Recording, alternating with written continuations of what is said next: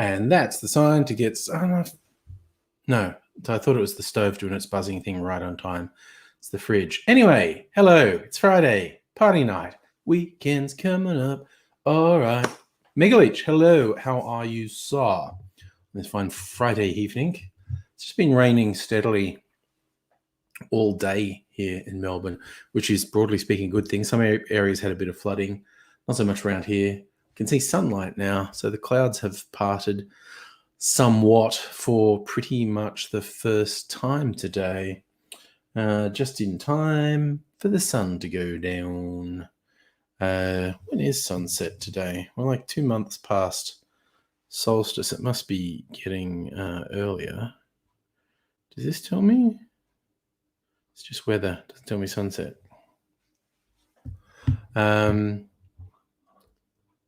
Now I'm fixated. I want to know. Melbourne sunset. 8:36. So it's officially sunset in half an hour. There you go. So now I know. Those things. Get an idea in your head and you go, I kind of sort of know the answer, but I want to know for sure. So I'm going to look it up. And cheers, my fruit punch, which I carbonated for a laugh. Because I have my carbonator that will carbonate anything, unlike soda streams that spray fucking everywhere if you put anything but plain water in them. This one's specifically designed to let you carbonate all sorts of things. You get a special lid when you're carbonating it, and it's got a safety release valve. Raiders, g'day. Still grey out east? Yeah, it's the first bit of the sky is still grey, but I can see sunshine. So it's not uniform for the first time today. I mean, at various times it was coming down quite heavily. Not like storming, just incredibly consistent rain for nearly all day. Yes, come to see Angry Aussie Live, where we talk about the weather. The tie is all skew-if. That's okay. I'll survive. Yes, I did not go out today because of the constant rain. I mean, it was a work day anyway, but I'll sometimes go out at lunchtime, but it was all miserable and rainy all day, so I just stayed safely inside.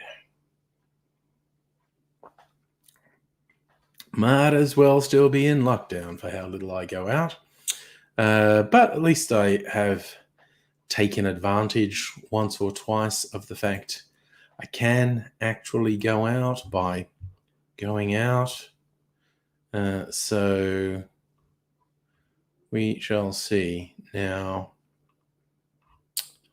I am looking up some cocktails to make a bit later.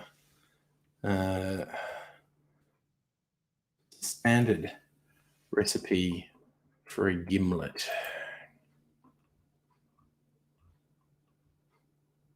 2.5 ounces gin, lime juice, simple syrup.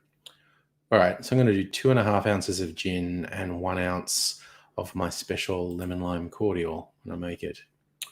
Right, it's crazy shit here today. Trump's running a pseudo presidency from Florida, and heaps of House Republicans are backing him. If that's true, that's just bizarrely funny. And that's AIDSy. I'll send him the link. I did talk to him today, and he wanted to come along, and I was waiting to see if I heard from him, and there he is, almost right on time. So I'll send him the link. so he can join and we can chat. And I think you probably talk about his less than stellar week.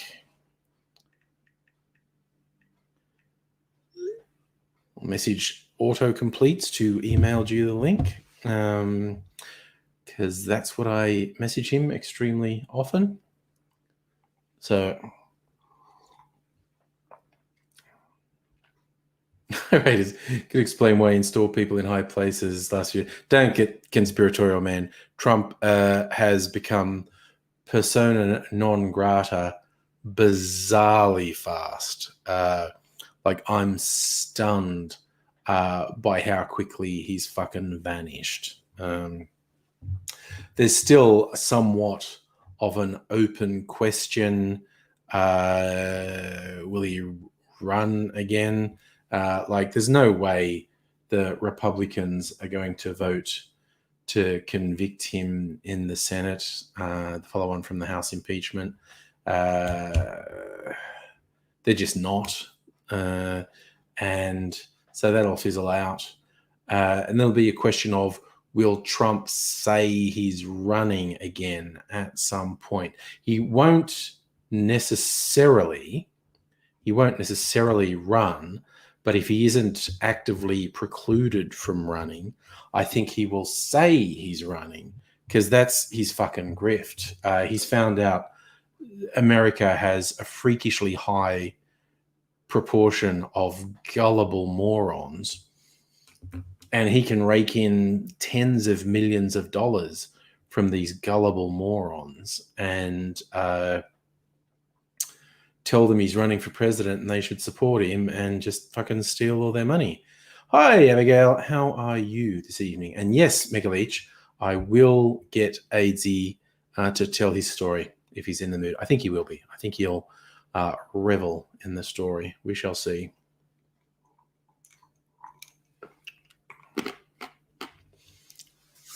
We shall see what kind of a mood the AZ man is in. Raiders, he will say he's going to run. I do believe he genuinely doesn't want to be president again. He doesn't like that he lost. He fucking hates that he's being kicked off social media. But I think he genuinely did not enjoy being president, never wanted to be president, but he wants to grift all those fucking morons for millions of dollars, so he'll say he's running.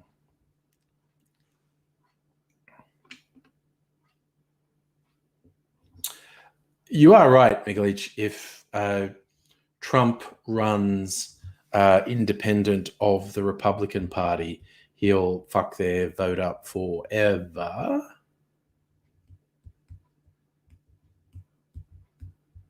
Raiders, it is true that Trump committed a lot of crimes to make money while he was president, and certainly through his properties siphoned off millions, if not tens of millions of dollars in a flagrantly criminal act.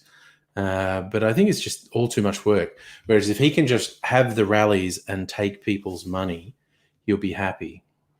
Oh gosh, Abigail, you're a hot mess of fatigue, pain, migraine. Oh, you need to be productive tonight, but don't have it in you. Oh, that sucks. I'm getting chronic pain. That's bullshit. Again, going back to the discussion I've had before about intelligent design and how stupid that concept is. At the best, it's semi-intelligent design. And I'm afraid any such designer would be right on the cusp of getting a failing grade from me. The various chronic health problems us humans are afflicted with. I mean, what even is that? Who would do that? Who would design a creature to suffer so much? There's one of the jokes, all those Twitter jokes and whatnot about people saying like what God was saying when he created various weird animals. And there's one where he's talking to an angel And the angel says, what's that? So this is my best ever. And what is it? It's a human. They're the best. And the angel goes, really? Yep, these are awesome. The angel says, no, that's a monkey with anxiety. That's what you've made there.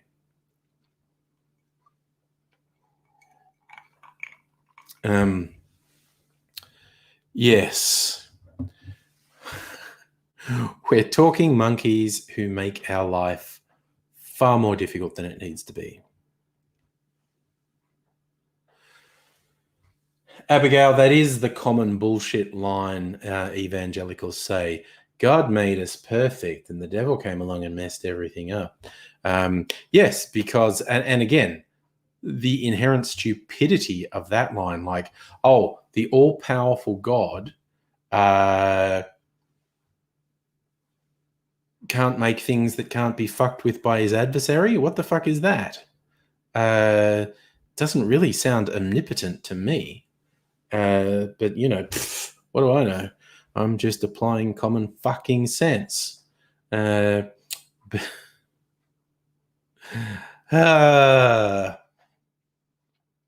Speaking of God and Satan, I did note the first casting announcements for the TV adaptation of The Sandman, Neil Gaiman's famous comic. The first casting announcements have been made, and Gwendolyn Christie, most famous for being in Game of Thrones, she is going to be Satan.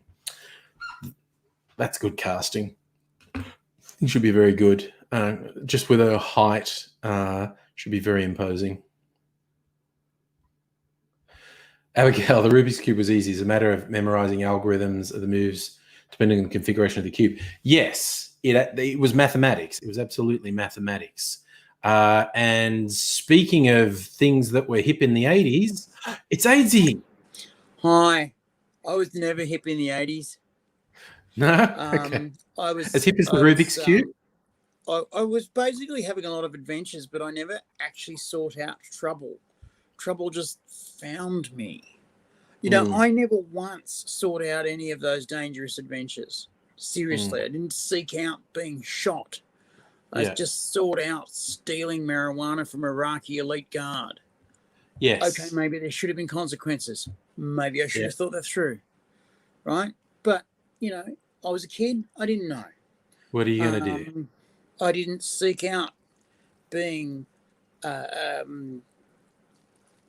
bullied by 3 naked females who wanted to go screaming through a party house as a scared homosexual who turned out to be a quite happy bisexual. Yeah. Didn't they have funny looks on their faces when they come out of there? I had a great look on my face when I come out of there. Yeah. Mind you, I was buttonholed by a homosexual rugby player who said, "Did you jump the fence?" So I'm not happy about that. No, man, I didn't jump the fence. So, I've got one leg either side of the fence. I'm sort of just riding it, prove it. Okay, Right. That'll be 4 times I've proved it tonight. Okay, and then I grabbed my mate, you know who he is, who said, "Mate, we better get out of here before you run out." I went, "Yep." And so we bailed. And my reputation took a real change for the strange after that. What does invited that? to the weirdest parties, strangest things, and the strangest people who you never knew. And I got told, if you breathe a word of this to anyone, you get killed. And I went, yep, fair enough too. Most of these people have got families now, so I still won't say. Yeah, that's fair. Well, Safa was in Melbourne today in Hardware Lane. I don't know if you heard this story, Edsy. Some dickhead trying to get away from the cops gave everyone the willies by driving like a crazy person up Burke Street Mall, which gave everyone very bad flashbacks. Mind you, it kind of showed that the bollards work because he crashed into one of them and came to a complete stop. And then did a quick U-turn and then shot down the tram tracks because, of course, you can't block the tram tracks because trams. But that gave a bunch of people the willies on pretty close to the 4th anniversary of when that cockhead killed all the people in Burke Street malls. Let me tell you, I was working at an office building right on the corner of Burke Street Mall, sort of diagonally opposite from where he finally was stopped. I called in sick that day. And this shit happened right outside where I was working, which would have been a bit freaky. Also, although it was after 2 p.m., is what I would call a non-zero chance I could have been out and about at that time. I remember distinctly that you were sick that day, and I was distinctly remembering trying to call you, but the phone lines were clogged. And finally got through to you, and you said, I called in sick, and I was going, and I nearly shat myself with relief. It was a pretty freaky occurrence. It just goes to show what an I have 4 arsehole times can do. in my life been on the watching the person in bed side of them in hospital. And that's the sucksest part of all. Being in the bed in hospital, for me, piece of piss. Done it many, many times. Yes, you have. Yes. But worrying what's going on with the person that I admire, love, respect, need in hospital, or if they're in pain, or if they're going, something's wrong, and I am the one who freaks out and then gets told by staff, you should really go home. No, I'm right here in the visitors overflow lounge sleeping. I'll be here until 11 o'clock tomorrow morning when visitor hours open again. Yes, well, it's been 4 days, Mr. Calais, so if you don't shower, we're going to get angry. There's got to be a shower around here somewhere. Oh, for fuck's sake, come on. Got a spare set of clothes? You've got pajamas and clothes. I know this. I've been here many times. Oh, no, we're not doing that. We'll just accidentally admit me and I can hang out with my loved one for lots longer while I launder my clothes downstairs in rehab. How did you know that? Don't worry about it. I just know. There's one of those things. If you know, you know. Hey, when you finish your dinner, because we can chat while you're eating, because I want this story to be uninterrupted. Are you in the mood to share the story of your exploit at the meetup last Saturday? The number you showed me. I've just been darkly hinting and haven't given it away. I am. So, yeah. I am.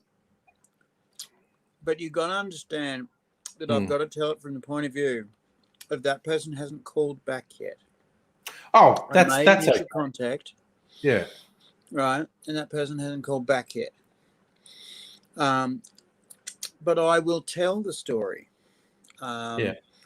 in graphic detail. But finish eating. I think it would be more fun if the story didn't have to have interruptions. So finish L noodles, sure. And we can just chat about frivolous and flighty things. Fair enough, too. Yeah. At my dinner, I had this pork belly thing I got from the supermarket in they called it a rum and honey sauce that it was in. Nice. It was pretty good. It's pretty good. So I hooked into that. You know, how I do half my meal planning is I'm so bored. I can't decide what to do. So I look for what's on special in the supermarket. That's like a sign from God. Oh, look, that's half price. Get that and eat it. And you shop very much like boss of the house, except he goes for the must clear tonight 10-cent salads. That's running the ragged edge. And one of them did at one time. He was had it in his basket and it popped. And so he said, no, not for me. Maybe not. And as the dressing finally reached combustion point. He brings these things home and I look at him and I go, that's floating in fluid. That can't be right. That can't be right. And he rips them open and gets into it and drinks the fluid. And I go, not good. Because I'm wimpy, low immune system boy, and I can't eat anything that he eats. Yeah. Well, we were sharing. Safa had stir fry. Megalich had Szechuan chicken. Abigail has a pizza arriving in 10 minutes. Celtic Kings just arrived from Twitch and expresses his undying love. Thank you, Celtic King. Yeah. There's a weird thing about the word Celtic. The only time you because a lot of people, Anglo and American, I guess, say Celtic. The only time you say Celtic is when you're talking about the football team, and that's the official way to say that team's name. It's Celtic. Yeah, the Celtics. Yeah. Okay. I have Sure. I have been corrected on a couple of occasions. That no, Celtic is the race, Celtic is the football team, by people of North American extraction. And they tell me with quite amount of decency and quite amount of sternness. Well, not sternness, but correctness. Directness. You know, that Celtics is the way it is pronounced. And it's not like also. Sorry, go on. I was going to say, it's not like it's an English football team that got it wrong. It's a Celtic Football Club is a Scottish football club. And this it's like, reminds me of two things. Go on. No, that's it. You go. Two things. Okay, two things. I once was doing some gigs with an African American comic called Franklin Ajayi. Yeah. And he'd gone from his effectively his slave name to his roots name, Ajayi. And when we said, "Oh, how do you pronounce your proper name now?" and he go, Ajayi. And so we say, Ajayi. And he going, no, don't try and translate. Just see the sound. And I went, oh, yeah, right, okay, yeah, gotcha. And I got it right. And he was saying, oh my God, you're the first one who's got it right. Fuck me. How dense are Australians? And I said, well, we got bombed and didn't get nuclear weapons. We sell oil at a cheap price and buy it back at a more expensive price, and we don't refine it. We also sell steel in rock form and buy it back at 2,000 times its value per ton in cars. That's how dense we are. I didn't even get into the ILS. The other thing was I heard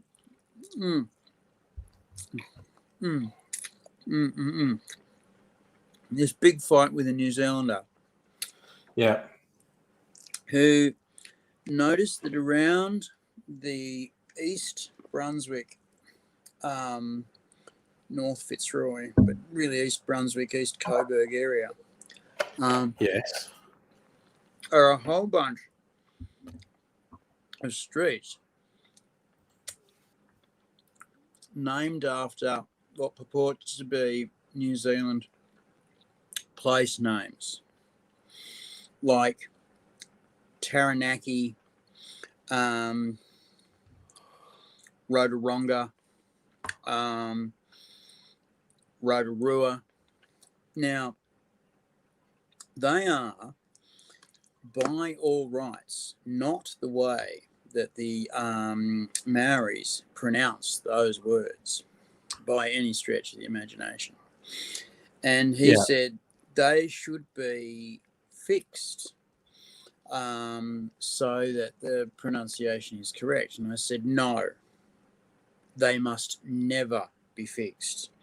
You must understand that those street names were put up in honour of the Australian Anzacs who were asked to provide names for streets in their honour. And they decided to honour their New Zealander counterparts with the place names that they'd heard whilst overseas. And so it's not the New Zealand name that we're honouring. It's the sound of the Australians saying the New Zealand name that we're honouring, and that's why it will not and should not be changed. Mm-hmm. And he's going, oh, you know, it's native. And I said, no, it's got fuck all to do with native. It's got fuck all to do with New Zealand. It's all to do with Australian Anzacs. That's it. That's where it starts and that's where it stops. If it had anything to do with New Zealand, believe me, they would have fucking gone through with a fine-tooth comb. Because remember, we've got a lot of Aboriginal place names in Australia, and they're all spelled and spoken correctly. I tell you what, though, I've nearly come on to punch-ons with people who tell me that the suburb of Kaleen in Canberra is supposed to be Colleen. Right. And I go, right, because Kaleen, you see, is an Irish girl's name. And they get the shits when this suburb is named after them. And clearly that's not the Aboriginal pronunciation. When clearly I'm afraid it fucking is. And sucks to be you, Kayleen. You get to be known as living next to Girralang, which sucks ass. Oh, that's good. I looked up the Celtic thing, and the explanation is it's actually borrowed from two different language sources. The French, 17th century sort of thing, they pronounced it with the soft C. The French said Celtic. But when historians look at stuff, they're going back to the original Latin Celte. And so when you're talking about the people, the culture, and the history, it's Celtic. But often in more modern adaptations, people will say Celtic. And the great big famous one is Celtic Football Club. So that is apparently the explanation. When talking about history and stuff, the historians like to reference the Latin root, which is Celte. But much later, the 17th century, the French would refer to Celts and Celtic things. Oh, Nintendo Lunchbox is a speed cuber. Nice. Oh, by the way, in case you know, as I declared, today's actually the birthday of the Rubik's Cube. It was unveiled on this day at a toy fair. Rubik. In 1980, it was unveiled to the world. That's one a Nintendo Lunchbox from the fair Sin City of Las Vegas can do a cube in under a minute. So, do you know I can do a Rubik's Cube with a screwdriver and a lot of patience. Because all you got to do is bust out one of the middle ones and they all come apart. And you're just, pop them back in. What I like to do is pop the last one back in upside down and give it to my old man and say, solve that. And he looks at it for a while and then puts it down. Because, he didn't grow up with it, so it's too hard. Yeah. Okay, I made it impossible and was looking to laugh at him. But I did it once to my youngest brother and he punched me in the head. Which I think was a bit extreme. Because he put it together and then realised that there was one upside down and he went, oh, I'm so very upset with you. And he also realised that I'd used the twist one, turn one, twist one, turn one, twist one, turn one to artificially muck up the cube. Yeah. And he worked out real quick that was what I'd done and then put it back together, twist one, turn one, twist one, turn one. And then it came up with the one side piece upside down. And he's realised that I screwed him and, he punched me in the head. He was only a young fella at the time. He was only 14. Because one of the sorry, we're out of sync. That's really throwing me off. It'll probably come back into sync at some point. But it was just really disconcerting. But I'm going to share. This is one of my very early Angry Aussie videos where I actually do a Rubik's Cube solve in 10 seconds. I took the challenge to do it. So I'll do a share screen, Chrome tab. There you go. It's a very low res video because it's from the early days in YouTube. So it's very little on the screen. But here we go. Nice clock. All right, just to show you kids how it's done, Mr. Angry solves the Rubik's Cube in 10. Wait, was the audio on? Yeah. Okay. Just very quiet. Oh, I can't do much about that. Seconds. Wait and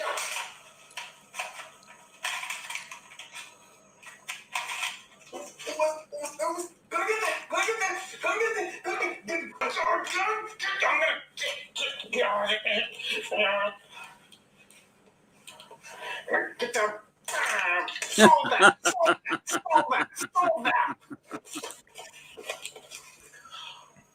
I fucking hate Rubik's Cubes.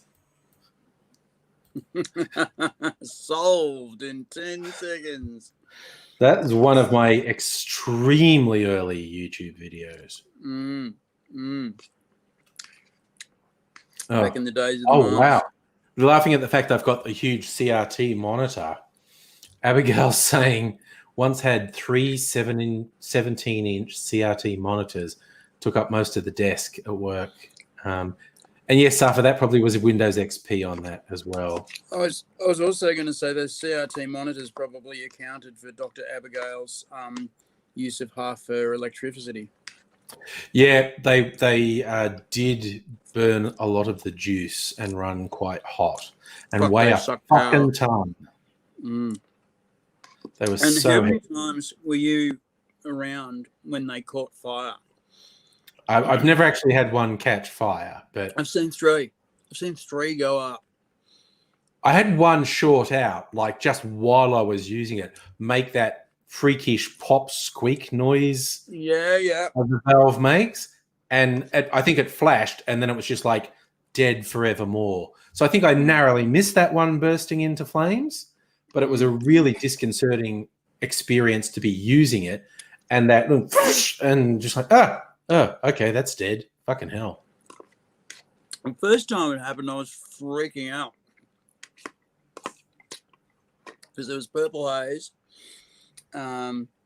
which I can have a bit of trivia about. Yeah. There was purple haze, and there was fire, and zippity bang and popping of valves, and housemate just casually wanders over and turns the power off, and then casually wanders back to his seat and says, well, watch it. If it gets out of hand, we'll fucking put water on it or something. Yeah. And sure enough, stank bad, but it didn't have far to go and just stopped. Not that much combustible, I guess. Next 2 times, I was PowerPoint hero. Thank you. And everyone said, you are so wise and clever. We should have the sex on you. And I said, yes, you should. And they did. Yeah. It's nice when people let you have sex on them. Well, they have sex on you. Yeah, same deal. Sex is being had. Either on way, you know, you're winning. Yeah. You know? What did Jerry say? Sex is like pizza. Pizza's never truly bad. And to which I would actually, I mean, I know that's a funny saying, you know, that sex is like pizza, even when it's bad, it's pretty good. Both bad pizza and bad sex are exceptionally bad and can make you very sick and traumatize you for years to come. When you get to bad pizza, you've got bad pizza, and you should be no business making that pizza. And yes, I've had sex which is badly made, shoddily constructed, and poorly executed, and badly packaged and shipped, soiled, creased upon delivery. Yes. And they ignored the thing God, that I've said, heard some shocking horror stories. You know, do not fold, bend, spindle, or mutilate. mm, A lot of that stuff going wrong. that should be bloody tattooed on every young boy as he's born. Yeah. Do not bend. Ooh, unpleasant. The quite famous comedian who said once that he was getting ready to have the sex with the man, Yeah. and he pulled his foreskin back to reveal a chili sitting on Nice. the top of his dick. Something to eat later. And he's gone, when did you last shower? And he's gone, oh, yesterday for sure. Oh. Yeah. When did you last have the sex?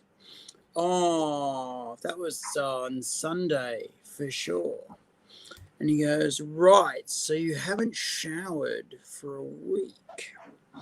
Oh, no, Yeah. I showered yesterday. Well, why have you got shit dick and food on your cock? Oh, it happens like that. Are you still going to give me a blowjob? Well, no, as it happens. And I heard this story and was aghast. And then, bugger me, years later, I peel someone back only to find a piece of something green, maybe a capsicum or something. And I was going, Right. oh, no, Yikes. That's not right. And there was evidence of peanut butter and yellow gold chunks. And I'm going, come on, that's not a thing. No, when did you last dip that in something? And obviously you weren't safe because there's clearly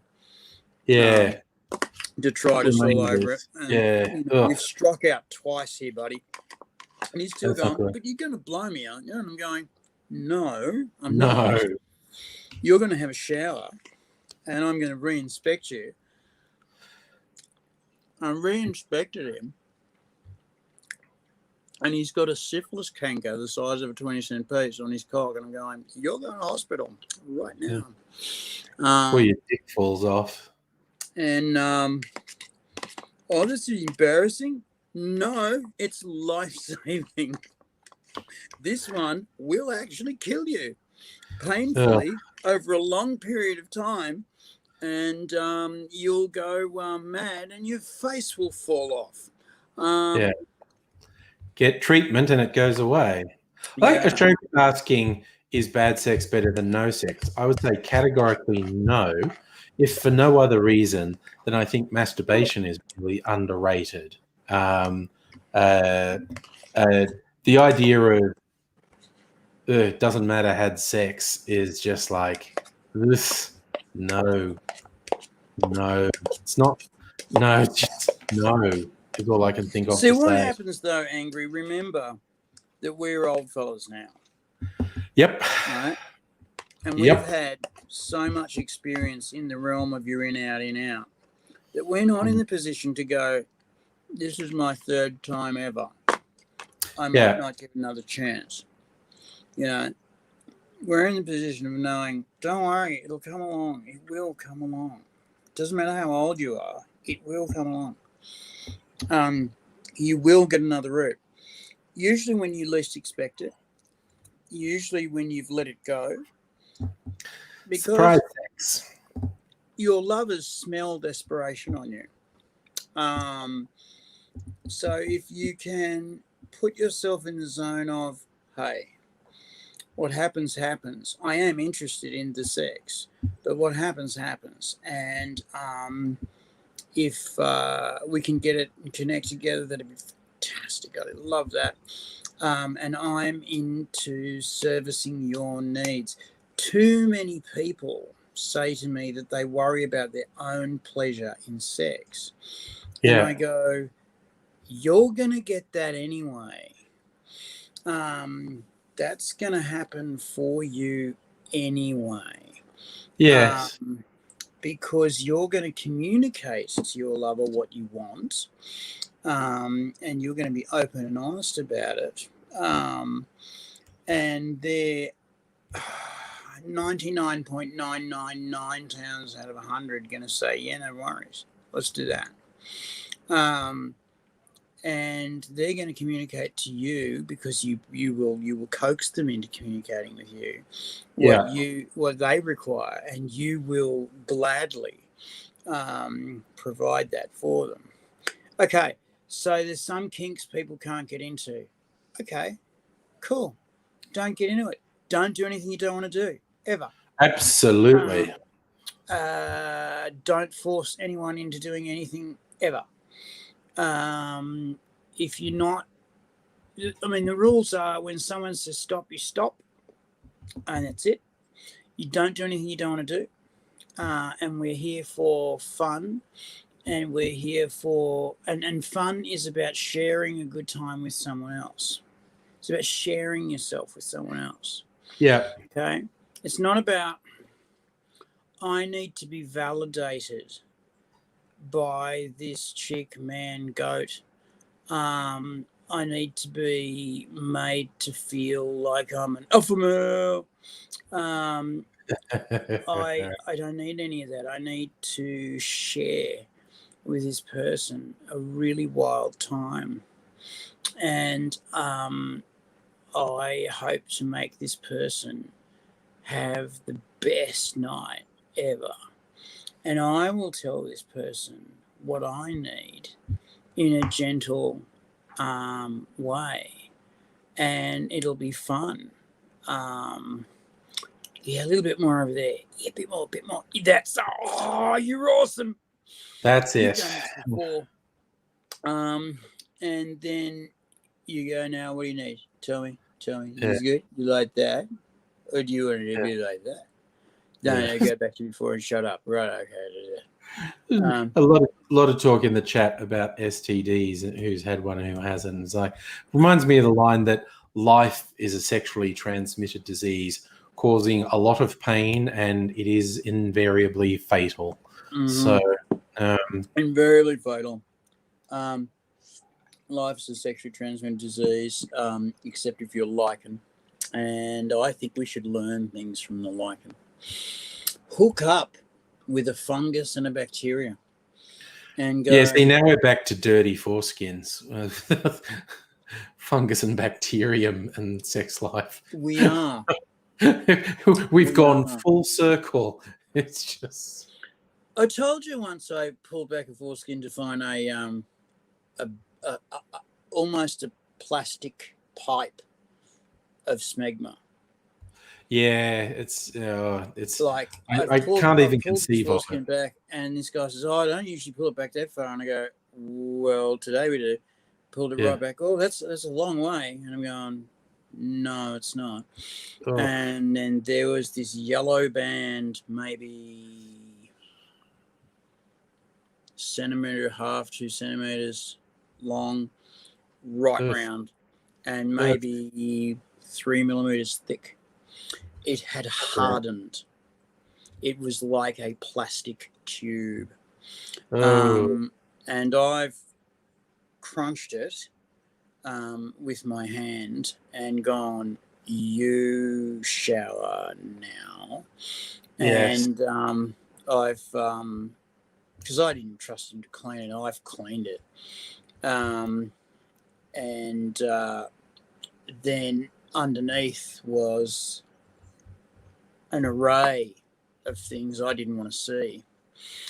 So I've given him the antifungal, the jock itch cream, and I've given him a bit of moisturizer and said, yeah, we're going to knot tonight, but you're going to just clean that out every day like that. Yeah. And he goes, but it's you know, it's pretty full on. I'm going, no, it's not. Almost every man in the world does this. And these people live in fucking deserts. You know, half of it for drinking, half of it to make sure the cock's working properly. Anyway, so yeah, this guy also, while I had him in the shower, I thought I better check out the other end. And I said, when was the last time you washed your ass? And he said, I don't have to. It's self-cleaning. No, it's not. Definitely not. So I've grabbed a flannel. We're at his place. I've grabbed a flannel and I've soaped it up. And I've said, bend over. And I've scrubbed this ass. And it's just like not great. dingleberries, you know. And Yeah. I'm just going, this matted hair with, oh God. And I've gone, when we're finished here, I need to get the clippers and mules you. Yeah, I think everyone wants a topic change, quite frankly. Yeah, because you're going to get fly blown. Hello, Kirsten, who walked in on that. We could anyway. I had to go back 3 times to get him clean, and he said afterwards, "I feel fucking so much better." I'm going, continue doing that every night, and you'll be fine.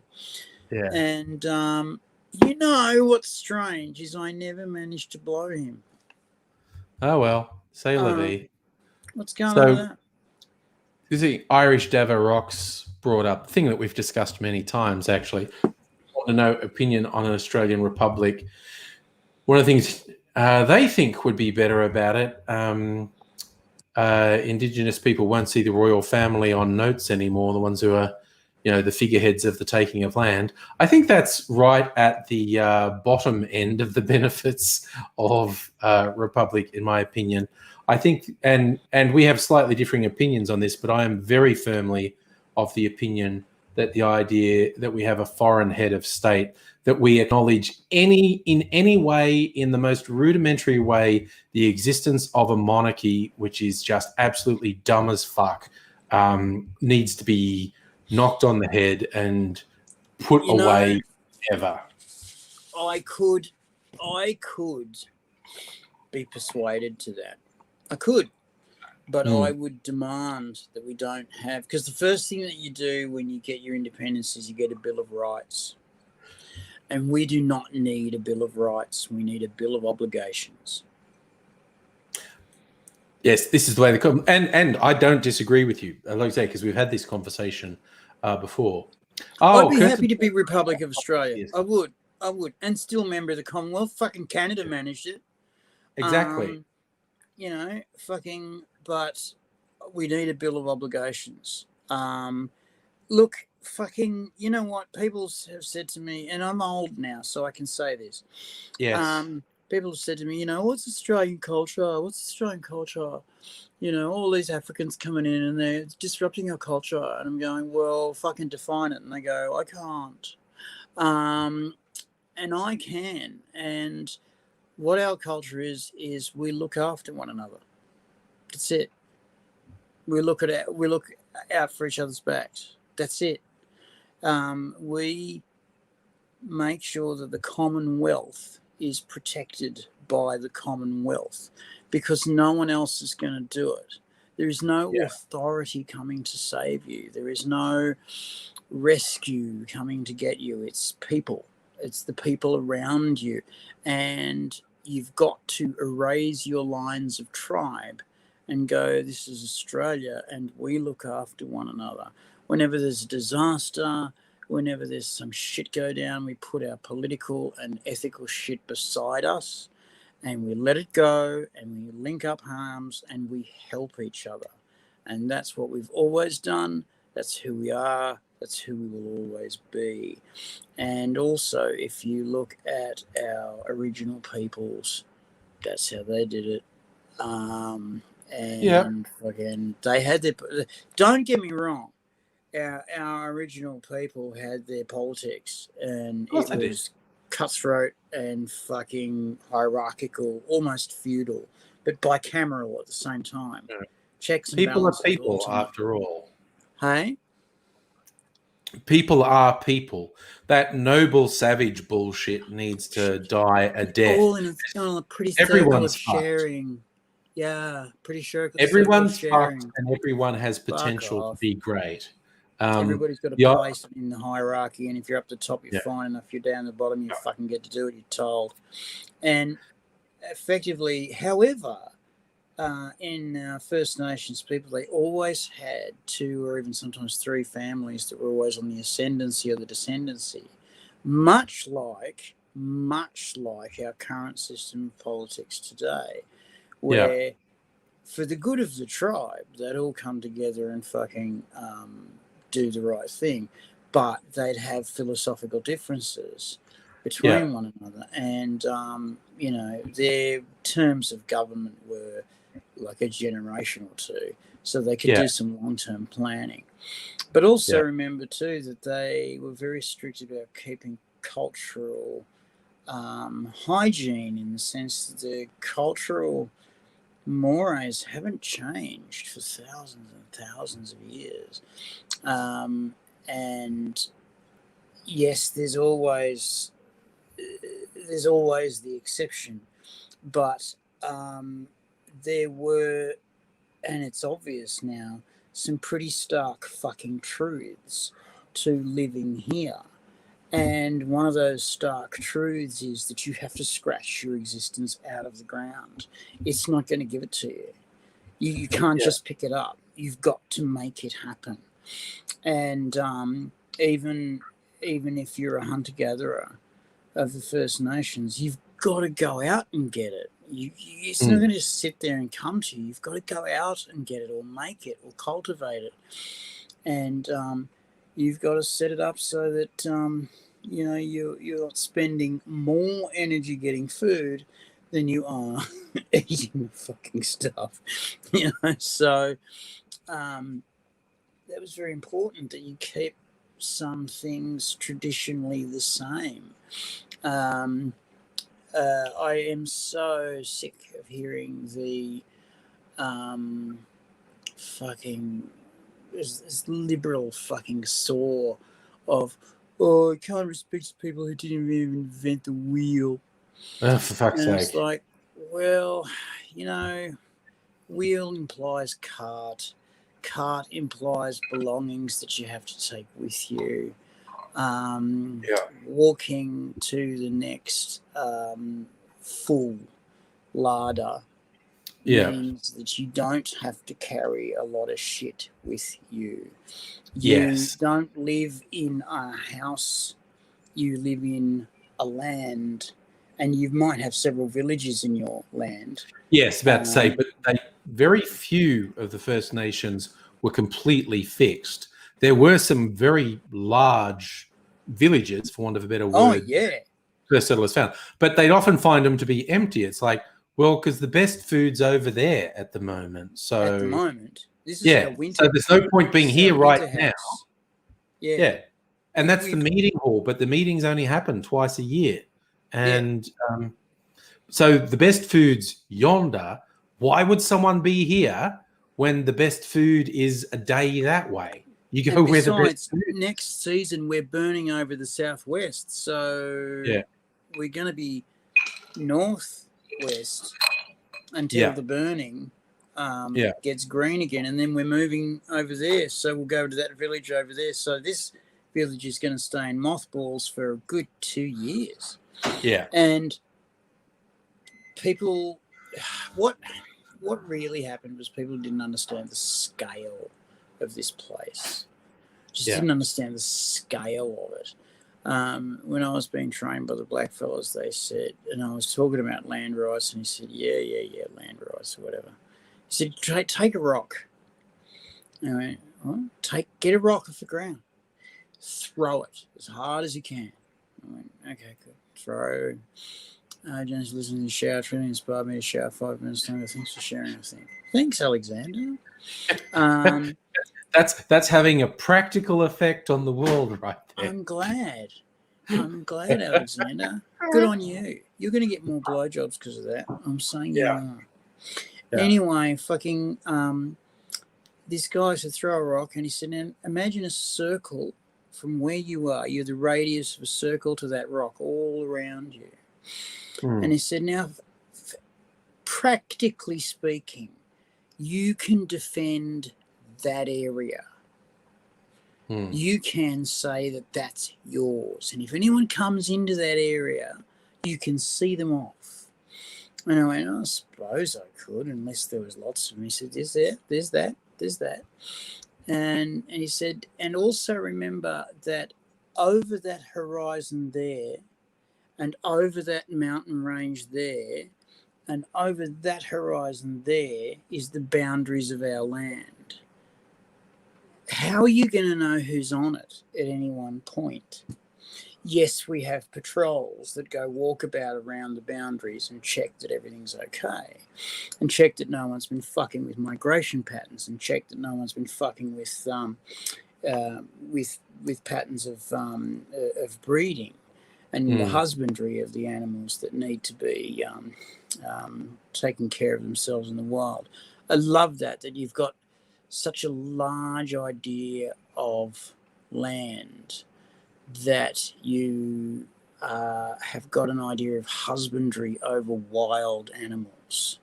You go, there's a good amount of kangaroos this year, so we can hunt fairly extensively. There's a goodly amount of wallabies, so we can hunt fairly extensively, but there's not a lot of rock wallabies, so we're going to leave them for a couple of years. You know what I mean? It's like, it's terraforming. These people terraformed a fucking continent because they had such a long planning horizon. And they were happy to scratch out of the dirt their existence. And so are we. We are happy to scratch out of this dirt our existence. The lucky country was always a facetious claim. It was never the lucky country. We have no water. We can't get at anything. It's under the fucking ground. We've got to dig hard to get at anything valuable. And it is valuable. And fucking, we can't. Every time we put our heads up to have the easy life, there's another thing that comes along and fucks us over. And it's this thing that seeps into culture, and your white folk don't get it. Our supermarkets are big squares, the fresh food's on the outside, and the processed stuff's in the middle, and it's easy to hunt food, right? Yes. But in Australia, it's easiest to hunt fresh food. That's cheapest, to hunt fresh food and cook it yourself. A lot of young fellas don't like to do that because the mummy didn't teach them how to cook, so they're stupid. I'm trying to address that with Dangerously Talented. Actually, we're going to make a Cooking on the Dole show. Yes. And basically, people say, why are Australian women so beautiful? And it's because of the food. They eat fresh food, and they get out in the sun and they exercise, and they root Australian men, and or Australian women, or Australian goats, whatever. I'm not judging. Yeah, whatever the choice. But it's the food. You eat natural food, and you're good to go. If you go to places like the States, they're all TV dinners. It's all fucking straight out of the freezer, into the microwave, fucking sit in the fucking front of the TV and eat out of the tray. There's a freakish amount of processed food in chuck America. it in the huge garbage bins, which are emptied 3 times a week. What the fuck? How much waste can you throw away? And they can throw a lot of waste away because they don't like food that's in dirt. It's got to be in plastic. So, culture. We think that the Australian invaders have done such a wonderful job of destroying the natives. And what we forget is this land is essentially going to shape us exactly the same as the first peoples have been shaped. The technology is going to be different. The methods are going to be different, but the fucking attitudes are getting more and more and more the same. You've got climate change coming on, and now you're starting to look toward Australia as basically a place that can deal with climate change. How can we deal with climate change? Well, we've fucking dealt with everything else. We have records going back 25,000 years. These are people that were around during the last 2 ice ages. They've got some things to teach us. And we will learn those things. We will be shaped by this place. Concerned about the frequency of goat says references from AZ. Says Just trying to be inclusive. Stop. Just trying to be inclusive, I think. Yeah. I'm trying to be inclusive, Megaluch, and you didn't have to dump me in that. You and I said that we weren't going to talk about that night. We were all in hoods. You weren't supposed to know I was there. And I don't know. I don't want to say who went first, Megaluch. You know, I slaughtered the fucking thing, so I should know who went last. You know what I mean? It's very by the by, important. do you feel like having an angry bunch conversation if people Absolutely, and whenever you're ready, I'm prepared to talk about the weekend's exploit. Oh, yeah, okay. So before we do that, I want you to tell this story. This story starts from my perspective with Aidsy showing me a piece of paper, and I had to understand what the words and numbers on the piece of paper meant. Tell us what was happening.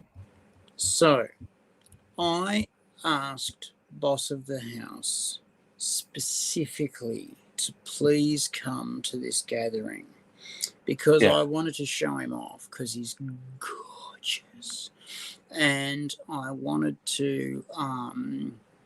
There was a particular, Dr. Abigail. I wanted him to meet Dr. Abigail for reasons that will become apparent later on. I can't say anything just yet.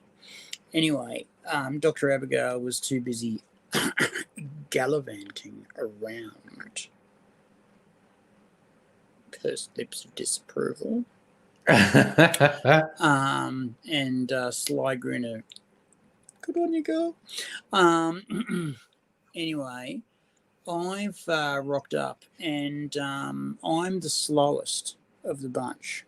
I always get to the next venue last because I'm a manky cripple. Anyway, all of the cool kids had a booth near Angry, and all of the uncool kids had a booth that was behind Angry. And I got some fascinating conversations. And I did catch up with someone I wanted to for a while. And boss of the house was immediately straight into his phone because he just couldn't give a shit and was bored out of his mind. And I thought, fair enough too, mate. And then I saw a waiter who was fucking gorgeous. This waiter was just to die for. And I'm looking at this going, yeah, lust factor has hit 300. It only goes up to 100. And I'm going, I need to strike up a conversation with this young man. And I have a quick convo with this young man, and I go, yeah, this is a predatory target. No question. The kestrel has to be in effect. And I go to boss of the house and get the official nod of approval. Yes, we'll take that home. And I start working this this waiter who is gorgeous, and he's clearly got to go because he's got to take orders and work. You know, he's working.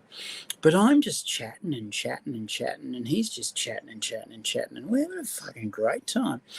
Anyway, one of his supervisors comes up behind him and gives him a whisper and says, "Oh, I'm in trouble because I've been talking to you way too long, and I've got to go back to work." And I said, "Oh, that's of course you haven't. I'm so sorry. Look, can I maybe continue this conversation? Can I maybe, I don't know, get your number and we'll sit down and have a coffee or something?"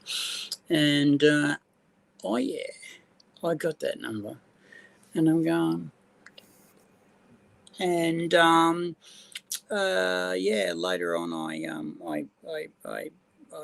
messaged it and said, you know, I know no pressure, but I'd love to carry on the conversation. You know, give us a call. Yeah, tomorrow I get to call back. And I will have to explain my lack of presence on social media because that's very creepy to most people when you don't have a social media presence and you just go, who is this guy? Has he just out of prison? Should he be going to prison? And he overshared one little thing, which was not a big deal because I'm fabulous with, you know, I'm fabulous with anything and anyone. And I made that apparent, and that only made him happier. So yeah, I rock up to Angry and show him a bit of paper, and he goes, "Oh, fuck is this?" And I look at the waiter and go, "That's his number. Papa's still got it." Yes, that was. I was about to say that was the final line I was going to throw in if you didn't. That's where he literally said that to me when I worked out he got the waiter's number. Papa's still got it. So I just thought that was a good news for humanity story. Fucking oath. And after I'd had a really shitty week too. And I've by the way, had another really shitty week. It was nice. It was nice to talk to an elegant, beautiful young man, and gorgeous. It just had the wildest tats on. Like half of them were Muslim, and half of them. So a quarter of the tats were Muslim. About half the tats in all were in Arabic, and about another half the tats were in either English or symbol. And the guy had a roadmap of interesting stories. On his wrist, he had an Arabic word that was printed over itself 4 times, which is pray, pray, pray, pray, pray. 1, 2, 3, 4, 5. And it forms this star. This word forms this star on your wrist, tattooed in. And apparently the first Muslims asked Muhammad, what do I do? And Muhammad said, pray, pray, pray, pray, pray. And so it's apparently one of the few tattoos that some of the sects allow, because being tattooed as a Muslim is strictly not the go. You're not to be tattooed. That's not on. But some sects allow tattoos as long as they're the word of God and not pictorial in any way.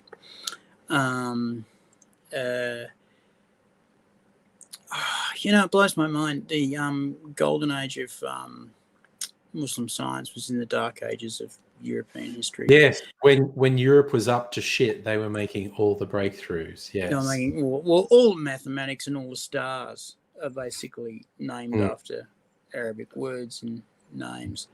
Algebra combination. Algebra. Fucking the list goes on and on. Anyway, this one fucking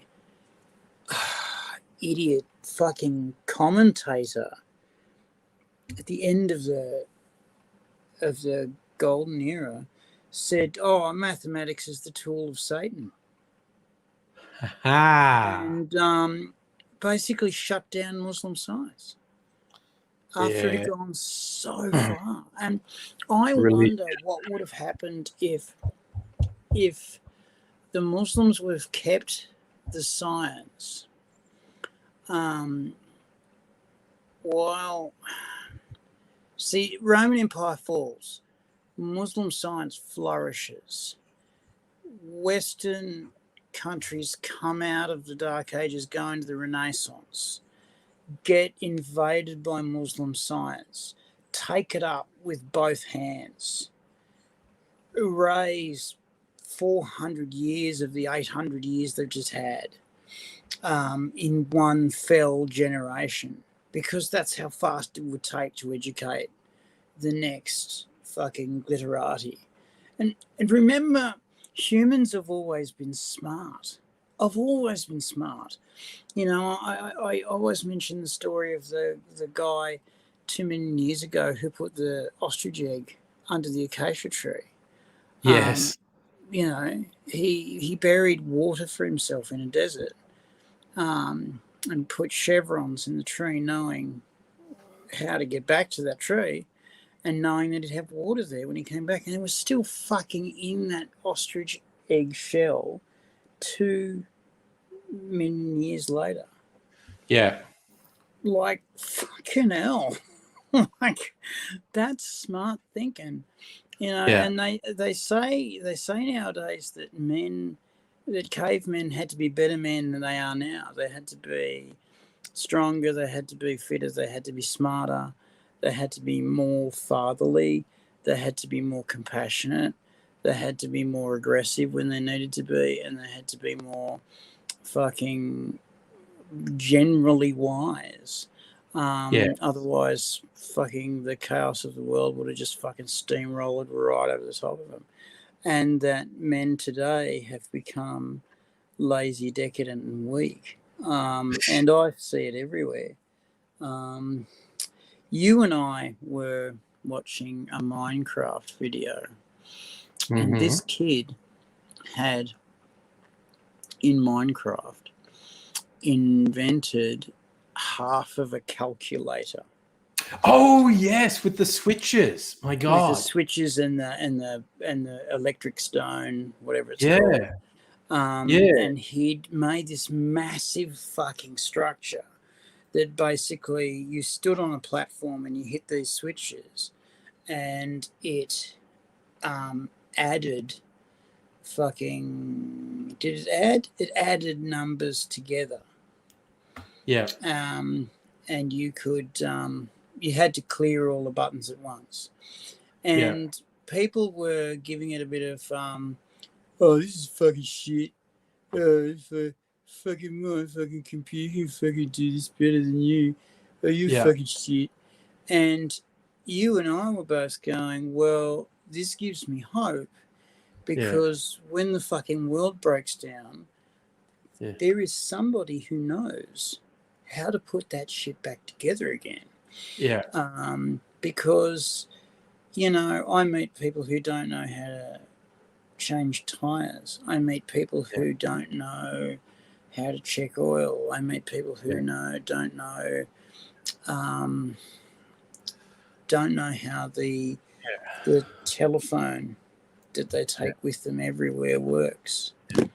For those who don't understand what this built-in Minecraft calculator was, what this kid built was a simulation of a physical binary computer. The Minecraft thing, binary is yes, no, positive, negative, on, off. And our computer can do the shit that we're seeing now because it's answering a billion yes, no questions in a second. And yet with enough yes, no questions, you can do literally anything. Now, this calculator did a comparatively limited number of yes, no questions, but this kid built it with physical switches for the binary language. And so you'd put in 8 times 5 equals, and he built the rules in with the switches, like tick, tick, tick, tick, tick, tick, and a big display would say 40. 8 times 5 equals 40. And that was an abstraction of an abstraction. And in theory, what that means, when you look at the rate of growth of computers and computing power and computer programming, the fact, and this was years ago, someone could build a simulation of a physical binary computer in Minecraft. Enough time and processing, like maybe with quantum computers or whatever, goes by, and you will be able to build simulations of computers within computers. And I mean like advanced fucking computers. You'd be able to do comparisons of if computer does this, what happens, and if computer does that, what happens. And it's mind-blowing. And this is where you get to brain in a jar stuff and matrix stuff. Well, how do we know we're not a simulation? And if you really push that, we don't. But yes. Don't. And Max Tegmark is convinced we are a simulation. It was a calculator, but it wasn't Turing complete. There's someone who made a Turing complete processor in Minecraft, but we hasn't in an old computer science. Fair enough. Yeah, fair enough. Yeah, and that's what I mean. But you will get, with logic suggests, with growth of processing power and whatnot, you'd be able to do simulations of the most powerful computer we know today inside another computer. Yeah. Just completely simulate a computer within a computer. And when you think of where we might end up with networking and cloud type computing and shared processing and shit, that you could get to the stage where there's virtually no upper limit to how complex a virtual machine can get. And that's where it's going. You basically can't prove we're not in the Matrix.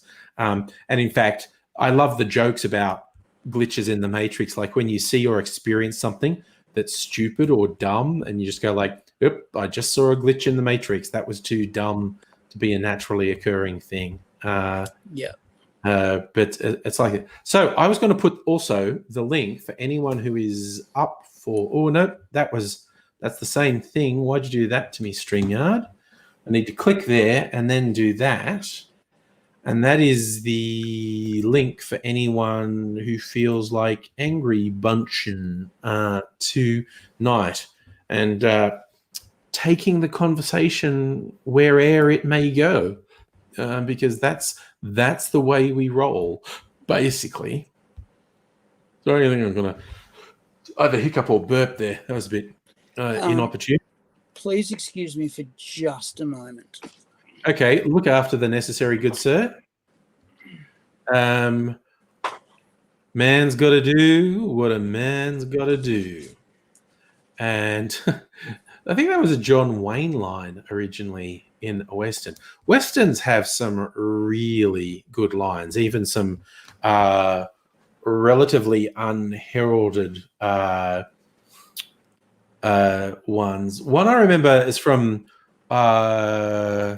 one of the lesser known Kevin Costner films, probably from about 10 years ago now. Let's get his IMDb.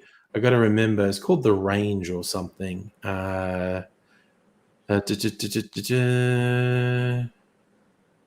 go back. Black and White, Jack Ryan, Man of Steel.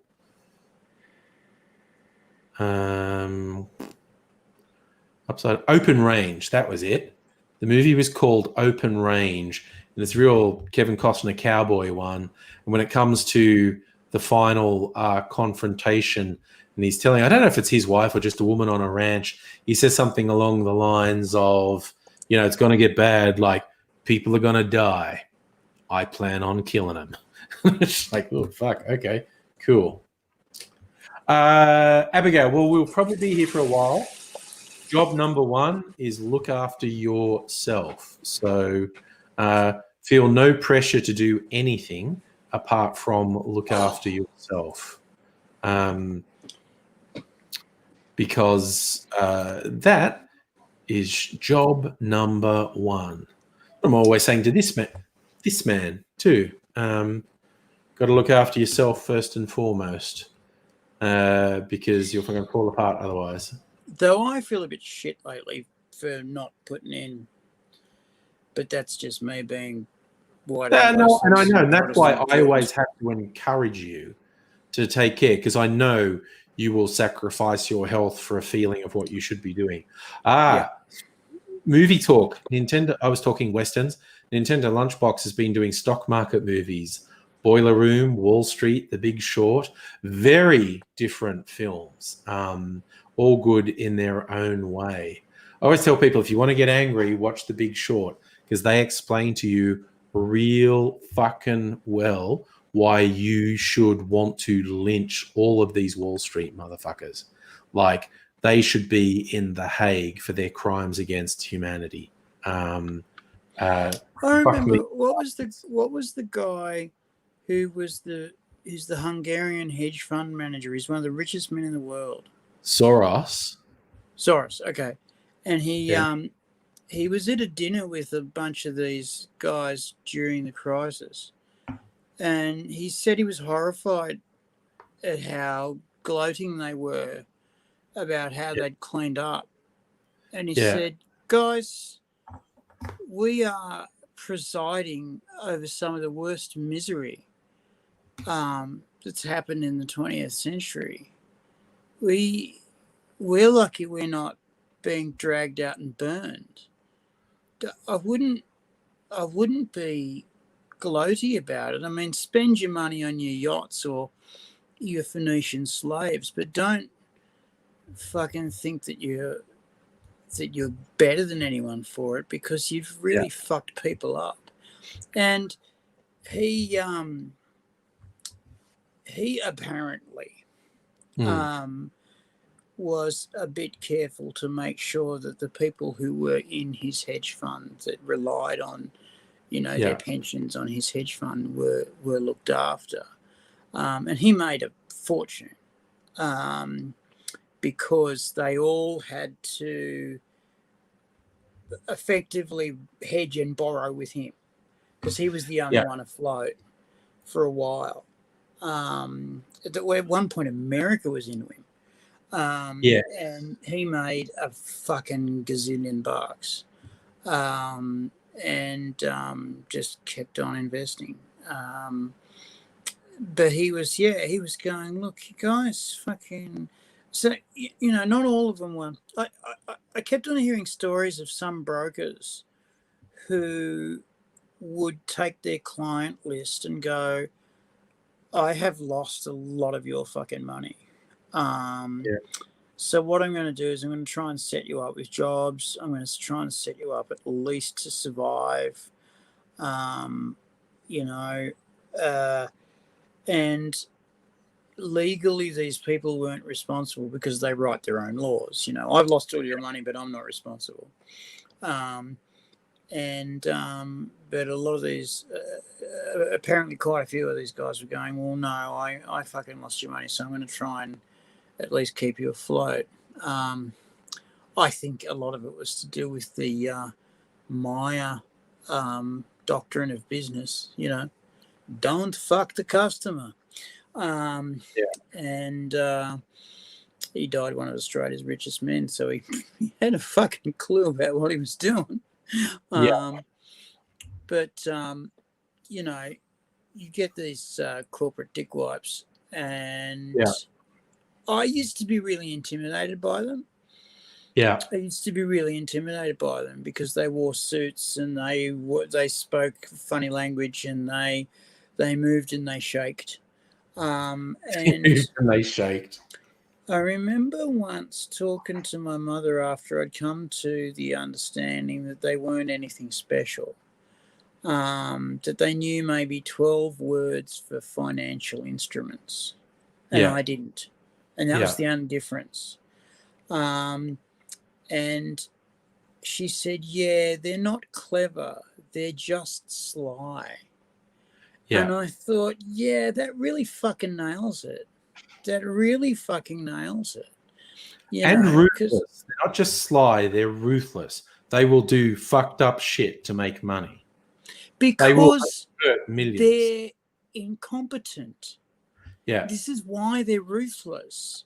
Yeah. Because, I've got to be careful about what I say now, because it's That's starting okay. into territory that we're working on. Well, No, I can do this generally. They're ruthless because they don't know how to make things.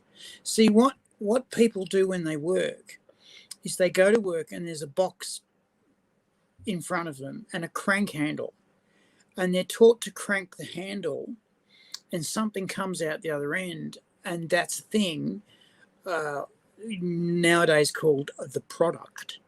And they get patted on the head and get paid for cranking the handle. The person who designs the box with the crank handle in it is the one who gets paid the megabucks.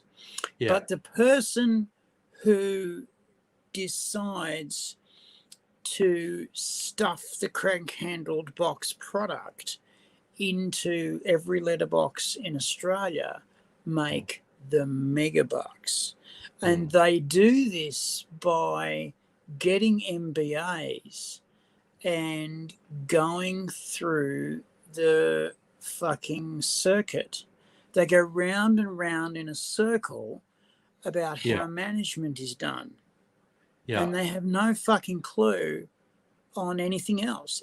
This is why we get the product, because they're taught in management school that everything is inputs, outputs, labor, and product.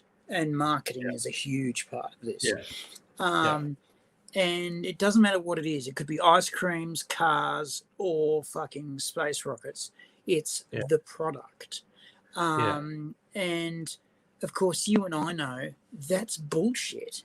The product isn't the product. It is clothes. It is a car. It is entertainment. It is fucking food. It is a lot of different things, and it requires different fucking skills that the working class have fucking held on to for millions of years and passed down, only to have these sly fucks in suits basically take it off and go, oh, I know best because I know a word for something that you don't know.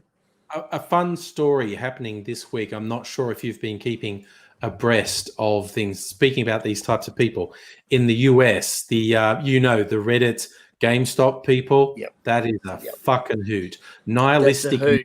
That's so funny.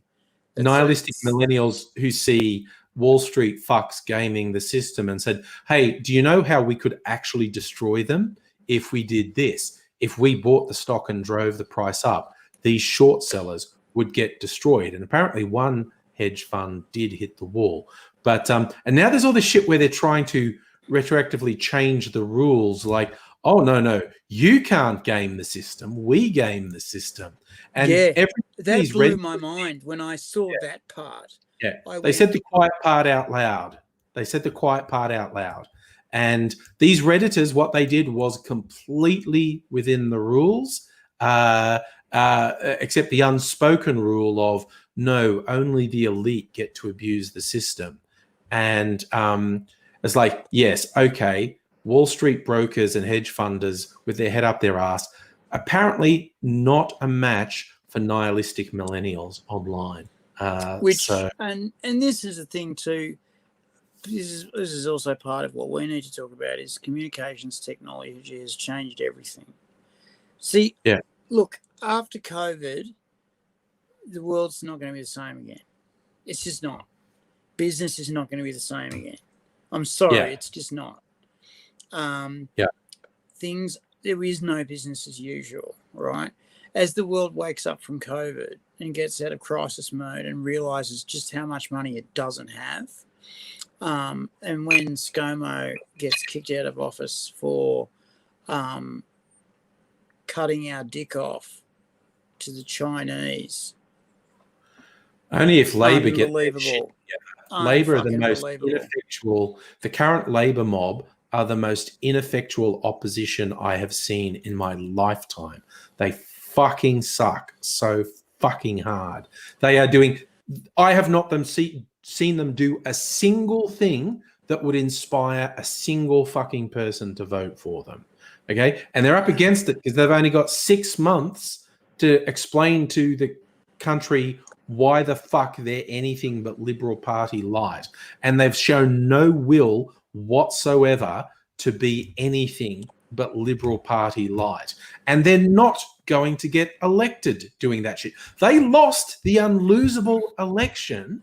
True story. Not giving anyone anything to aspire to. They just True said, story. we're Not by these much, guys. but they did lose it. And, They did lose it. And fucking, I was going to comment that ScoMo's idea of clever is abusing the Chinese for having a disease, and then the Chinese turning around. See what ScoMo didn't pick up, and I picked this up, and I'm a fucking unemployed comic. What ScoMo didn't pick up was the Chinese were looking around going, fuck, you know all this shit that we make from raw products around the world, all our markets have fucking stopped. They're stopping buying all our shit that we're making. We have got to slow up on the raw products coming into this country, but we have got fucking contracts out 20 years or more to get this shit in. And then ScoMo's walked in with fucking Trump. What a fuck tool. And gone, oh yeah, we're going to have inquiry in China fucking getting a disease. And China's gone, oh, thank you, Jesus. Well, you're a mob of cunts and we're going to reconsider our contracts with you. Yeah, all right, well, we're not going to sell to you anymore. Well, what else are we going to do, ScoMo? Because there's fuck all else we do. And China's going, beauty. We're now going to renegotiate all these fucking contracts we don't fucking need at a price we like. So you can go fuck yourself. And he just walked into it. He just fucking walked into it. Instead of going, oh, China, you're having it tough right now. Look, I understand. Don't you worry. I'm going to keep these goods up to you. I'm not going to let you down. I'm going to keep these goods up to you. And China would go, thanks, mate. Thank you so much. Because what else could they say? But no, he went and did the other thing. Fucking other fucking countries have fucking increased their fucking ties with China and fucking done their free trade better and better, and fucking ScoMo's managed to fuck it. It blows my mind, and we are already part of the fucking world highway that China's building. Yeah. And it blows my mind that Labor can't destroy him for his fuckery, and they have not landed a punch. They have not landed a single punch on him, and he's fucked up again and again and again and again and again and again and again. And while you're talking, I'm going to get set up. I'm going to make a cocktail. Yeah. Fucking, you know, he was one of the leaders that called the fucking PR people before he called the doctors. And thank Christ the doctors stormed the fucking castle and said, no, no, no. We are Medicare, and you've got a fucking health crisis on your hands that is fucking enormous. And then what did he do? He turned around and said, "Oh, it's the state's problem. So the states can fucking deal with that." And Melbourne did deal with that in a big way. I'm a bit dark on COVID because it fucking kept me away from boss of the house for 3 fucking straight months. Yeah, not good. And when I was in hospital last, I couldn't have any visitors. And my carer accidentally came to the hospital at the same time I was going downstairs to drop him off a letter. And he came and dropped me off an iPad, as it was.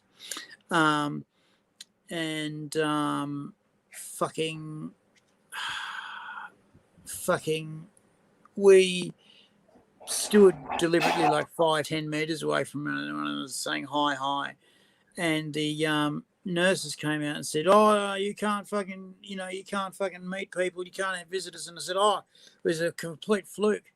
We didn't know that we were both going to be here at the same time. We were coming together to the same place, but we were going to be, apart. I was supposed to come down first, but I was late, and he was supposed to come later, but he was early. Anyway, so it just so happened, and they jumped on us like a ton of bricks. I was interrogated for about an hour by nurses and security. "Why did you fucking set up this meeting? You know you're not supposed to." And I said, "Well, it wasn't actually set up. This is what was supposed to happen."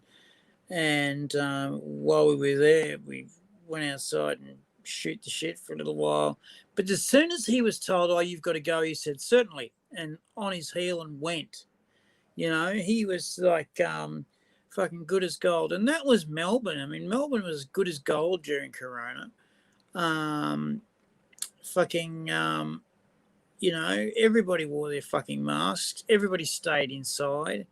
Everybody behaved themselves. During the worst of the stay inside, we had a crazy lady in our house.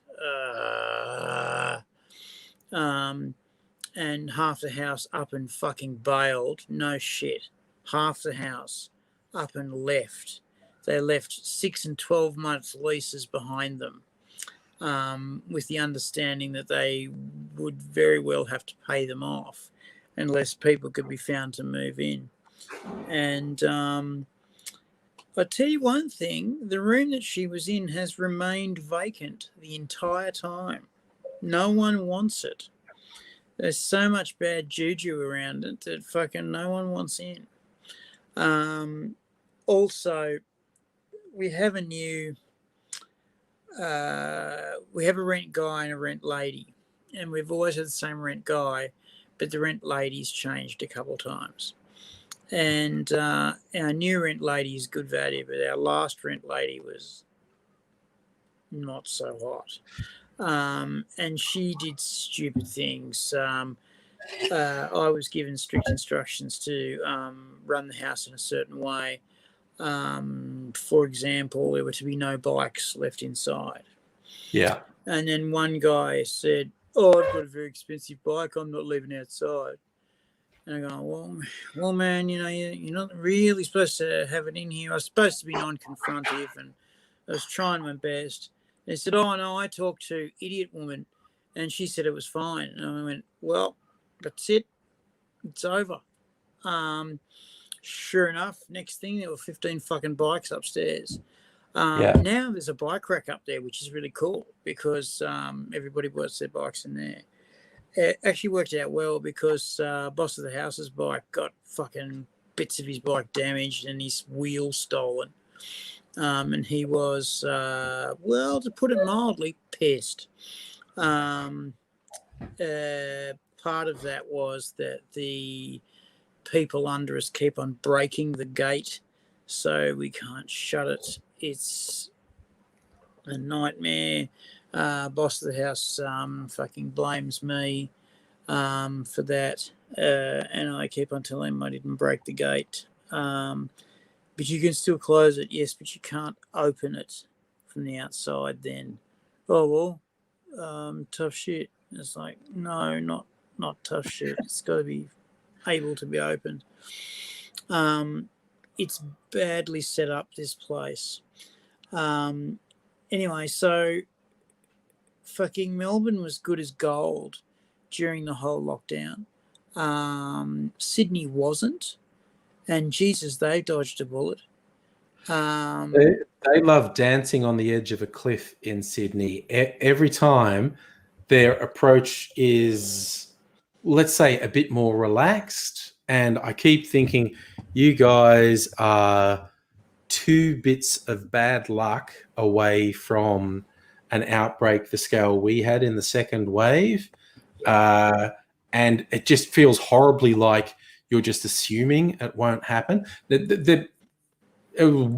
the first wave, that's how I always felt about Sydney.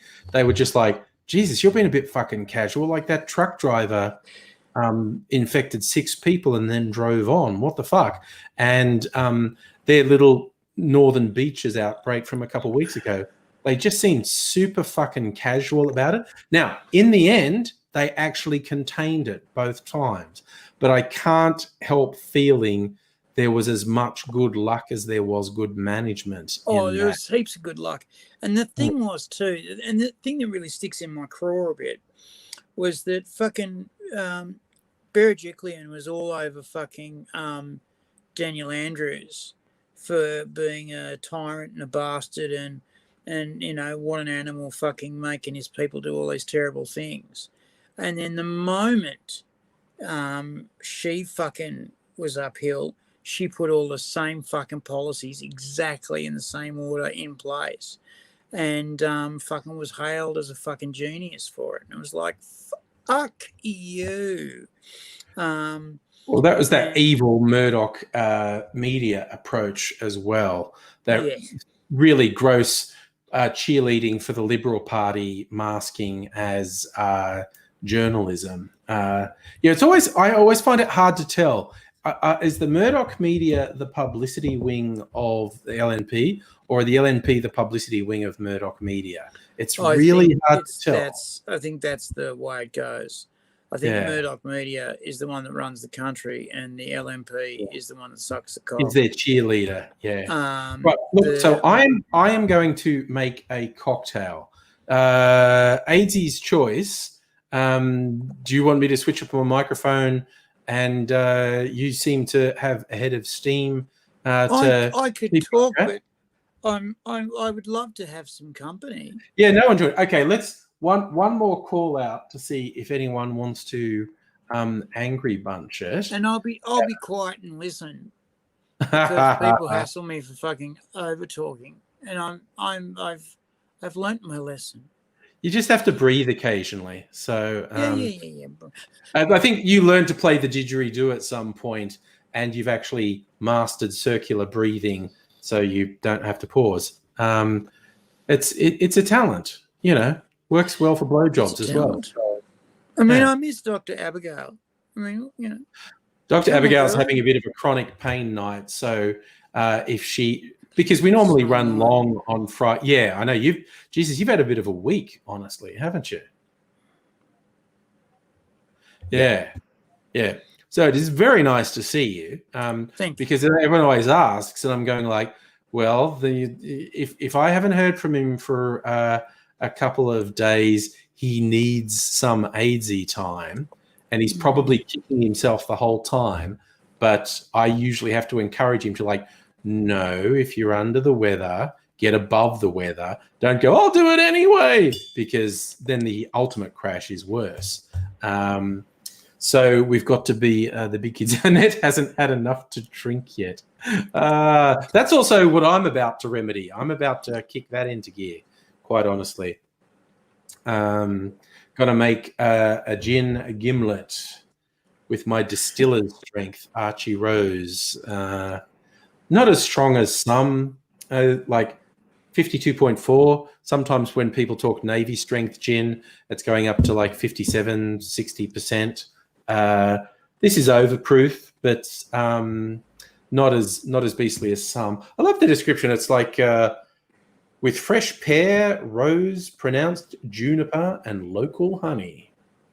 Why Big don't bold you, and distinguished. if no one wants to come and play Brady Bunch, why don't you keep your mic open during Yeah. the You can cocktail fill in the making gaps. and regale us all with how it's done. Yeah. I'll do that. I've just got to set a couple things up because I'm very keen to get this rolling. In the meantime, I'll talk about anime I have watched lately. Is This a Zombie? Very good series. Second series, Is This a Zombie of the Dead? Ah. You can't really see it. Can you move your Oh, so you can see me. Yeah, sorry. Yeah. Yeah, I try to remember to do that, but I forget sometimes. Good on you. All right. Oh, yeah, Kirsten, when this says with their local honey, they actually have hives on the roof of the distillery and get their own honey for flavouring. So I'm about to make a gimlet with Archie Rose Distiller's Strength and my very own homemade lemon lime cordial. And I'm going to tell the kids how that's made.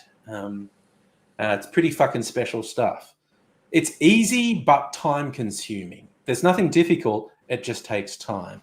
Anyway, so I'm going to turn off the speaker so I will no longer be able to hear you. But I'm leaving the mic on so you can chime in as you see fit. Sweet. Record, motherfucker. I like how he's snappily dressed.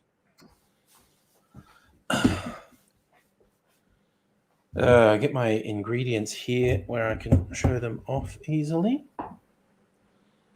My fucking jigger. I forgot my jigger.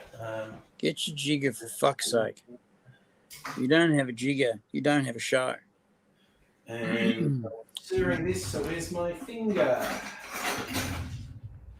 I got my finger. Do you ever want to go to Angry's place and replace the blinds in his window? Okay. He's done this like a million times before. G'day, cocktail lovers. I hope you've been keeping well. Hope you're ready for another cocktail.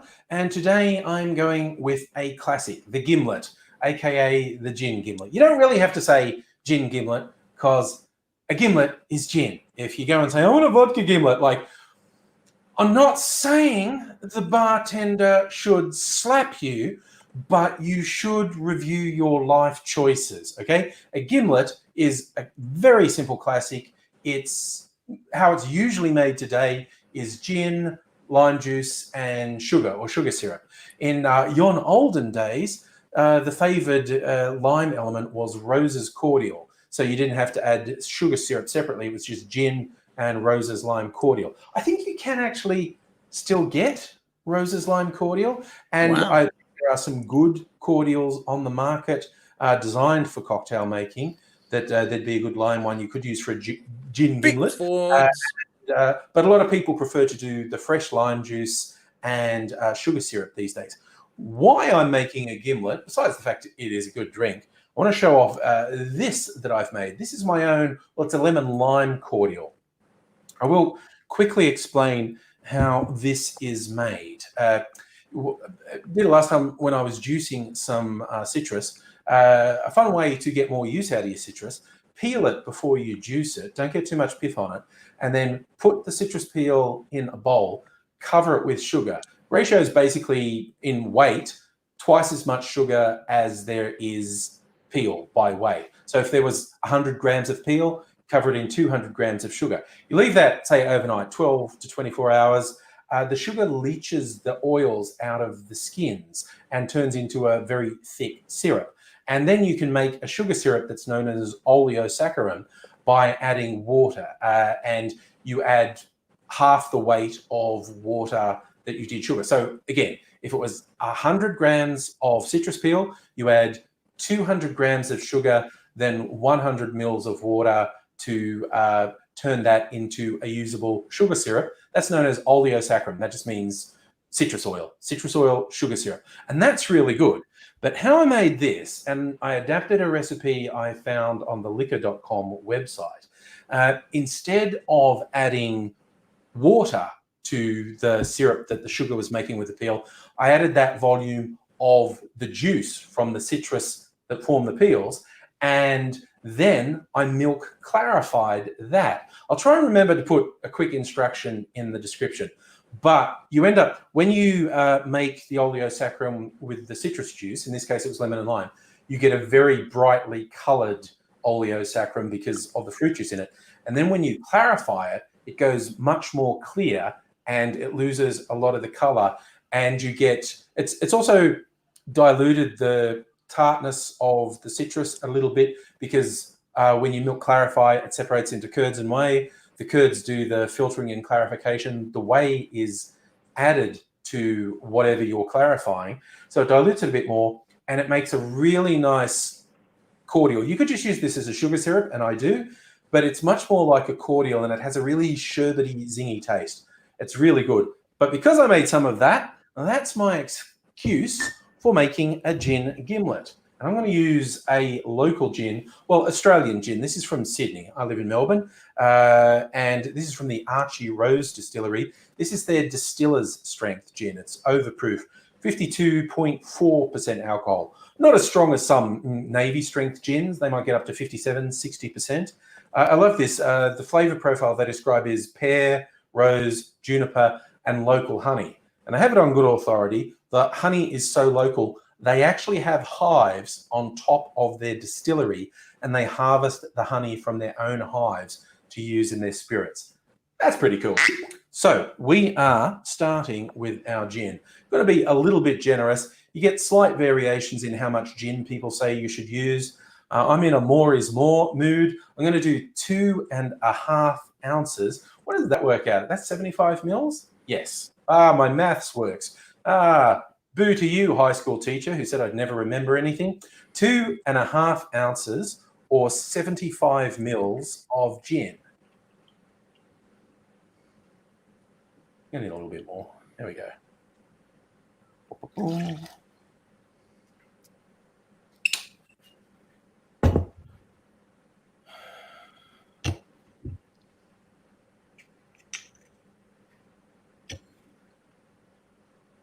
Now I'm going to add 1 ounce, 30 mils of my lemon lime cordial. If you were making this with fresh juice and sugar syrup, you do half an ounce of each, 15 mils of juice, 15 mils of sugar syrup. I've got an all-in-one, so I'll be doing 1 ounce, 30 mils of my cordial.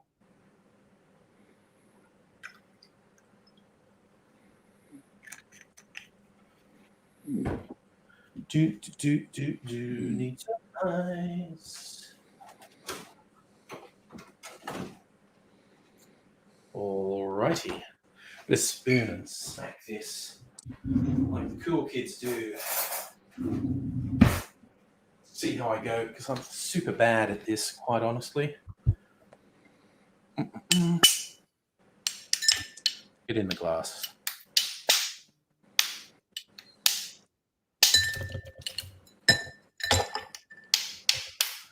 Come on, you want a break. Do it.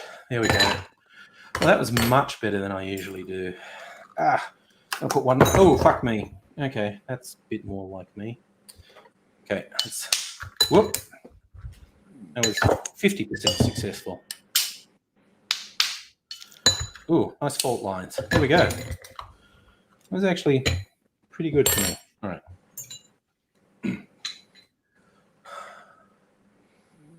And that's our gimlet. All we need now, a lot of ice and stir with my Gaz Regan's finger. Given I've used overproof gin, I'm not going to be shy about the stirring. Won't go astray to stir it for about 30 seconds. And also I want to make sure the cordial, which is quite thick, is fully incorporated.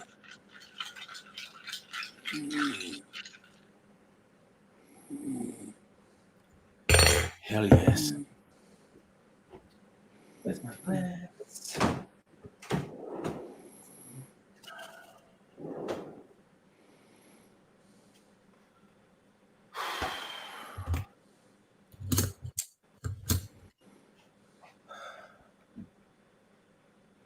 Now I'm going to strain that into a coupe I've had chilling.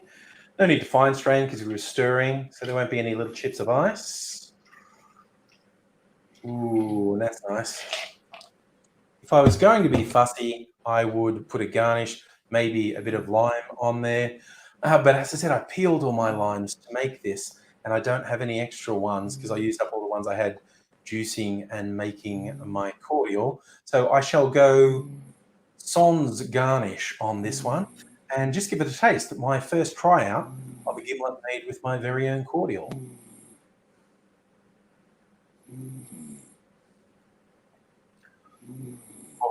Oh, that is good. Like a lot of overproof gins, the Archie Rose Distiller's Strength is quite juniper forward, as they say.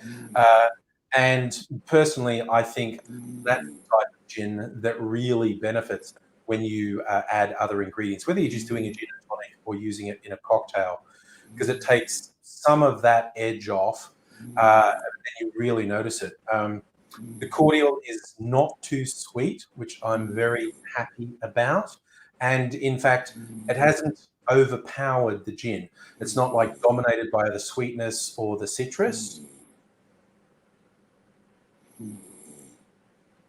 That is a mighty fine gimlet. As I said, whenever I have one of the classics, I really enjoy it. Okay, there's a reason people have been drinking this for 100 years or more, because it might be simple, but it's very good.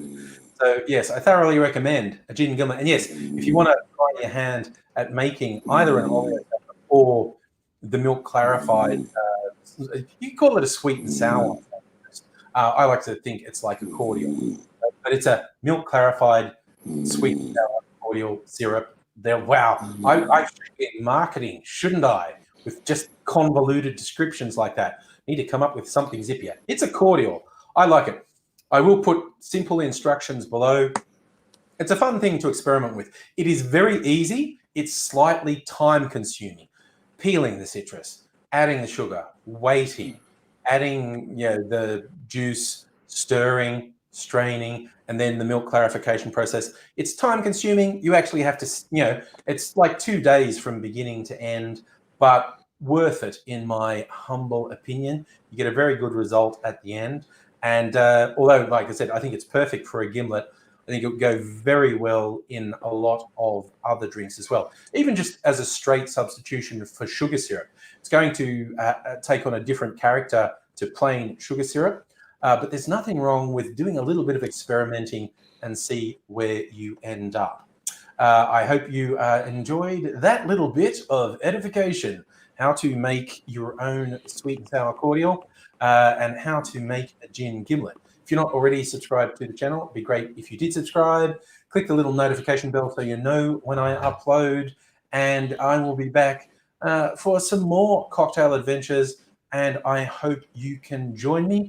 But in the meantime, take care of yourself, take care of the people around you. I hope to see you again soon, and until then, cheers. That was sincere, wasn't it? Yeah. All right, I'm just going to switch the camera off.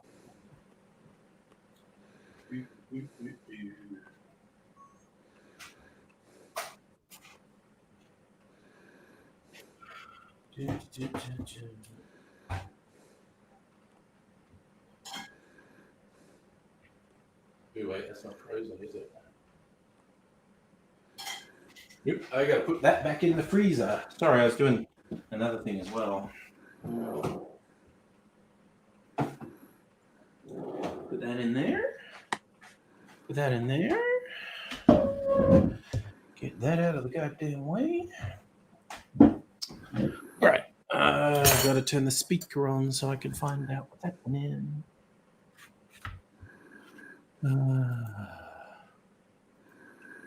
Speaker.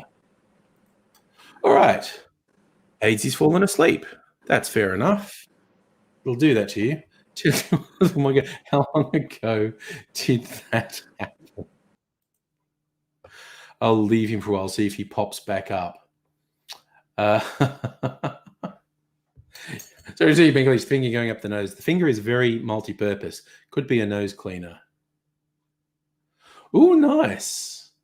I like that, Kirsten, about when Archie Rose moved their hives in, had to entice bees in.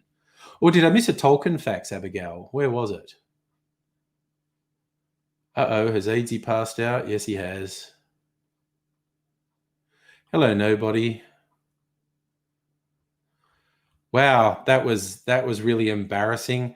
I disappeared for a while, and Aidsy's gone to sleepy bobos. Was he really talking in his sleep, or was that a thing? I don't know. Oh, seriously, he fell asleep as soon as I... Oh, my God. Honestly. So, thumbs up to a gin gimlet. And because, like Annette, I started a little bit late with my drinking, but 2.5 shots of overproof gin, that'll get me started. So... Oh, it's playing off all the notes. What do they say of the descriptions? Big, bold, and distinguished. Our distillers created an intense spirit packed with 15 individually distilled botanical gin specifically for the Archie Rose team. The fruition of their efforts is balanced and complete with fresh New South Wales pears, rose, elderflower, pronounced juniper, and honey direct from our rooftop beehives. Perfect at the end of a hard day's work over a hot copper still or any time. So they're basically saying this is the gin that the people this is the gin that the people at the distillery wanted, which is a fine gin. Oh, okay. So sorry, Tolkien Facts was me saying subscribe. Thank you for subscribing to Tolkien Facts. I think, Kirsten, you've actually hit on to a truth there. If Aidsy stops talking, it's because he's falling asleep. Nobody, you were telling the others your best mate went to hospital, started saying scary things like heart attack and blockage. Jesus, that is a rough week, man. That is a rough fucking week. News like that. Kirsten, it is the one you're ordering. It's bloody fine gin, I'll tell you. In fact, look, I'm going to get one of my sipping glass, or get a shot glass. I have a little bit of it straight. We've got a shot glass just here. Oh no, this is a more stylish little sipping glass. Came with a gift pack, well, a long time ago, with one of my bottles of absinthe. It actually says absinthe on the glass, but I have not bought that brand of absinthe for a number of years. All right. Alexander, gin gimlet, wonderfully simple drink. 2.5 ounces of gin, which is like 75 mils of gin, then 1/2 ounce of lime juice and 1/2 ounce of sugar syrup. Or in my case, 1 ounce of my cordial. Ashoka, the distillery is Archie Rose. Spelt as it sounds, ARCHIEROSE. Archie Rose Distill. I think archierose.com.au. Oh, shit, Kirsten, your baby sister's in hospital. I think she has a stone somewhere. God damn. We're sharing dramas. Nobody. Oh, God, you said prior to that part of the week, cut loose a former friend, fucked over support group for failing in their duty of care. God damn, that is a fucking troubled week. As I say, Aidsy's had a pretty harsh week, this is the first time he's joined us, and as soon as he lost focus, like as soon as he wasn't talking to me, he's fallen asleep. Alexander, glad to help, my friend. A gin gimlet is a very nice, very simple drink. And it's worth using a good gin because it doesn't hide the qualities of the good gin. It kind of accentuates them. But I'm just having a little bit. This is the same Archie Rose. Like it burns the nostril hairs a bit if you really inhale it.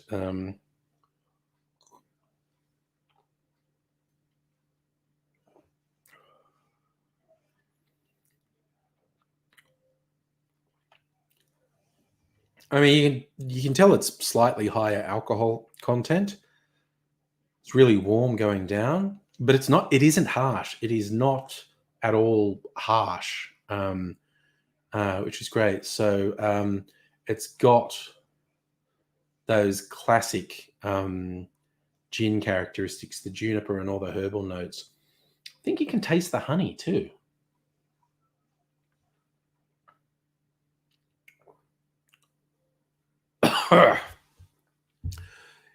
Yeah, Kirsten, scared can't go to your sister. She's off in Western Australia.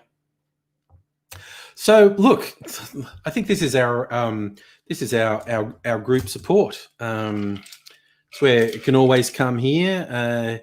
You can share your travails to get supportive ear, or you don't have to.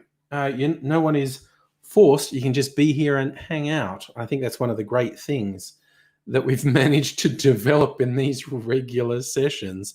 Give people enough comfort to either, share what's going on, or not feel compelled to share and just breathe out, breathe in, and share a bit of time. That is a good gin. Mind you, we are so, I think it's worldwide, but we are so friggin' spoiled for choice in Australia with the hundreds of independent distilleries. I can basically see my cordial is quite thick. I can basically see it suspended in the gimlet. That's really interesting to taste the gimlet after tasting the gin straight. The added sweetness from the cordial is really noticeable in a good way, but yes. Oh, gosh. Angry Kirsten. So the distiller's gin, Cappy tonic, and pear as a garnish. We've got some pears. Well, I might make that for Mrs. Angry. She likes a gin and tonic. And a pear garnish to accentuate the fact that there's pear in there. Ooh, nice tip. Nice tip, Kirsten. Thank you. Oh, God. Nobody way more supportive than the group you recently quit on. God damn. Your alter ego, Mr. Bum, delivered the news you're quitting the group. Left them in a cloud of tire smoke. Your preferred method of exit. Nice. Nice. I'm on board with that. Grasshopper's joining, so I've got a face to talk to as well. Because AZ is still face down. So what, did AZ fall asleep, did he? Apparently, almost as soon as I switched off the speaker and I wasn't there for him to focus on, people are telling me he fell asleep almost straight away.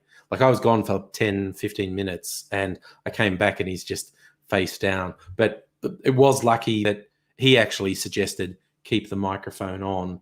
So it wasn't 10 or 15 minutes of silence. Oh, no.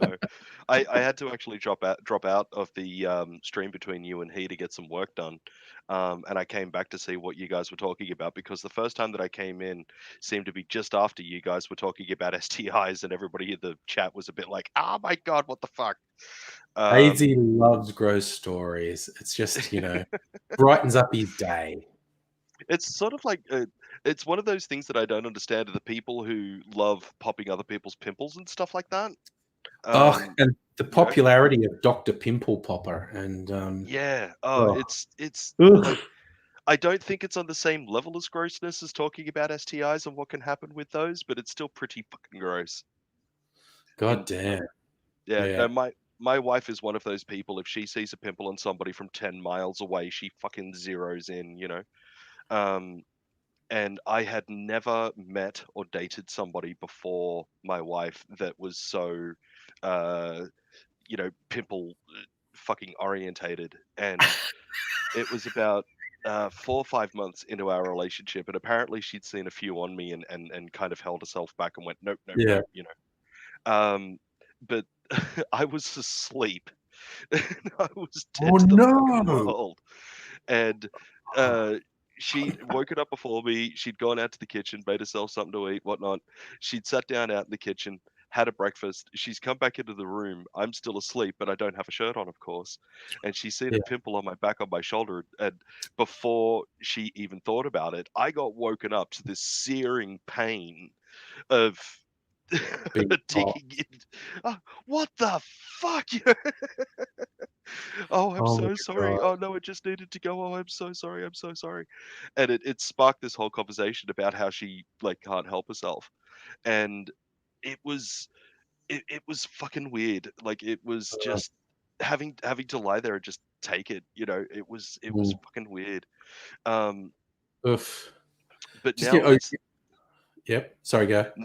sorry, no, it's just that now we've been together for so long that if I give my back a scratch and I feel a pimple there, I just turn around to my wife and go, "Here you go."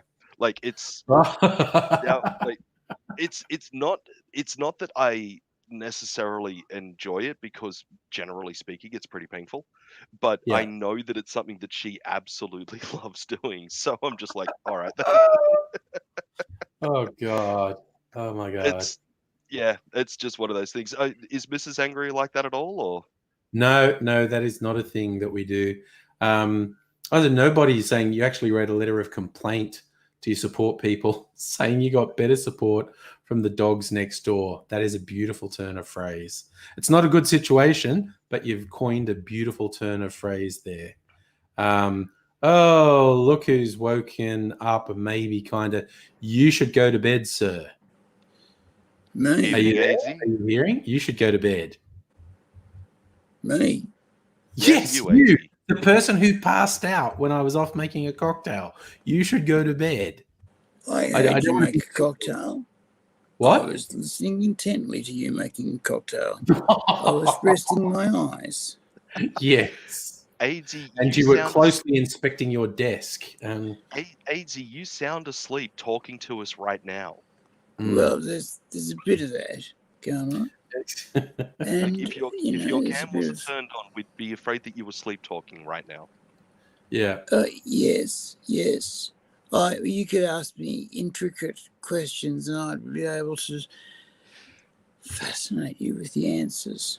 Well, you did this. We were talking about pimple popping as well, and Dr. Sandra Lee, aka Dr. Pimple Popper, and I thought I could watch that show. I really can't. Like, I start watching 5 or 10 minutes, and it gets into the nitty gritty, and I'm like, "Yep, no, peace out, bro. I'm gonna go watch a Simpsons repeat." It's okay when she's doing cysts and that.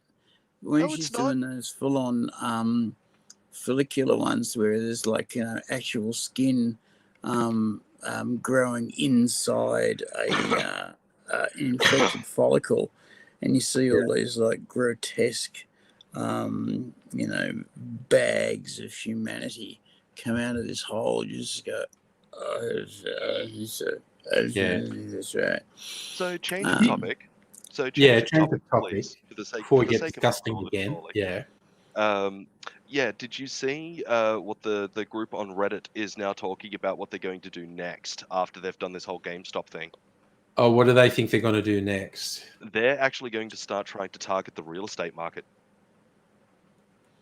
How do they think they're going to do that? Apparently, they're going to be going after hedge funds and stock traders who deliberately deal in nothing but real estate, looking at their various interests apart from real estate and trying to screw those interests over to make them hedge their real estate bets against that. Yeah, and of course that would have the horrible downside of driving down property prices, which, as we were discussing the other night, like, no, you can't crater the housing market. Anyone would be able to afford a house if you did that. Yeah, no, that's apparently like what they're like. They've kind of gotten a bit of a bitten of the bug in that like a few of them have made a lot of money out of this. Mm, And they're kind of like, no, we were able to make a statement that is actually having a actual impact on the world market and on the world stage.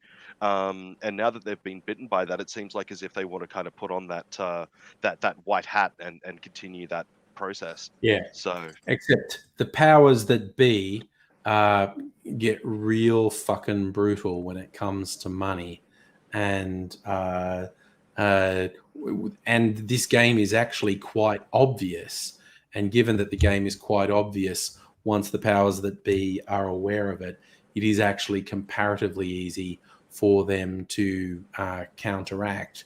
And I fear these Reddit folk are possibly going to suffer a very similar fate to the folk who stormed the DC Capitol building, in that they enter this area of delusion where they think they're doing the right thing and they're untouchable, and they get a rude fucking shock when the powers that be bring the hammer down and charge them with serious criminal offences. Because again, they'll change the rules to fuck people. It's they most will certainly one of those. absolutely It's one change of the those rules to situations fuck them over. where I want to be absolutely cautiously, and underlining the word cautiously, optimistic in regards to it, because they could make some real good difference. But if they get, like you said, a little bit too big for their britches, and the Wall Street assholes start changing the rules and all of that sort of stuff, that they could do a lot more damage than good. So that's a little bit worrying as well. Yeah, it's nihilism is fun, but it doesn't really get you all that far. And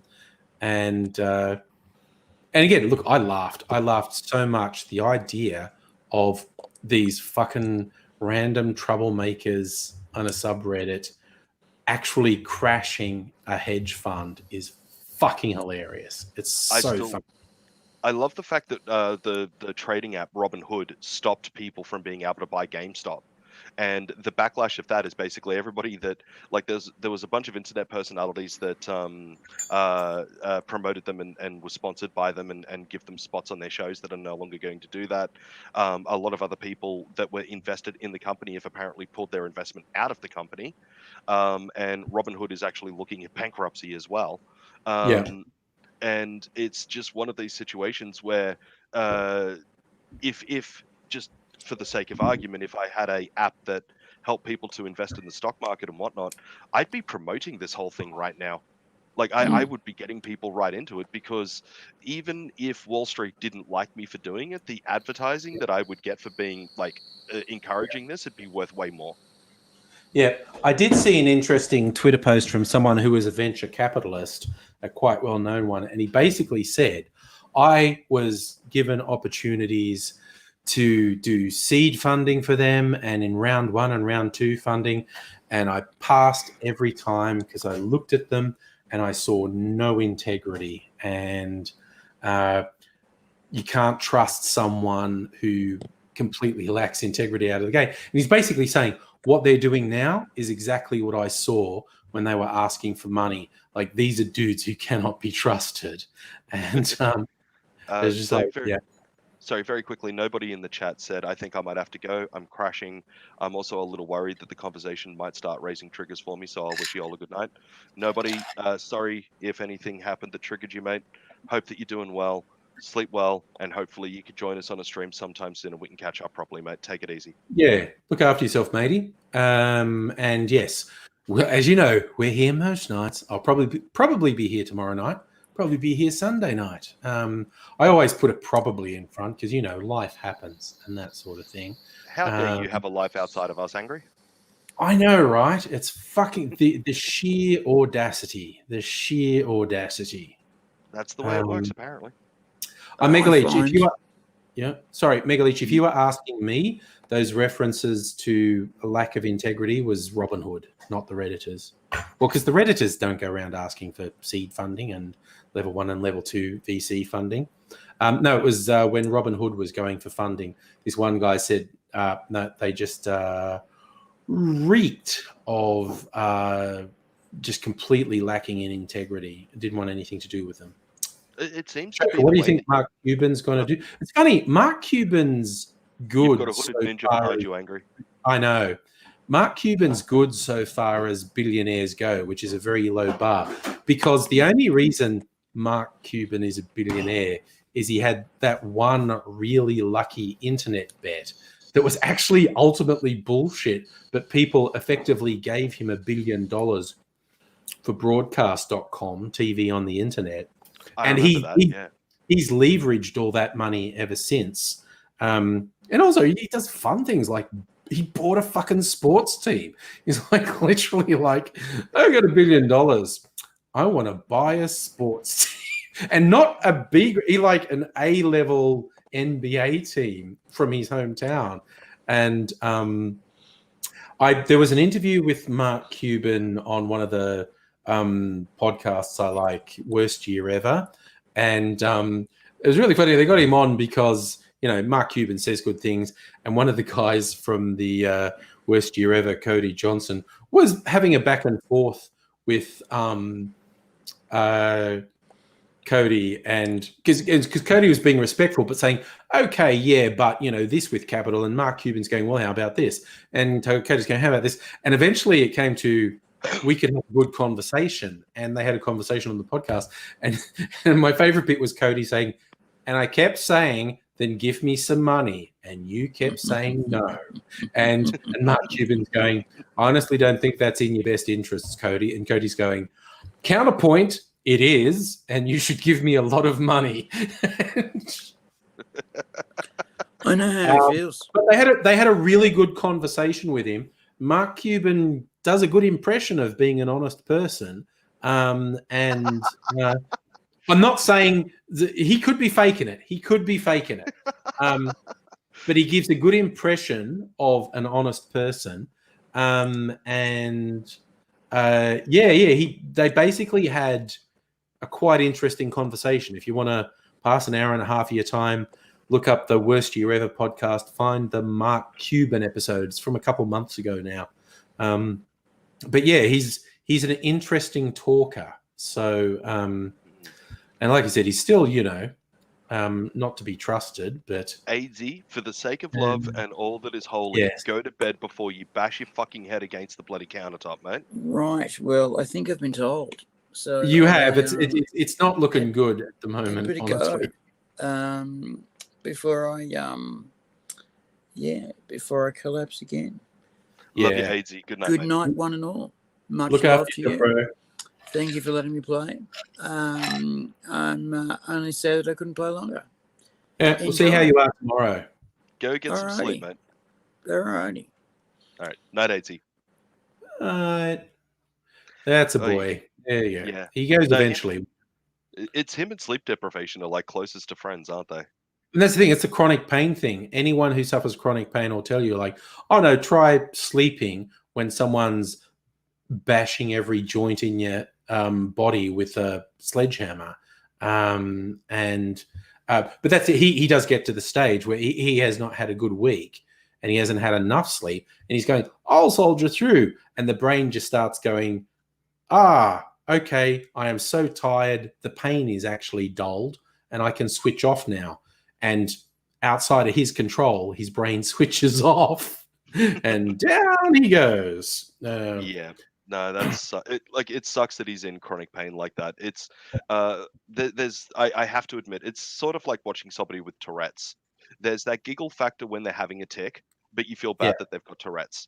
There's the giggle factor that he's falling asleep in front of the camera, but understanding the story behind it, it's just like, please, AZ, get some sleep when you can, bud. But the plus side is he encourages us to make fun of him as well. So, it's like... that much is true. He's completely on board with us taking the piss. So Abigail says what she would do for a good night's sleep. Yeah, see, Abigail has chronic pain problems too. Yeah, so ask anyone, and there are so many variants of why people can't sleep because of chronic pain. I had my little experience of it a year or so ago when, and he's angry, giving away his age, I fucked my shoulder up by sleeping funny. And I was trying to be the attentive partner thing and do the cuddling thing and have one arm and sleeping on the arm like that. And that put unnatural stress on this shoulder and it really hurt. And I kept sleeping like that for the longest time till I eventually realized I should stop doing that. And then the pain was so bad and it was not really chronic, it was more acute. And but I couldn't sleep. My sleep would be broken up all the time. And after a stupidly long time, like I think it was months of being in this terrible pain, I kind of went, I should go to a physio. And I went to a physio who fixed it with this really intense manipulate massage and whatnot. And so I fixed it. But so I had the taste of it for a couple months. I had a pain that was too bad to sleep. Yeah, Abigail, whose dick do you have to suck to get a good sleep? I'm not promising anything. I'm not promising anything. But if you think that's a potential path, I mean, it would be rude of me to not put my hand up, is what I'm saying. You beat me to it. That's why I'm laughing so much. Oh man, Oh, no, dear. it's when before I got in to see the rheumatologist to actually get some proper meds for the rheumatoid arthritis, falling asleep was a real pain in the butt, like trying to get Yeah, comfortable with the constant pain. And then when you yeah, did fall asleep, every now and again you'd roll over or whatever, you would yeah. move your hand or your elbow or whatever that was flaring up bad that day, Mm, and it would just send this gigantic jolt of pain straight up your fucking nervous system and just wake you yeah, straight up. yeah, So yeah, like prednisone has a side effect where it can make it very difficult for you to fall asleep, which is a bit of a yeah. pain in the ass. But Mm, at least when you get there, you stay asleep now. Like I again, I cannot overstate the difference in my body and my abilities since taking the meds for rheumatoid arthritis. But good. um, it's the difference between night and day. It still is Yeah, the difference between night and day. yeah. I have an occasional small flare up somewhere that'll last about a day or so, but the Mhm. flare up in comparison to before I was on meds is Mm, so next to nothing that I can yeah, still operate almost at 100%. It is still just one of those things. The only side effect now is that I'm noticing the weight gain from prednisone. So really got to start watching what I eat and all of that sort yeah, of stuff. But I mean, it's one of those situations. Right now, I don't have a license, so it's hard to get out of the house to go down to the gym or whatever. But yeah. more than that as well, you can't go walking around my area at nighttime, not Ah, because of people, because there is no people. It's all acreages around here. It's because a lot of fucking assholes around this area own savage fucking dogs that are mm. not chained and are not kept in a Oh, properly enclosed shit. yard. Oh, dear. Okay, bad. Yeah. So it's yeah, out of the frying pan into the fire where that's concerned. Yeah.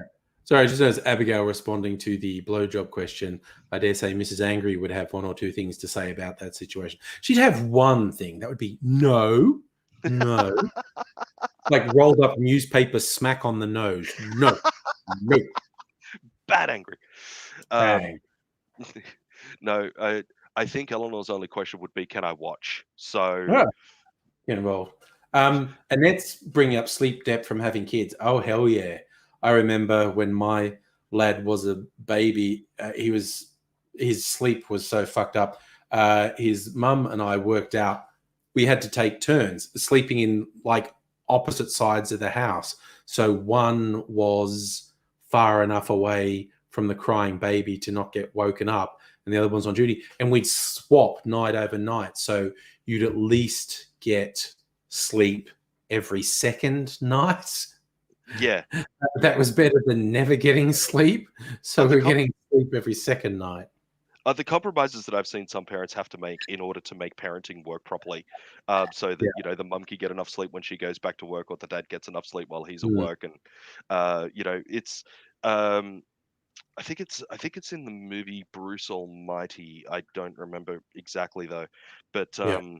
uh, the person that was playing God in that movie, which I'm pretty sure was Morgan Freeman, said, Yeah. if you want to see a miracle, find a single mum with 3 kids that still finds free time to take the kids to the soccer game. You know, Yes. Yeah. so yeah, it's definitely one of those things. I've got 3 older sisters. They've got 5 kids apiece. I've got two very close female friends that have made me godfather of both of their kids, of which I am absolutely thrilled. I have been there for the nighttime feedings. I have been there for the nighttime changings. I've done my level best to help out, but I understand that it is not the same level as a parent. Would never claim it to be, but I mean, like you were saying before with the chronic pain thing, you had a taste Yeah. what it was like. Yeah, I had a taste of what parenting was like. Yeah. Yeah. Yeah. Yeah. It's pretty easy to get an indicator and you go, oh, it's like that then. Kirsten says I mostly sleep like a baby and that I wake up screaming in the night. Kirsten, I Yeah. don't know if I'm allowed to laugh at that. That's that was John McCain's favorite joke that he said on all the talk shows when he lost the presidential election against Barack Obama. They're saying like, "Oh, how are you after the election? Were you okay?" And he goes, "Oh, I sleep like a baby. Wake up every 2-3 hours, screaming and crying." Oh goodness. Oh, I heard a new joke about COVID-19 the other night. Go. I like my women like I like my COVID-19 and spreadable. Oh, Jesus Christ. What the? I don't know who came up with that joke, but I couldn't help but laugh when I heard it and just kind of sit there and go, I'm a bad man for laughing at that. Oh god, it took me a while to bloody decipher that comment, Kirsten. She was giving me dirty looks from sleeping on the couch that she just wanted to play a video game in her comfy spot. Right. I don't think she was really giving you dirty looks. That was actually New Year's Eve. Abigail actually slept on the lounge because it turned to a bit of a big night. And yeah, I think Mrs. Angry did want to play her video game. In regards to Ahsoka, who says carry a whip with you, any savage dog will run in horror.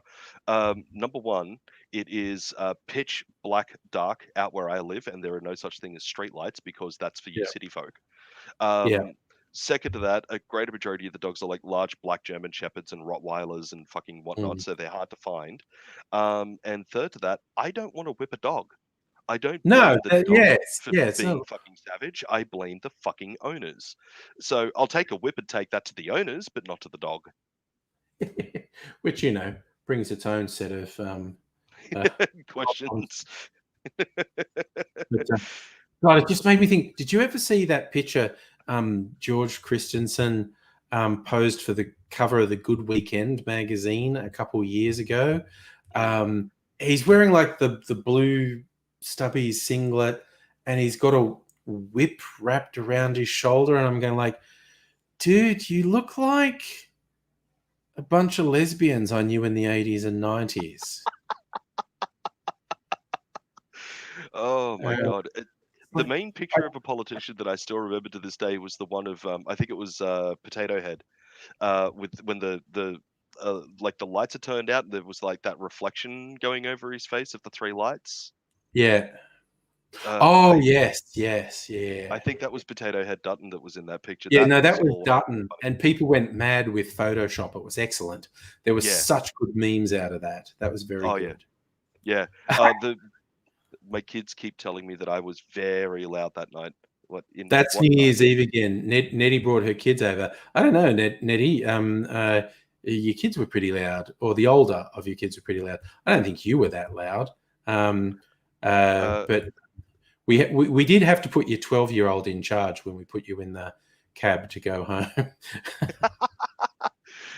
Safa, in regards to where I live, so without giving out the exact suburb name because that's just silly to do on the internet, we the greater majority of the properties around here are 1 acre, and all of the rest are larger. And in your typical suburban place, it's like quarter acre for most places. A lot of people out here still exist on dam water and rainwater tanks, although you can get connected to mains water if you want to. Everyone in this area is on septic tanks. None of us are connected to main sewage. We still have like all of the overhead power lines and phone lines and all of that sort of stuff. So um, to get to the Sydney CBD from where I live, if you take highways, which are 100 kilometers an hour with no traffic lights, and you've got good traffic, it'll take you about an hour and a half to get into the CBD from my place. Oof. That's, Okay. like I say, that's at 100 kilometers an hour with good traffic. So I live far enough away from the city that uh, it is technically outback-ish, but we are considered semi-rural by the Okay. laws and whatnot. So that answers that question. That's fair. Yeah. Sorry, I'm just checking some messages. They recently did put one spotlight in on one of our streets not long ago. It was a T intersection, and I think they were getting sick of people having car accidents there all the time. So they put a street light there to light up the intersection.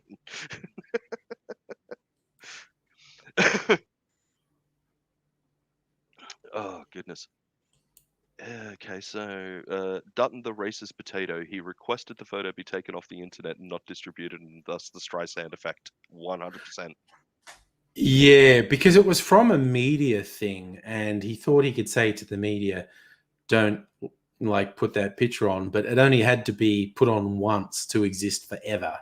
And and that's saying your kid said you yelled boobs, but none of us know why. I mean, it was New Year's Eve. Of course, we were yelling boobs.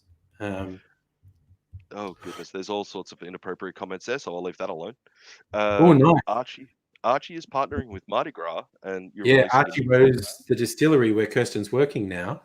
New cocktail that's got whips and chains in the label. Nice. When they release a picture of that, could you link us, Kirsten? I'd be really interested in seeing that. Oh, absolutely. That's something we want to see and possibly purchase. Yeah, as an SS like Leather Pride, maybe for the sleazeball, a sleazeball themed cocktail. If you know what I mean. Sorry, Annette had, I've mentioned this before, Annette added me to a Facebook group called Sydney Nightlife back in the day. And because it's Sydney and it's for people who were like partying in Sydney in the 80s and early 90s. And so there's a lot of stuff centered around Oxford Street and Darlinghurst. And Yeah. a lot of people talking about sleazeball adventures and whatnot. And everyone's posting their pictures.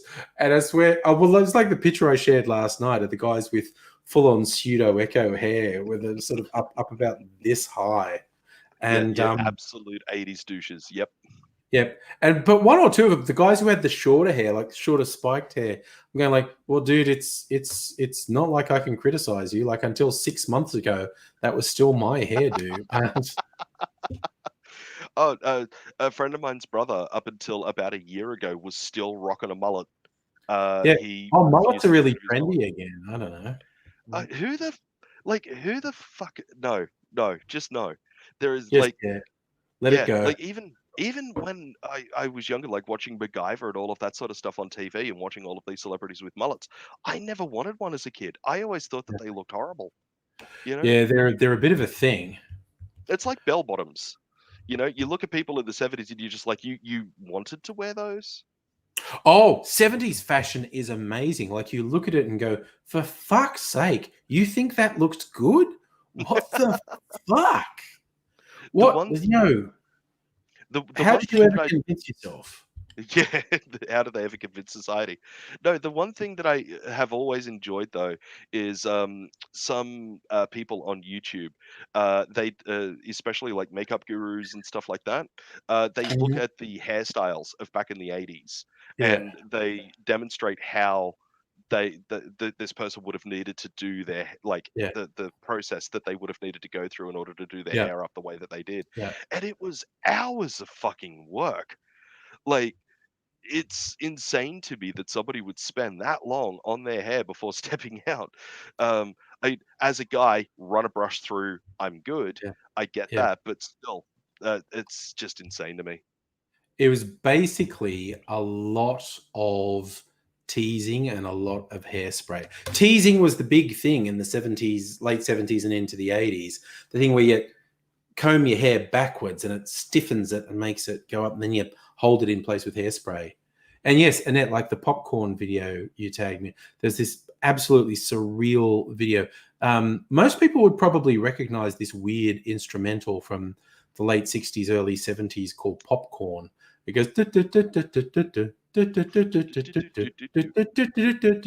Anyway, Annette found this weird fucking video on YouTube from some TV show where they had these dancers to make the music interesting while they play it, and the director, the film, whoever's doing the vision switching, was on massive amounts of cocaine because they just keep.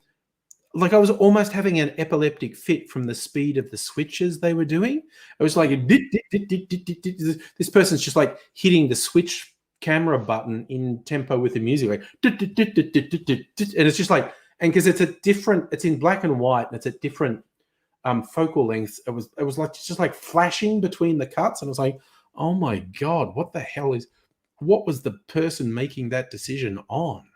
Mm. Jesus. It's I love the everybody I think has seen that remix of the Goths dancing under the bridge. And people have put Thomas the Tank Engine theme song and all of that sort of stuff. Of kids dancing. Yeah. There was another one that went out a while ago that became kind of semi-viral-ish, and it was an old disco dance show where couples were coming up and introducing themselves and kind of dancing their way down the aisle. Oh yeah. Yeah, a few people got a hold of that clip and put in things like Slipknot and Pantera. Other ones put in the Popcorn song and stuff like that. And some of those remixes were just absolutely hilarious. I loved it.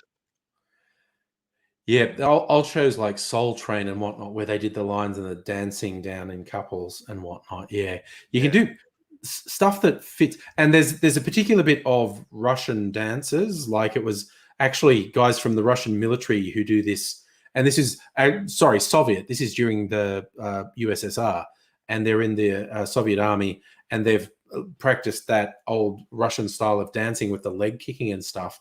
And there's dozens of videos on YouTube with them with different music playing, and it's freaky how often the leg kicks match the beats, and it looks like they are actually dancing to the particular music that's playing. It was the same as the Never Gonna Give You Up audio being superimposed over other songs for a while there as well. And the one that I fell absolutely in love with was Nirvana's Smells Like Teen Spirit, but done with Rick Astley's Never Gonna Give You Up audio over the top of it. Okay. And Foo Fighters were doing a concert, and who should arrive there but Rick Astley?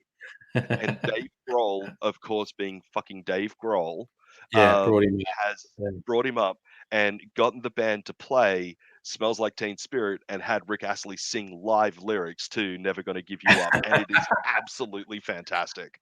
Oh my God, yes. I tell you the one that does my head in, I don't know, and how the fuck you discover something like this, I don't know.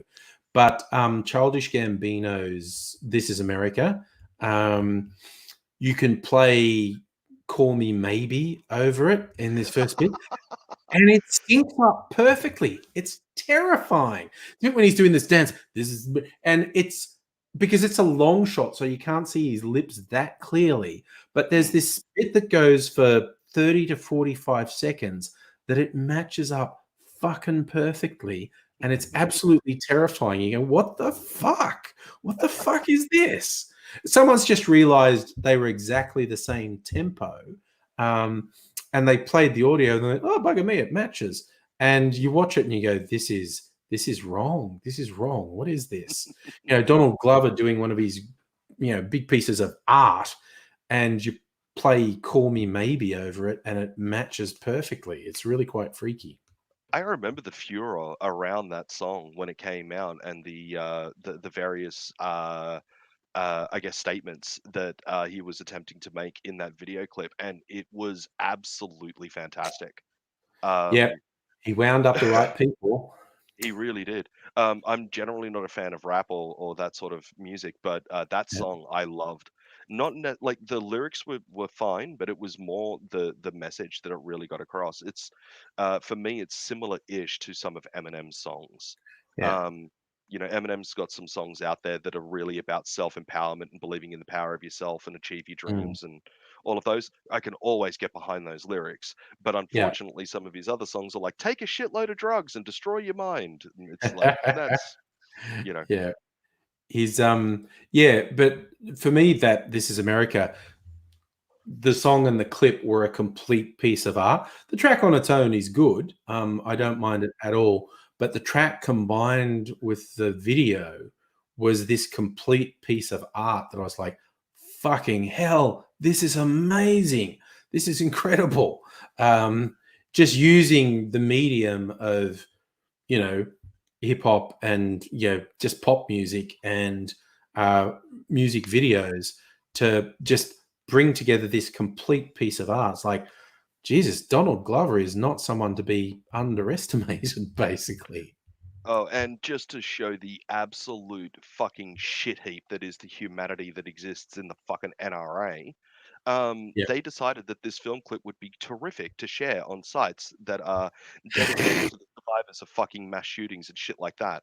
Yeah. You know, it's and they just shared it without context and all of that. And it's just like Yeah. you guys are like, They if we did. didn't think, yeah, if we didn't think that you guys were enough of a cunt before, no, Yeah. you've just Do really now. decided to fucking up it now. Like, oh, Yeah.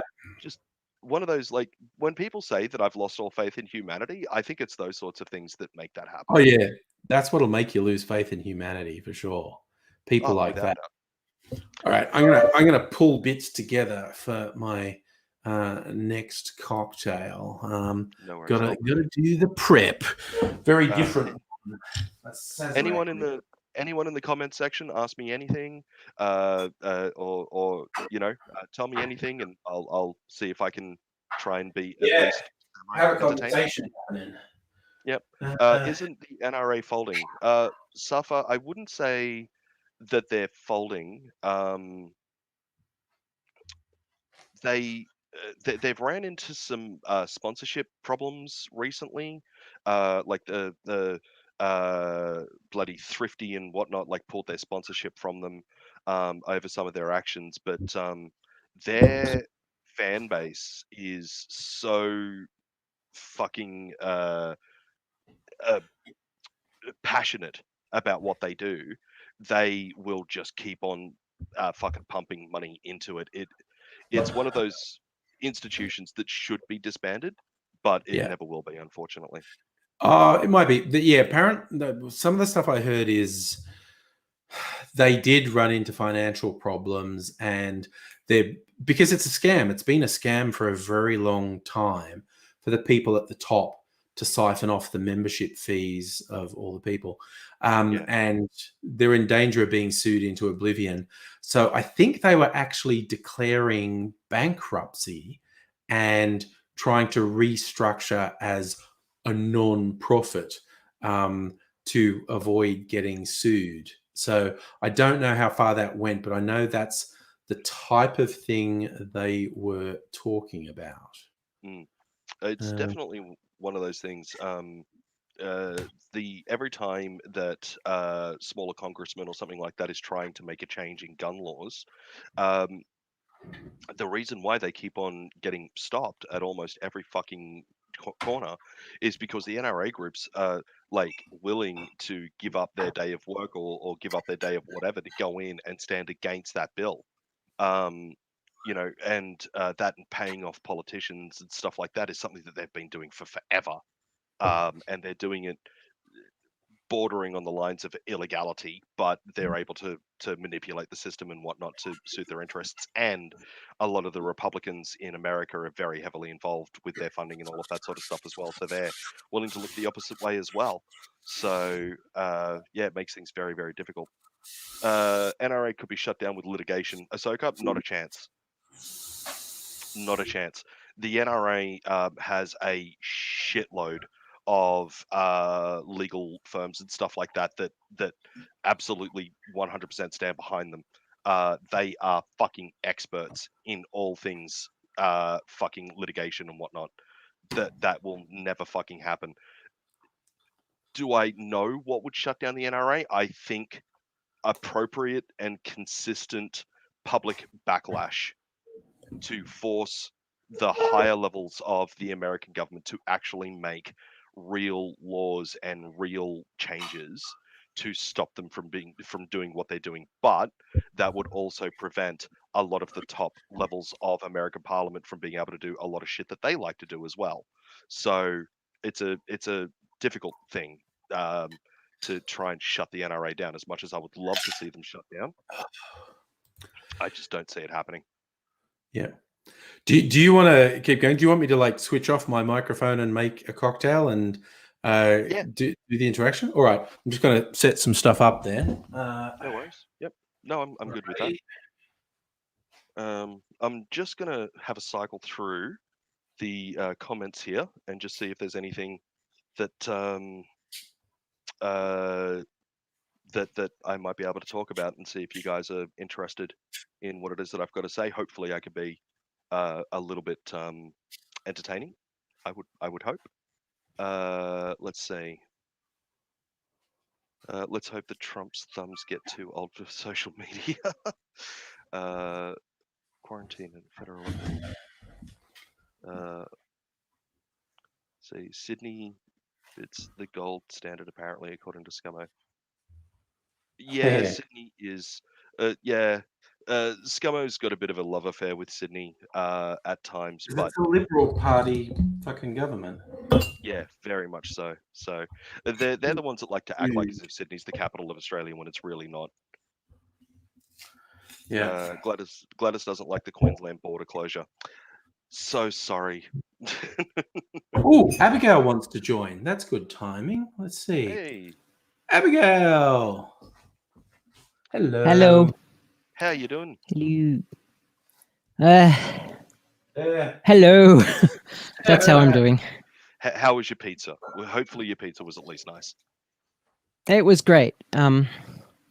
I think I'm having internet problems though, Oh, How so? well, because Sure. everything has just gone to poop. So I am going to shut down some stuff. okay. Now, got my big chunk of beautiful clear ice in my glass. When you All right, finished, Yeah? go ahead, Angry. I was just going to say, I'm going to leave this in your capable hands. No worries.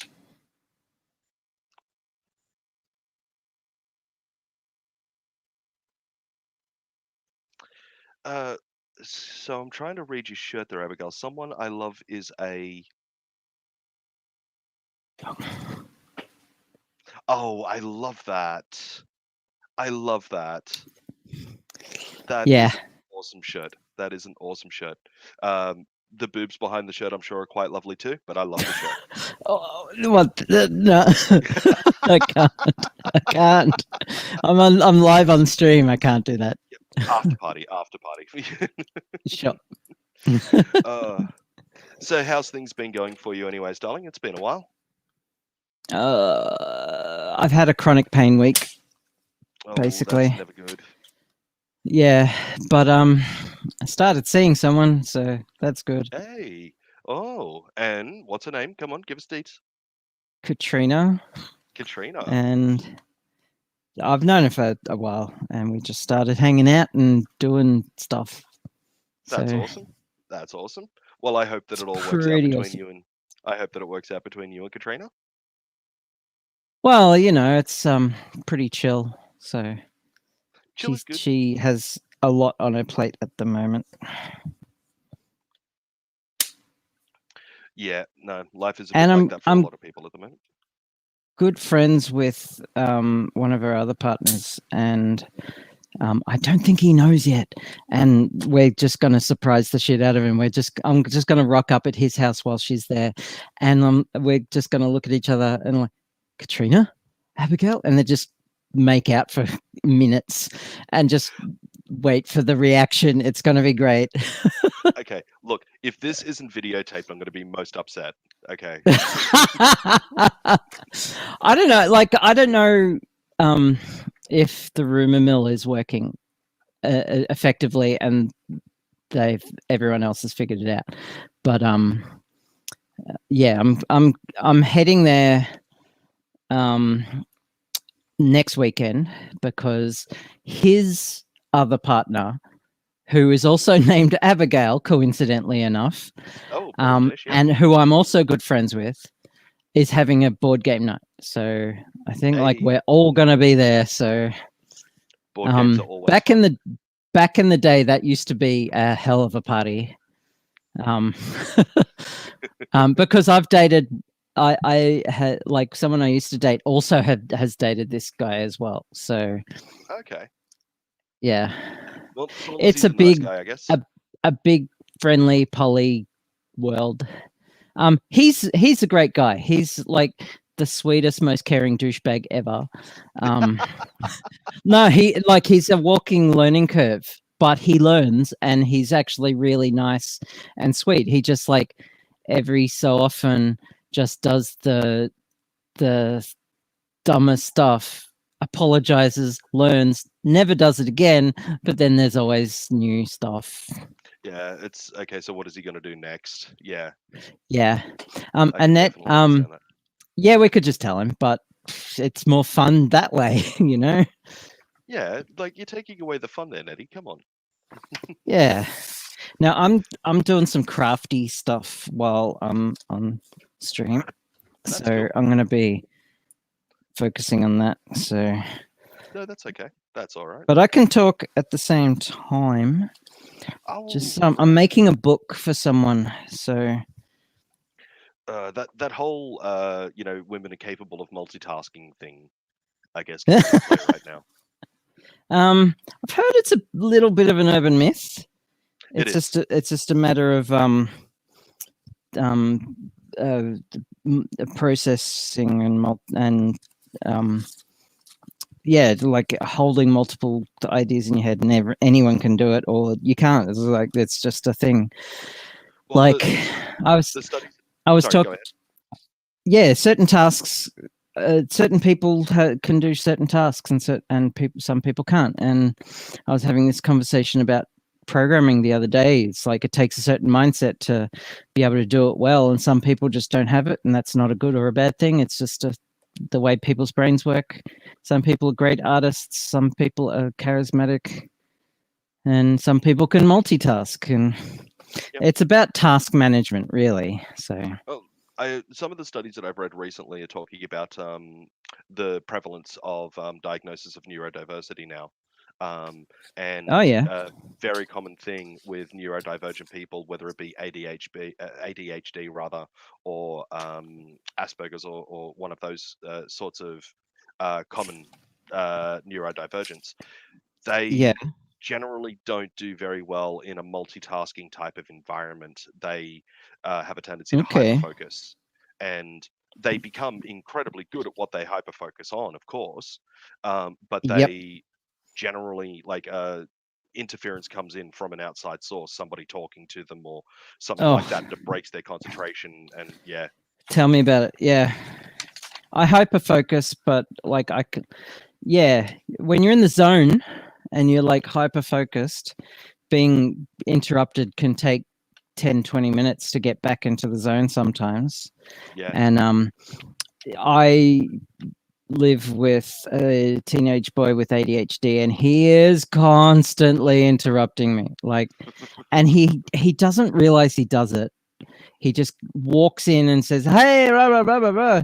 And I'm like seething every time. I see, like I can build a computer and talk to somebody at the same time because I've done it a million times. It's Yep. muscle memory. Yep. It's not a problem.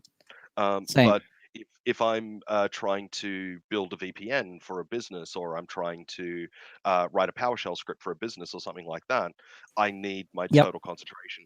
And that always seems to be the point that my wife's like, so did you hear about this thing that happened over there? And just go into and you're just like, what did you go away?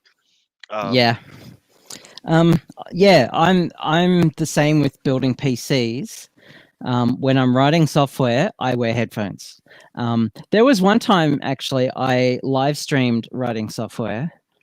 I was writing a raffle drawing program for the drag show that I help stream, Mhm. and yeah, that was fun because like my internal thinking turned into external thinking, and it's the only time I spoke continuously for like 4 or 5 hours without getting tired of talking, and I think it helped that I didn't have many people watching. But a few of my friends joined in and were like absolutely fascinated and or like they had no idea what was going on and like what sorcery is this? And Yeah, no, I want to do it again. I want to write some software to help me with my my craft stuff. And yeah, I want to write like there's a okay, so I do bookbinding, and if you get a PDF, you can't just print it and then turn into a book. I mean, you can, but it's a like not the style of bookbinding that I like. That's like hot glue, and every page is a single leaf. I like having signatures and like paper folded and bound together and make it look really pretty. And so you have to use a piece of software to break up the pages in an order that is printed in a booklet so that when you flick through it, it's like the sequence is correct. It's in, I can forget. I keep forgetting what the software is. What it, impositor or like imposition. So there is software available to do it, but it's super expensive. I have found some really cheap, like the free software that someone's just written this vomited code into an idea and compiled it, and it does the job, but it's a bit I don't like it. It's not very visual, so I'm gonna actually write my own and Yep. yeah, see how we go. And I might live stream that as well. That'll be fun. According to my wife, I suffer from a severe case of verbal diarrhea when I'm writing PowerShell scripts and stuff like that. I'm kind of voicing out loud.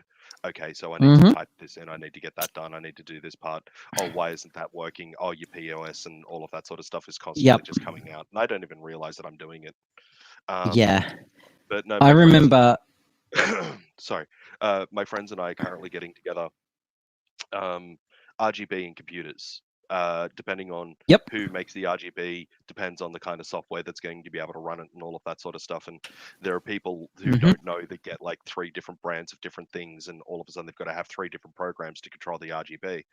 There is some free pieces of software out there that try to combine them all, but they don't do it very well. My friends and I are trying to write a piece of software that controls all RGB like across platforms, but it's difficult. Yeah, I hear Yeah, you. it's a very common thing with PC building right now. Everybody wants RGB in their computer for the most part. It's a thing. It's a trend. It's I caught the RGB bug. I even have an RGB keyboard that's like flashing rainbow colors constantly. Oh, you mean like get that around here? Oh yeah, that's better than mine. I've got an El Cheapo. Oh, okay. No, the but, keycaps that because I'm poor. No, the keycaps are thing that I bought online for $20 for the keyboard. And Cool. the keyboard itself cost me, I think it was like $80. Yep. And I absolutely love it. My wife hates it. She thinks it looks absolutely horrendous, but I love it. Yeah. No, I like mine. It's more subtle, and I like the feel of the keys, and it was like $30 or something. No, the funny thing is, I've got like the ability for RGB throughout my entire computer, but this is the way that I've got it set. Yep. You know, Oh, okay. Yeah. You know, it's like it's there, but I just turn it off because I just find it Have you got distracting. your GPU is water cooled as well? Cool. Yeah, no, it's all one loop to the rear Yep. radiator, just there that you can see. Is it a custom? Yeah, it looks like a custom loop and Yep, that's a full cool. custom loop. That's a Ryzen 3950X. That is a RTX 2080 Ti, 64 gig of RAM, and yeah, the loop goes from the CPU to the GPU to the res, into the Yep. radiator and up and around. Sure. And Yeah, the last time I made a custom loop was a while ago, and the pump / reservoir cracked and leaked into my PC after a couple of that's years. Like it took a while, and yeah, that sucked. Yep. Had soundproofing in the case, and the liquid just capillary actioned all the way up to, yeah, shorted out the memory. The RAM was fucked. Everything else was fine. The RAM is always the most vulnerable part of a system. A mate of mine, we're So- going to be doing his build in about a week or so. He just finished ordering all of the parts that he wanted. Yeah. His need came up because he had an AIO, an all-in-one cooler, on his existing CPU, and it blew Yep. one of the fucking hoses directly off the CPU and Oh, literally no. sprayed water throughout the entirety of his PC. Damn. Everything up to and including the mechanical hard drives got fried. Yeah, I bet. Far out. Yeah. What brand was that? Corsair. Okay, I've got Cooler Master. Corsair's an okay brand. Like It was. it must have just been one faulty. It was one run of one particular type of AIO that they had, that Yep. caused that every now and again for like a lot of people from around the world had that issue. Oh, for a it was while- a bad batch. Yeah, and for a while there, Corsair were actually offering insurance on their AIO. If you sent them the AIO with proof that your computer got killed by the AIO, they'd give you money for it. But that's ended a long time Yep. ago now. His ran Yeah, fair for enough. a good solid 6-7 years before it finally did that. But Wow, that's a yeah. good run. Yeah, no, Yeah. he was like he's not entirely upset that it happened after that amount of time. He's just upset because when I built that PC for him and it cost us $5.5 grand back then, like Yep. it was, you know, an overpowered PC for what it was back then, and he's just done the same thing again now. He To give this guy Okay. full credit, he doesn't do things by halves. Yeah. But Yeah. look, I mean, he's in an incredibly well-paying job and still lives with his parents at this point, so he can Oh, afford to do it. jeez. Yeah, I remember having a very well-paid job. I was living with a partner, but I had a great job. And yeah, I used to build ridiculous PCs. And I was also in charge of IT procurement at the company I worked Ooh. at. I was the sysadmin and the senior programmer because the Oh. boss was a bit stingy, but it was a pretty good boss actually. He just wanted he had small business complex, like he'd started from the ground up and hadn't left that mindset. So everyone did a bit of everything. Yep. And yeah, so I was in charge of maintaining the infrastructure, the IT infrastructure, and buying new kit. And yeah, a couple of times my home machine got a bit of a free upgrade. And I got a bunch of stuff at wholesale as well. And our wholesaler used to like throw bottles of vodka at me every so often because we ordered a lot of hardware.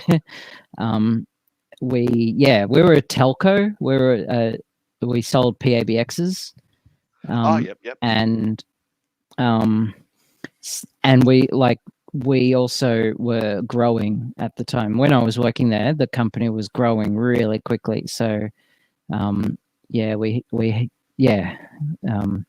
Kirsten's going. Oh, good night, Kirsten. Good night, Kirsty. And this was Sleep at well, the same company that I had the 3 CRT 17-inch monitors on my work Oh, PC. the Oh, old I've got a school, picture of yeah. it. I took a picture because, geez, it was for the time. No one was doing dual monitor setups, and I Yeah, had no, 3 video cards in my computer. And yeah, the jump from 1 to 2, the rise in productivity, it was the same from 2 to 3. As a developer, it was just I was just on fire. I got to find this photo. I really want to find this photo now. But before my existing monitor, I had a dual monitor set up because I needed it. And now that I've got a gigantic fuck off ultra wide, I've got all of the real estate to have the 2 windows open. It's Yeah. absolutely great. But I I need ultra wide, or I need 2 at least. So I get that. Yeah, I have a 16 by 9 giant monitor, but I can't do without one. I like without multiple monitors, 3 at least. It's, yeah. It's Yeah. At the moment, I'm running 4, but yeah, it's very common for me to set up dual monitor, triple monitors at various businesses. It's very Oh common. yeah, yes. And I want to find this. Oh, there's a whole bunch of. Oh, I found the photo! Yay! Okay, can I share my screen? Yeah. I would if you share it, I can make it come up on the screen. Oh, okay, cool. So I think you have select to share. that is not the screen one. There we go. Yep, there we go. Oh, here we go. This is. Oh yeah, 3 CRT monitors. Look at that. Oh, and you can see the refresh going down the screen as well. I love that. Yep. So yeah, that's code running there. Yeah. Database stuff over. I don't know if you can see my mouse. We can. Yeah. No. So the center monitor was where all the action happened. There was coding, and that's Delphi running there, Delphi 7. On the left is the database stuff. So that was a SQL Server, or was it Firebird? They're kind of interchangeable. Well, they were at the time. And on the right, there's what was it called? The MP3 player. It was Winamp. That's Winamp. Good old Winamp. And Windows Explorer running, and yeah, like this is the cleanest my desk ever got. With the phone, I had an earpiece. Like the earpiece for the phone was mainly because we played first-person shooters after work, and we teamed up. And we were a phone company. We sold phone systems, so we had all the gadgets for that. And check out my original orange phone there, down the bottom. That was when. Yes, that was. I've still got the same number. Oh wow! That's from like 20 years ago. Love that. Yeah, so that was my work desk. This is various bits of hardware that I had. I had a like to the right there. You can see I had a second desk just for putting PCs together. Yeah, and so various bits and bobs. I used to make origami shapes because why not? And decorate my office with them. Cool. A bit of the crafty type. Yes. Our patch panel. Oh shit! Yeah. Okay. Yeah. Okay. So the thing about a phone company with phone technicians, and a dedicated IT person is that everyone is constantly making changes to the phone network in the office. Yes. People are moving desks, people are setting up display hardware to sell to clients. And so this is the neatest it ever got. Because people were constantly moving stuff. And like someone did that and put these cable ties there, and that lasted a week because too many people were moving shit. Yeah. Yeah. Yeah. Um, I think there's a So, yeah. subreddit. There's a subreddit called Cable Porn where people show how they've taken Ah. an chaos thing and then done this beautiful uniform sort of cable. I'm currently looking through some of my photos to show you the cable porn that I did. I'm still very proud of this job. This was our phone system in the office. That Oh, wow. that was our custom. At the top is a custom PABX that we used. Sounds pretty big. I actually, the first job I had at this company was to write software for the salespeople to sell PABXs, and because, like, as you can see, it's kind of like a computer where you have a motherboard and slots where you plug in hardware, and those are like your analog lines, your digital lines, and like other bits of PABX, like switches and stuff. And so to do a quote for someone took hours because they had to manually do all this configuring. And I came along, and in a couple of weeks I wrote this software that made it like minutes, and it was just great. That's lovely. Yeah. Okay. And like, we patented it, and the boss got a grant to develop this software because it was just not around. And yeah, we I don't know what happened to the patent for it, but yeah, it had never been written. So God damn. yeah. Man, I love writing pieces of software for like tasks that have never been like written for before, and when it actually works, it's so satisfying. Yeah, these are our demonstration systems. PABXs on the wall here. So these are various different companies have different PABXs, and yeah, PABX. If you're not aware, it's like a personal exchange. So a building will have a PABX that runs the phone system, and it's like a it's a proprietary exchange. That runs all the phone lines. So, oh yeah, we had a dial-in modem set up so that the techs could dial into the network, and you'd be surprised how often we had to buy 56K modems. And this is long after the dial-up days. And if you see, okay, so funny story. The see on the right there, a computer with a label mail server on it. Right.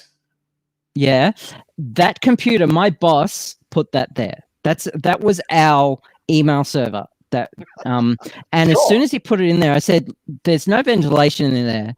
That thing's gonna die. Won't happen tomorrow. It might happen next year. You know, it's gonna die." And he said, "Nah, it'll be right. She'll be right." Next year, it died, and we had to replace the entire thing because all the capacitors on the motherboard just popped.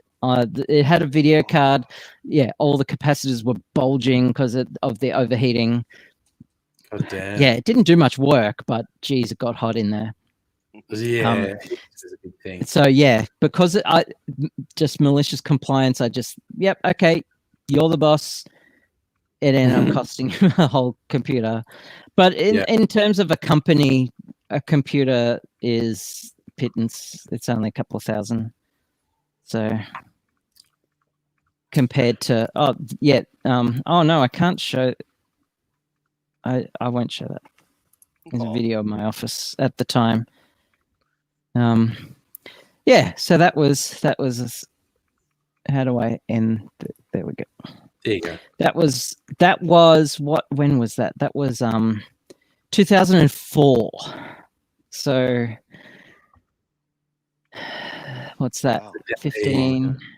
Yeah, 15, 16, 17 years ago. 17 years ago. It still feels like 2004 should have been last year, doesn't it? It's I know. I It's know. like 2000, when somebody says Wasn't 2004, you're like, 1990, 10 years ago? yeah. Somebody says 2004, No, and it you was actually go, holy years shit, ago. that was 15 years ago. It's Yep. That was like around the time The Matrix came out. Yeah. Holy shit, you're right. I was like, what you see Americans freaking out now because with their 21 being drinking age, I've seen a few people go, oh, fucking hell, Y2K babies are going to be allowed to drink legally this year. Yes. Because they're all turning Yes. 21 this year. Zoomers. Yeah. Zoomers are hitting adulthood. And it was like, oh, yeah. No, I'm Yes. looking through my photos, and I'm seeing a lot of builds that I can't show because privacy concerns and all of that.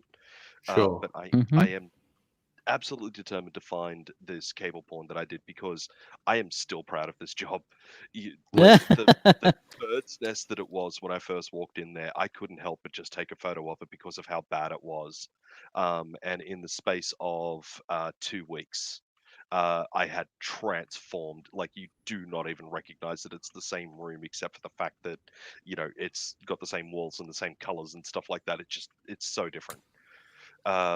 But I'm either finding photos of builds that I've done that I'm not allowed to share, or photos of the house when my wife and I first moved back in, and the cleanup job that we had in front of us, because it was pretty bloody huge. Oh, it was absolutely huge. We're still, like, I love my father to tears, may he forever rest in peace, but he never threw a fucking thing out. Oh dear. no. Annette's saying Zoomers are scarier than millennials.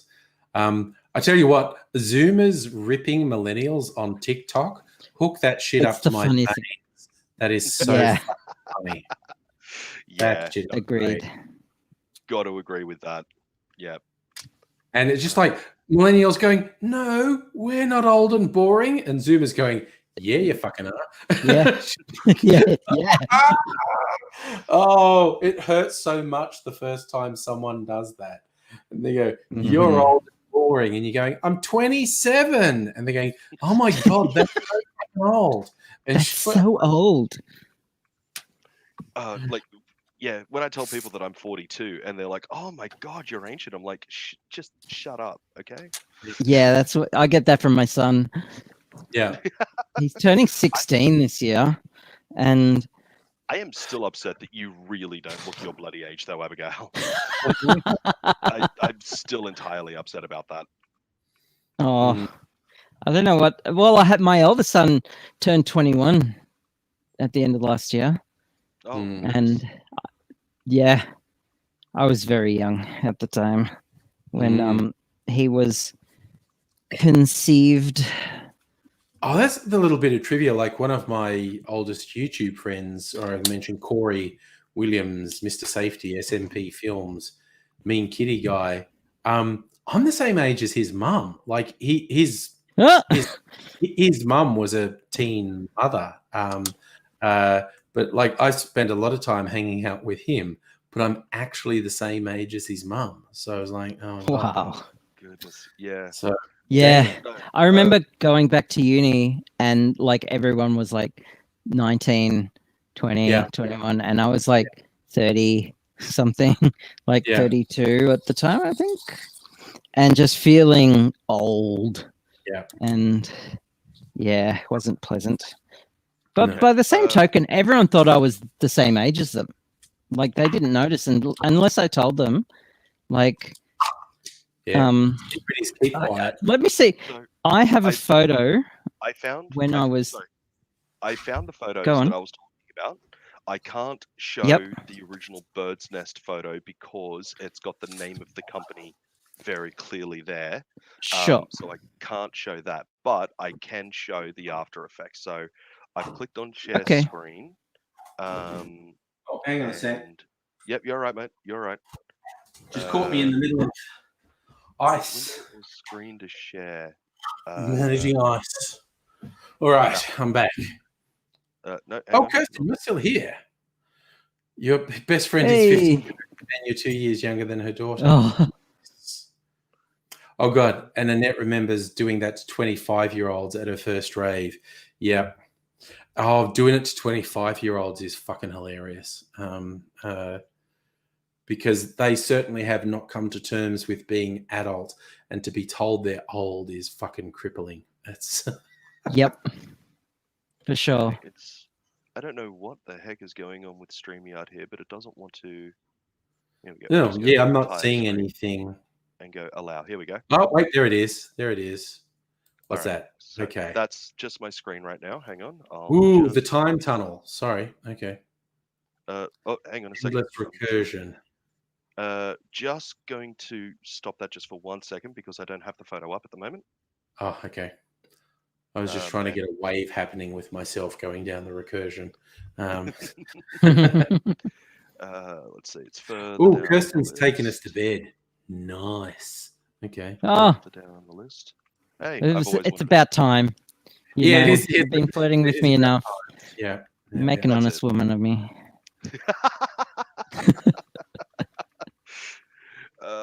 Come on, it's way further down the list than I thought. Okay, keep on going, keep on going. Nobody wants to see that. Nobody wants to see that.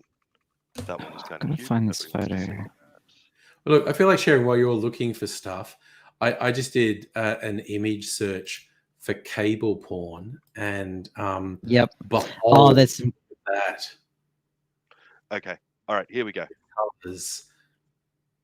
All right, Oh. okay. Just a little bit of cable porn, and okay, now I'll grasp the screen. All right. So, Okay, we're at the time tunnel. Oh, there we go. Yep. So when I first walked Nice. in, those cables were literally like all over the ground, and the one, like, I don't know if you can see my mouse cursor, but on the right hand side there's like one cable that goes over the rest of them, and kind of goes I up to can the top see and a that. bit of the right. That was plugged into my laptop on the right hand side. I actually assigned that probably afterwards.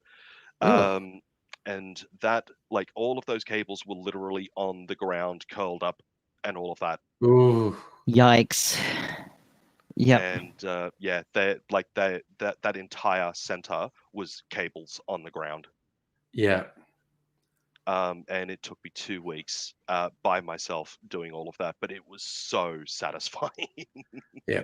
I've certainly seen it often enough to know what you're talking about. Yep, and that was the other rack as well. Very proud of that one, just getting kind of that left-hand curve going on all of them. I thought that was rather beautiful. That is pretty sexy. Whoop, and that's Emily. Never mind. That is so satisfying. But Oh, yeah. those are the photos that I could show. The other one I can't because it actually shows the name of the company. So. Oh, that's okay. Yep. Oh, cool. Yeah. Cable yeah. porn. It's a thing. I'm eternally proud of that job. You should be. I mean, seriously, some of the ones I've seen where someone does the before and after, and the before is this nightmare that has gradually developed over 10 years, and they've come in on a weekend and go, you know, fucking what? I can't stand this. And the weekend, no one's using the system, so they unplug everything, and you just see this beauty of all the grouped cables and stuff, and it's like, oh wow. And but as Abigail said, a lot of setups, they're fluid, they're not fixed, and it's like it looks beautiful for a while, but then someone goes, oh no, I actually have to cut that cable tie because I have to pull that one out, and then the chaos begins once more. Yeah, no, well, that company, I still work for them to this day, and I like always kind of just poke my head into that door and just make sure that nobody has destroyed my work, and then I go down into their basement and make sure that nobody has destroyed that work either, because it is a very common thing, and yeah, I would be super pissed if that were the case. Cool. I love Comic Book Lad. I just found. YouTube. Sorry, just saying, Comic Book Lad on YouTube popped into the chat. 3.5 hours. Nice work, everyone. It's Friday, man. Yeah. That's the minimum we do on Fridays. It's like, Indeed, it is. I just found a whole bunch of photos of me from like 7-8 years ago, and I look like I'm in my 20s. It's ridiculous. I'm not even joking. It's actually ridiculous. There's an old photo of me that I'm actually trying to find that I'm going to show you guys, because most people turn around to go, "That's not you." I've got it lying around somewhere, and like when you've got a NAS device that stores all of your pictures, it takes a while to find. Yeah. Yep. Oh god, I could try and find my headshot for when I was trying to be an actor in my early 20s. And I don't think anyone would believe that was me. No, but I am incredibly curious. I have to dig it out. I did use it as a Facebook profile once, but I'm like literally 30 years younger and clean shaven, and it looks like a totally different. And also because it's shot in a studio with studio lighting and makeup and stuff, so Yeah. it looks quite different. Uh, Oh, and hi, and also another person appreciating the long stream Aussie ASMR. Oh, hello, Aussie ASMR. You missed G'day, our mate. various ASMR like AIDS eating noodles earlier in the stream. The ASMR slurping as he had the meagerang. You know what? I'd still prefer. I'm trying to listen find a that photo. stories that he was telling prior to that. There's a photo of me where I did a cosplay of a Trill from Star Oh, Trek. wow. I'm trying to find that. Right, trying to clear up. Oh god, I think. But it was like 7 years ago, so finding photos that old. I floor down here, and I go to sort of push off with my shoe, and it's really slick because there's some liquid on the floor, and I'm going, yeah, I'm gonna come to grief doing that. I'll be pushing out, thinking I've got traction, and my leg will just disappear from under me, and it will all be over. All right, I'm just clearing some debris from in front of me. Sure. And I should put these bottles. Okay, you know what I need? I need some paper towel because that floor is really wet. What did you do to the floor, Angry? Yes. Exactly. So many photos of exes and me in Star Trek uniform. No. So many. And just memes. Photos from PAX. Me wearing ties. I've got a bunch of ties that I used to wear. Right, I'm gonna put these back. Must be in one of my backup folders.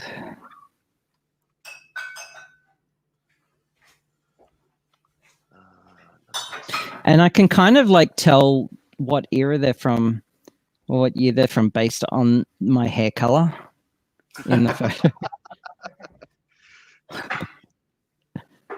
There's a theory that's going around about Star Trek Starfleet uniforms, why they change them so often, and it's because of all the time travel. Like if you accidentally time travel, you want to know which era you're in. Just look at the uniforms. That's a pretty and they good do idea. it on purpose. Yeah. Ah, goodness gracious! I didn't That realize makes that I had sense. so much crap in my photos. I really should go through and clean this up. Not that one. That's the honeymoon. Actually, these are kind of fun I'm not photos to gonna show people. find this. All right, I'll set up my screen to share again. These are fun photos to share with people. All right. Let's go that one and that one. All right. What do we got? All right, so go to the The photos. time tunnel again. Oh, yeah. Okay. Oh, you hit something. I hit a horse. Fuck me. Okay. Holy Jesus. shag. So you can see the windscreen has come down to the steering wheel Yeah. level and actually tore chunks out of my knuckles. Oh shit. Yep. And you can see the front of the car there, but there is It's much better fucked, shots. yeah. My girlfriend at the time, you could see that the seat was lying back. If she'd been sitting up, that sun visor would have absolutely cracked her in the head and most likely killed her. Oh shit. But that was what was left at the front of the car. God damn. Damn. Yep. And that's the side view of it. You could see there that the top of the car is like squashed in below where the fucking doors were. Jesus. Yep. And The that's horse probably weighed more than the car. That's a tiny, tiny car to hit a horse. It's a 1990 model, 3-cylinder, 1 liter Daihatsu Charade. Fucking hell. And it was Damn. it was a fantastic little car. It would run on the smell of an oily rag. Yep. You could see there that like part of the engine actually got legit destroyed from hitting the bloody horse. Jesus. Yeah. But What yeah, speed so were you going? 80. Oh, 80. jeez. Yeah. Yeah. Christ, you were lucky to walk away from that. You have no Yeah. idea. You have no idea. Damn. Yeah, no, they're fun ones to show people. No, it was there's a suburb not far from here called Denham Court, and it's a very, very rich people area, Denham Court. Really, really huge, ridiculous houses. Like there's a hairdresser for the stars that owns a house there, and just millionaires type thing. And you can drive through there as a shortcut from various areas to my area. And it was at about 3:20 in the morning. We were driving home from a birthday party that we were at. My girlfriend at the time was asleep in the passenger seat. Turned onto the road, and it's a 3-cylinder 1 liter. It doesn't have a lot of power, so it takes a little while to get up to 80. But I just got it up to 80 kilometers an hour, and there was a truck coming towards me, a 16-wheeler coming towards me, and he was flashing his headlights at me. Yeah. And when somebody flashes their headlights at you, usually that means that there's a cop up ahead. So Yeah. I looked down at my speedo and saw that I was doing 80, looked up, could still see nothing but the truck and the headlights. The Yeah. moment the truck went past me, and I mean the instant that its headlights cleared my eyes, I hit the horse straight in the front legs. Oh, shit. And the horse Damn. came up and landed on top of the car and then rolled off the back. God damn. How was the horse? Like, the horse would have Not had to be good. put down It if you hit its legs. So if anybody's a little bit iffy about hearing this next part of the story in regards to the horse, hit mute for 15 seconds. And that Content should about do warning. it. Yep. So the horse did survive, but I destroyed both of its front legs, the poor thing. Yeah, they would have put it down. Well, the cop couldn't. No, but I mean, the owner would have eventually put The it down. owners. Nope. No? They were nowhere to be found. Nope. And the cop couldn't bring himself to actually pull the trigger. And it wasn't until my father arrived and had a quiet word with the cop that it actually happened. God damn. Okay. Yep. That was a thing. I would have been able to. That's something I could do. Yeah. I think. It was one of those things. Oh, here's I don't see a cop giving me their firearm there. No, here's the craziest 6 degrees of separation though that I have ever experienced. I met a lovely couple through mutual friends, and known them for a couple of years. Everything's fine, great friends with both of them. One of them comes over to my place one day and notices that I'm chatting to somebody on Facebook, and they turn around to me and said, "How do you know the person that you're chatting to?" I said, "Oh shit, I grew up with them when I was a kid." And she turns around, she goes, "They're my cousins. They're my legit cousins. Like their mum is my auntie." Yep. And I'm like, "Oh well, how about Oh my that?" You know, God. 6 degrees of Oh separation. yeah. And then Oh look, no, hold on. my Hold on. She started talking about her extended cousins, and then she talked about a cousin that was in the police force that saw somebody hit a horse. And Oh my God. Oh no. It was her fucking cousin. Oh Yep. my God. Absolute mind blow. She actually called him and had him come around and meet up with me and like say Wow. hello and all of that. And like I immediately recognized him. He immediately recognized me. It was an absolute mindfuck. It was a complete Yeah, that's surreal. mindfuck. It was great. That's trippy. That's trippy. So Abigail, you've got some stuff. Oh yes. So I this photo that I've got up here. Yeah. I want people to figure out how old I was in that photo. Oh, Like, what the hell? Okay. I'm not going there. Knowing One you- does not discuss such things with a lady. Knowing you and how young you look for your age, I'm going to say that you were 55 in that photo. I was how old? I was 34. Holy shit. Yeah, I know. Yeah, you do look that's early I've 20s. always looked young, like just always. And this is when I did Trill. Oh, wow. That is so cute. I was going to a sexy sci-fi party. It was a sex party, but sci-fi. And so so I wore like this little black dress and trill body paint, and it was great. I had a great time. That is absolutely Yeah, there was a amazing. few other Trekkies there in their Star Trek uniforms. Yeah. Could always identify the dorks that way. But yeah, that's when I did Yes. Trill. You look absolutely smashing in that photo, my darling. This is 7 years ago. This Wow. photo. Holy shit. Okay. So Really good. how old was I then? I'm 44 now, so 7 or 44 that would put means me that at you were 37. I was 37. Yes. Holy moly. Yep. Wow. That is amazing. God, I hate you, but that is amazing.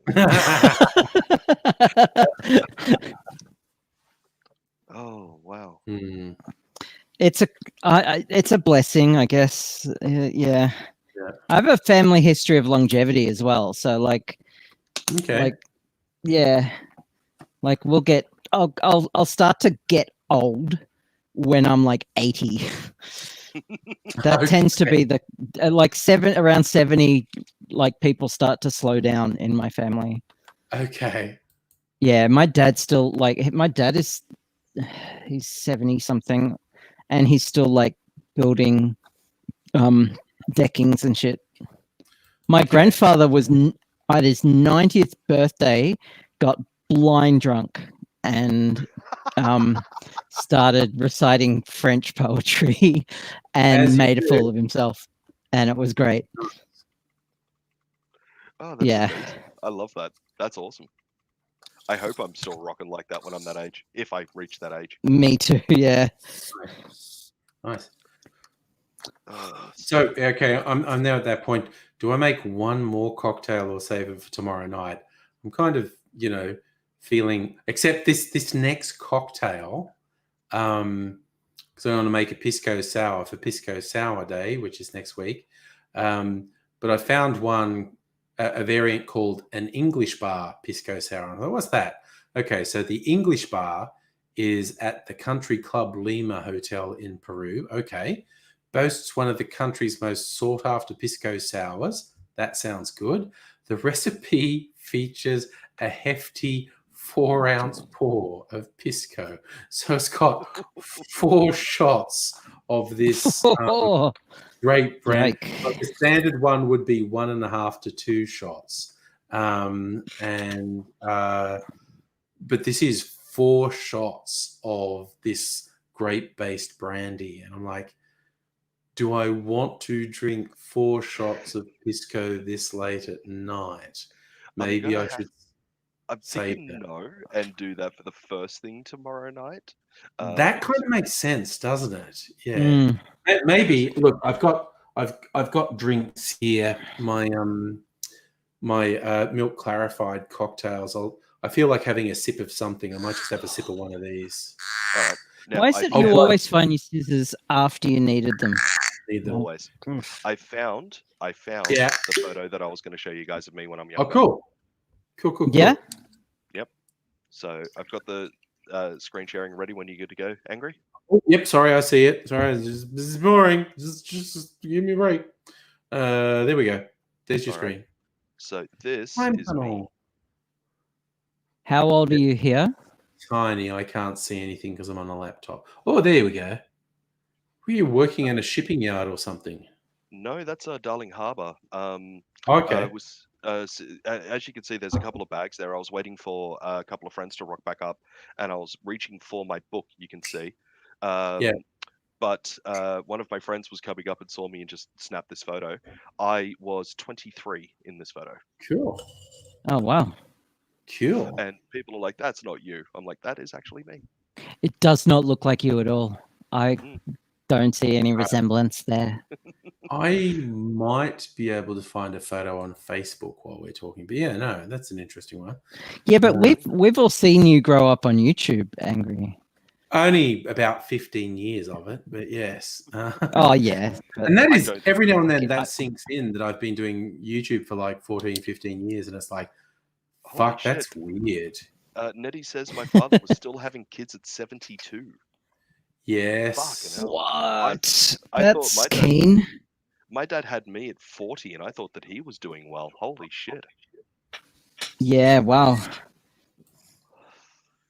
All right. So I've got to look at my old profile photos on Facebook because I think I used this actor one as a profile picture.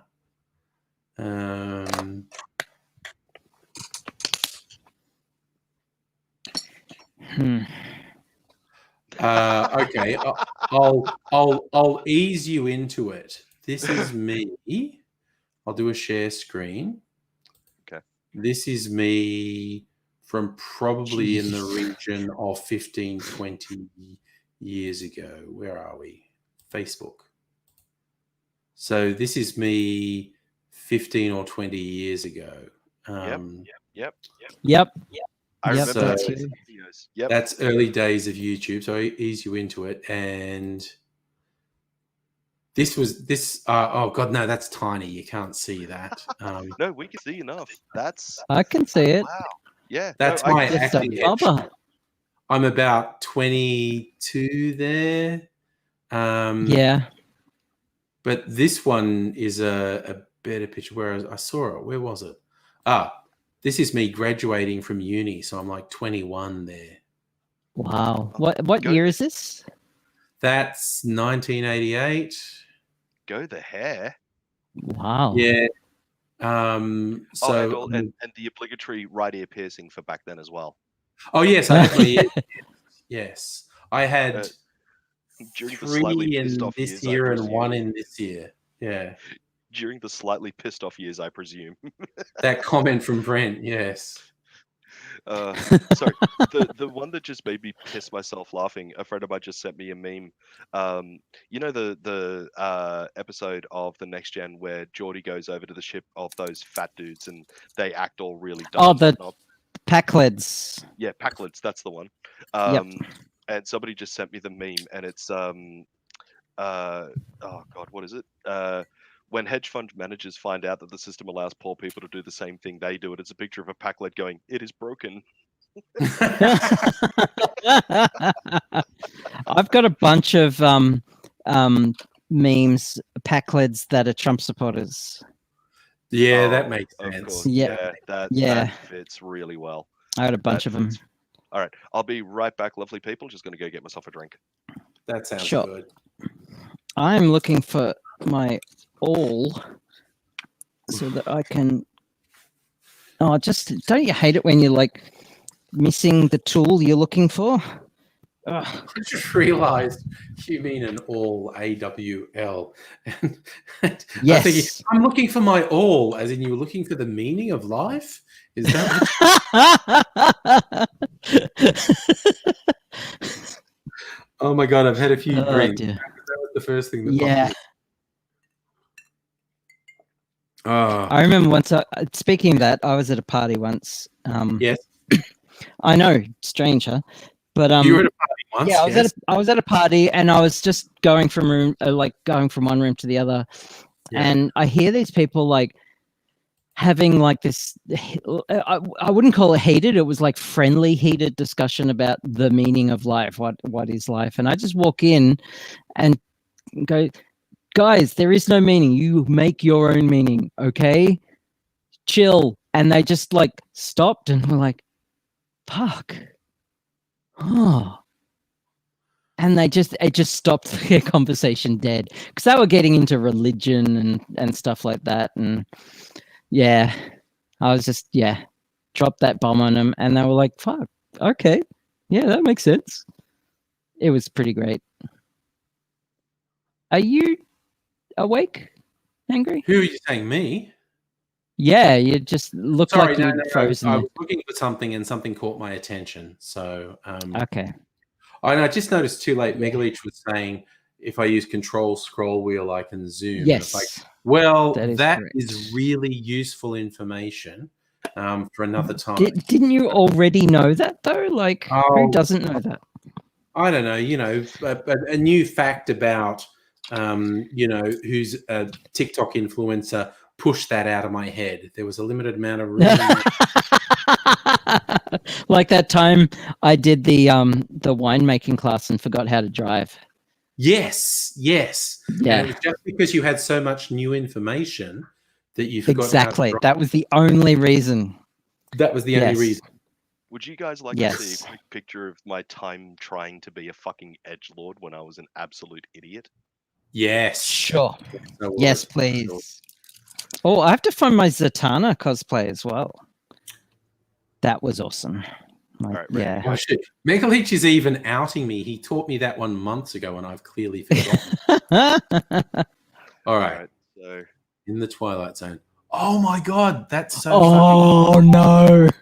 That Can is you do tragic.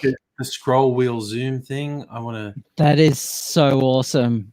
That is fucking great. That is like the coolest thing I've ever seen, but also the cringiest thing I've ever seen. Oh, it is dude. Oh, that pentagram. Oh. Is that drawn on your chest or is it a With- giant necklace? nope, that is drawn on my chest with Ooh. eyeliner from the girl in the photo with me. That's fucking Wow. wicked.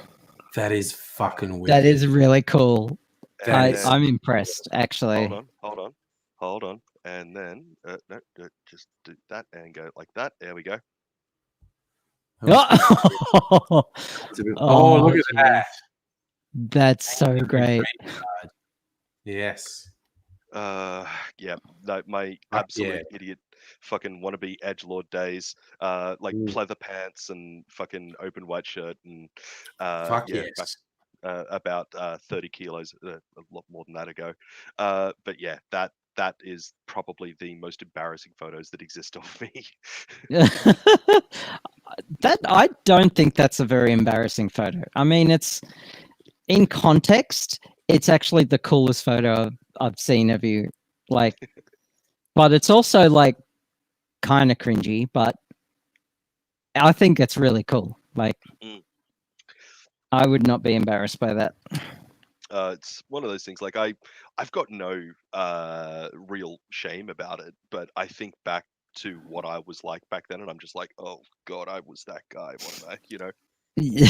Yeah. Yeah. No, glad that I grew up from that. Yeah. Sorry, if you're wondering, also, when you were asking me if I was asleep, Abigail, I got really transfixed because I just was opening Twitter to see if there's anything interesting.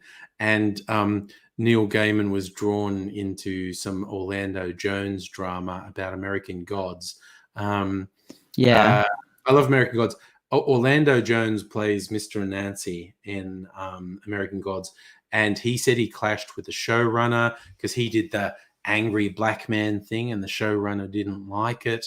And so kicked him off the show. And Orlando Jones did some very public, this guy's a shithead stuff. And some people are like cornering Neil Gaiman.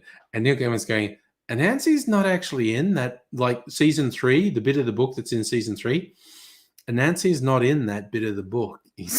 And I don't know exactly why Orlando's so angry and where he got the information that he thinks he was kicked because the showrunner didn't like the angry black man he was doing. And it's not like all these people talking about and Neil Gaiman going like, fuck, you know. I go, as a statement of fact, Anansi's not in the bit of the book that's covered in season 3. I know Orlando Jones is angry, and I don't know exactly why he's angry. And they also threw in, I know there's a SAG investigation, basically the Actors Union, Screen Actors Guild, looking into seeing if there's something untoward. But it's like all these people piling on, and Neil Gaiman trying real hard to just sort of go, maybe chill a bit. I don't know. And it's just like, ooh, drama, fuck. Yeah, And that's Nelly another asked me thing. to- Talking about ages, for me, Neil Gaiman will always be this sort of cool 30-something guy who's doing this really. He's 60-something now, and it's like he's not the enfant terrible of. He's 60, and it's just like, Jesus, that does my head in because for me, he will always be that Sandman era guy, and that was 30 years ago. I love reminding people that Kate Mulgrew was 40 in when she started Star Trek Voyager. There are so many people that just flat out refuse to believe me. they're like, she's not that old. No, she's not that old. No, she really is. Yeah, you see her in. She's great in Orange Is the New Black, and she's playing a 60-year-old in Orange Is the New Black because she's fucking 60. Yep. Nettie asked, "Was the photos taken at St. Stephen's Newtown Cemetery?" No, it is actually a very small, nondescript little burial plot that's on a corner of a road in Campbelltown. To this day, I've got no idea why it's there, but they're obviously not going to dig it up for whatever reason. They've now actually fenced it off to stop people from getting in there. But yeah, that was where that was taken. So I just wanted to that. That's cool. Abigail's got some more to share. Ooh. Wow! This is me as a Zatanna at Beta Bar. When Beta Bar was a thing. It was Beta Bar is a nerd bar, and it only died like a gaming. year ago, didn't it? Yeah, it died a while ago, before COVID even. Yeah, just and before COVID. This was this was a singles night, so it was basically a dude fest. It was but yeah, that was me as Zatanna. This was in 2015, so like not that long ago, I guess. Like 6 years ago, 5 years ago. Annette, you're showing our age. You leapt straight to, was Abigail doing Magenta from Rocky Horror Show? Oh, and there's me as the Doctor with a fez. I went to Comic-Con like that. Yeah. Fezzes are cool. I still have that fez. Fezzes are cool. Oh God, my in-laws a few years ago for Christmas thought that it would be good to buy me a fedora. Nice. Oh Jesus! Refused to wear it.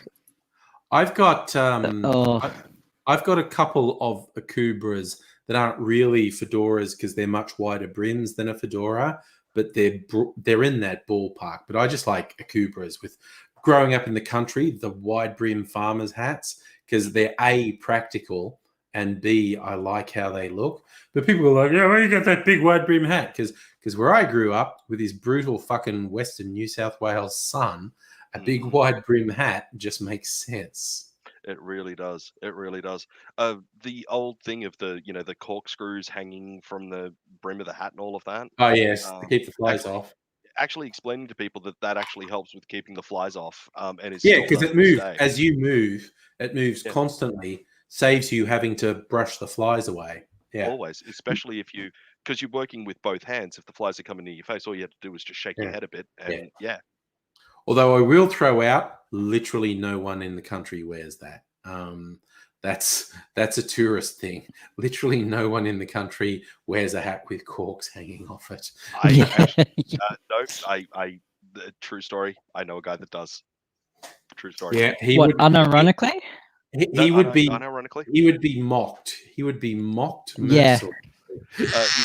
His name is Graham, and he would be turning 80 this year. He'd get away with it. Yeah. He owns property in Young, 8 or 9 acres in Young. Yeah. And he would be out working on the fences and all of that sort of stuff all of the time, doing what farmers do. And no, his wife and he love a bottle of red, so he just saved the corks and did it himself. Yep. No, he'd get away with it. Okay. And I want to bring up the thing with Magenta and Rocky Horror. I remember from back in the day, because Magenta was played by Little Nell. Who was is that a reference to Rocky Horror? Rocky Horror Show. Magenta was one of Frankenfurter's sidekicks, and in the movie she was played by Little Nell, who was actually an Australian. And the Time Warp had a revival in Australia years after the Rocky Horror Show first came out on film, and it was on Countdown. And you religiously watched Countdown growing up because there was fuck all else to watch. And Molly had Little Nell on, like, "Ooh, how does it feel with Rocky Horror coming back after all these years?" And she's going, "Oh, it's pretty funny."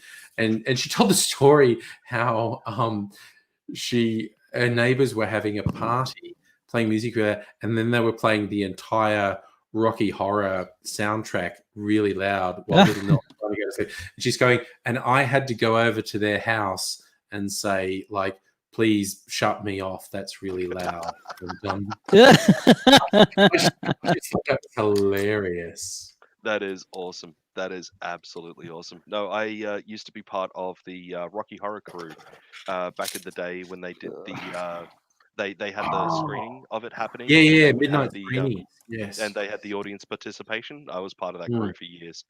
I still Oh, remember. I got all dragged the to one of callbacks and- those. Okay. Oh. This is one of those weird things. Did you do it at Hoyt's in the CBD in Sydney? I did. I went to a Rocky Horror show.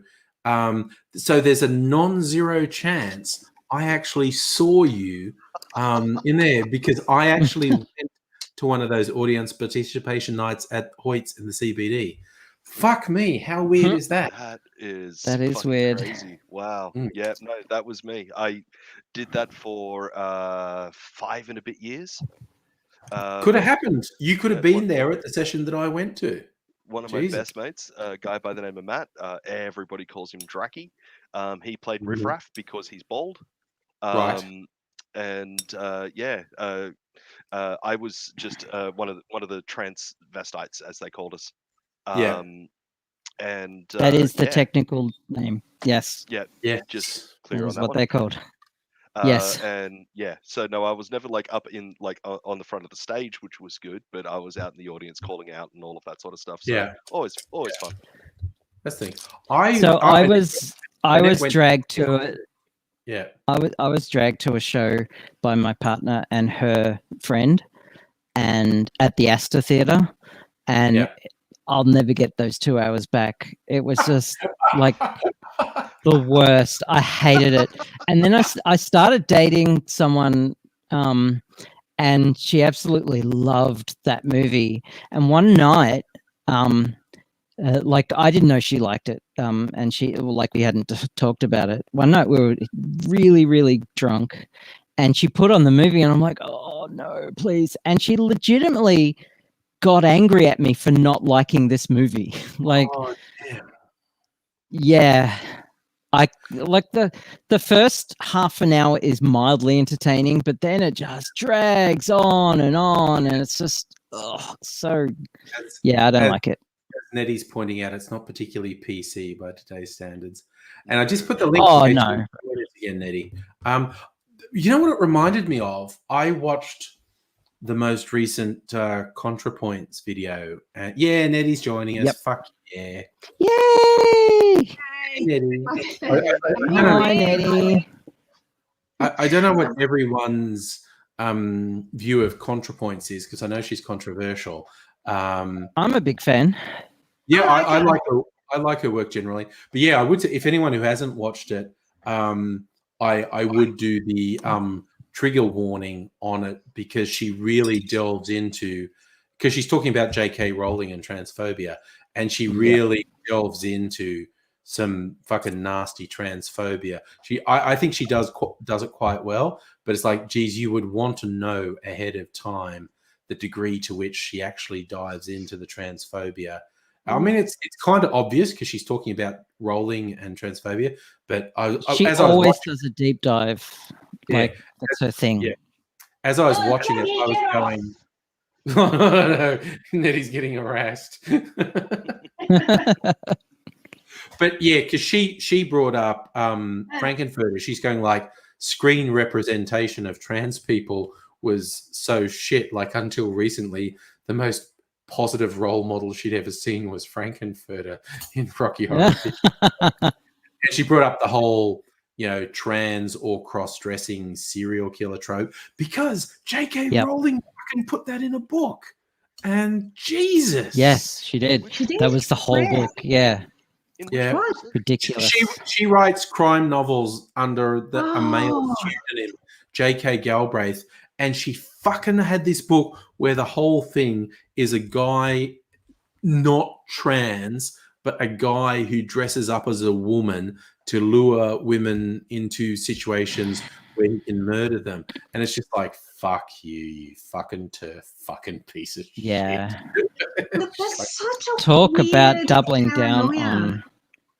That's such a Ugh. weird paranoia. I've never ever had that fear ever. Oh, It's You like- know, and I've never heard of anyone but people on TV. It seems to be a media created thing to me. Yeah. Oh, yeah. I've never come across anyone absolutely. It's a afraid of it. right wing fear. Like conservatives are like fear mongers. Like they live in fear constantly. Yeah, But you that- get these people who literally their promoted suggestion is armed men policing who goes into women's toilets, and it's like, what the fuck are you talking about? it's Yeah. one of those. It's one of those things like when they were trying to do this whole trans women not being able to go into the women's bathroom thing and that whole fucking thing. And it's like, oh, guys are going to take this as an opportunity to dress up as a woman and walk into a girl's bathroom and molest young children and all of this. And it's like, okay, so forgetting the fact that that has never fucking happened, just Yeah. to be clear. Yeah. Next to that, let's just remind you that there is every chance that you have gone into a bathroom where there's been a trans man in a stall Yeah. and you have never fucking known. So Yeah. Yep. shut I love the it. fuck up. And like there's never been like anyone assaulted by a trans woman in a bathroom ever. Like there's Yeah. just No, none on record. And the only times that a man has ever assaulted anyone or even like attempted it in a woman's bathroom dressed as a woman were right-wing religious types trying to make a point. Yeah. That's the only time. Yep. Yeah. Yeah. And the, I do know like, someone who got hit in like, the and head with an axe. Sorry, the one that you've got to constantly the do. thing you've got to constantly remind these fucking idiots of as well. Sorry for the trigger warning on this one, but most fucking sexual assaults and rapes happen by known men of Yeah. the Yeah. they person. happen from Yeah. people you know. Yes. Exactly. And You know, and sorry, now I desperately need to go back to Nettie. Now you know someone. Yeah. Just the this head. non sequitur of a comment. You got hit in the head with an axe. No, that wasn't me. No, the Sorry, girl you who did don't- my amazing braids. are you talking about the attack that happened in Newtown not long ago?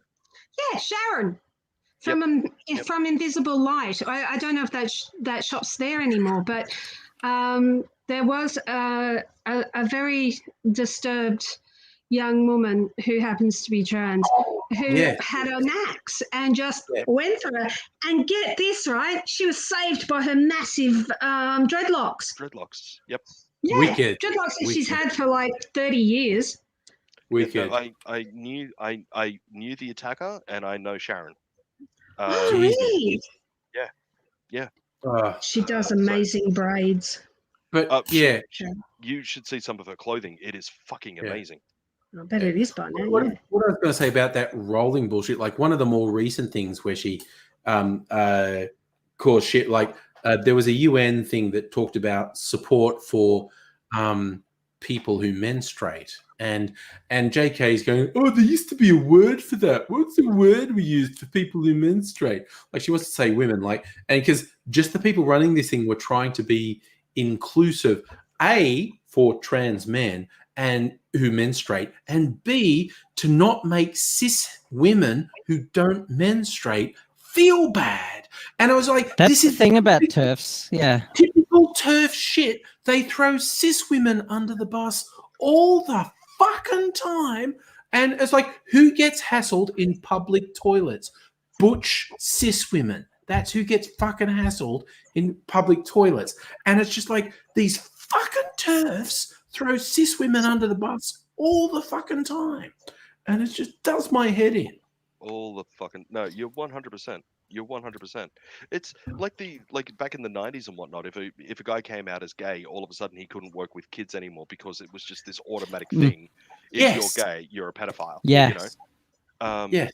And yeah, it's and they just threw and it still happens to this day where somebody comes out as gay that work with kids, and even people who claim to be all accepting of the LGBTQ community and all of that sort of stuff, they still have a physical reaction to a gay guy being a school teacher or a gymnastics teacher or a soccer coach or something along those lines, you know? Yeah. And it's like, does my fucking Yep. mind in. It really It's, does. it's kind of like the people who lose their minds when there's a gay character in a kids show or a kids cartoon, and they go, "Oh, how dare they do this?" You go, you know, gay people exist, right?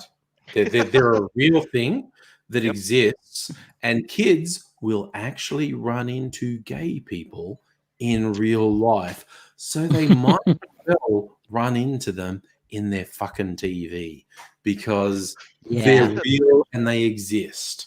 And it's It's just been, like, you know, in the typical way it's been done. The Simpsons, the Yeah. episode where the guy from the like antique store, I right. think it is, and Homer doesn't know at first that he's gay, but then finds out that he is gay, and then he's just like, oh my god, you know, the world's coming to an end.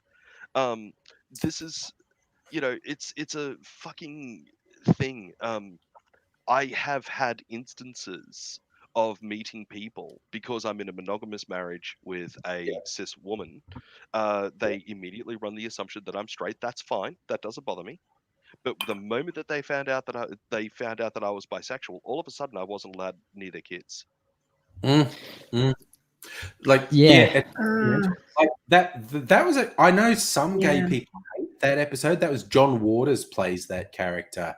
And it was brilliant because initially Homer really likes the guy in the antique shop, and he thinks he's great. And Homer's going, oh, but it's a shame he's single. I'm going to try and find out if, like, you know, Lenny's got a sister he can fix her up with. And Margie's like, I don't think that's going to work, Homer. It's and Margie's going, no, Homer, I think he prefers the company of men. He goes, And who Homer just, doesn't? who doesn't? Broads That's my make favorite everything line. boring. And he goes, no. And she keeps hinting, and Homer keeps missing the hints. And Marge goes, no, he's ho. And Homer goes, yes. Mo, yes. Sexual. And then Homer pauses for a second and then shrieks. So he loses it, and he just says the dumbest shit. Oh my like, god, I danced with a gay guy. I danced with a gay guy. Yeah. I danced with a gay guy. and Marge is going, and then- why are you upset? And he goes, but, and Homer's going, think about it, Marge. We can't tell if we try to sell the house, we can't tell people there's never been a gay guy in here. And Yeah. Marge is The part of the episode that made me laugh the most, apart from that part, was when Marge comes back after going out with him after Homer finds out that he's gay, and Homer's like, Yeah. where did you go? He didn't give you the gay, did he? And the final thing where he actually ends up rescuing Homer and Bart and Barney and Moe when they were trapped with White Ant. Oh, Mo's comment. Mo's trapped, and he calls out, "Hey, Mr. Gay Man, please do save us. anything." I'll do anything. I'll do anything. anything." Anything. Yes. Oh, we could never tell people. What is it? We could never tell people that we got saved by a gay guy. Yeah, but no, you know. And there was that brilliant bit. And what I loved is because that's relatively early, and used to get these Usenet groups talking about it. And of course, there was the dumb, is Smithers gay? Like, well, duh. And but in these Usenet groups, when someone go like, "Oh, Smithers great," it's like, shut the fuck up, dude. That's a boring question. The good question is Homer gay and is Bart gay? Because they kept throwing all this stuff in. Like at the end of that episode when Homer says to Bart, like, "Bart, I'll love you no matter how you turn out." And Bart's going, "Cool." And Lisa turns to Bart and goes, "He thinks you're gay." And it just everybody dance now. But the look on Bart's face is, you don't know, is Bart freaking out because he's having a homophobic moment, like, why does Homer think I'm gay? Or is Bart freaking out with, how the fuck does Homer know? You never quite knew why Bart was freaking out at the end. The part of that episode that I loved the most was when they're all standing around the campsite, and Bart turns around and goes, "Oh, I don't know, 3 guys out in the woods alone seems kind of gay." That's Seems a kinda very gay. immature attitude to have, young man. and Homer takes him to the steel mill to toughen him Oh, up. the steel mill. We work hard. Why'd And you they take me to a gay steel mill? We started a dance party, and Bart's like, "Why did you take me to a gay steel mill?" And frustrated Homer's like, "I don't know." I love when he takes him to Moe's bar afterwards, and Moe's like, "Yeah, the entire steelworker thing's gay. Didn't you know?" And you know what else? Hollywood.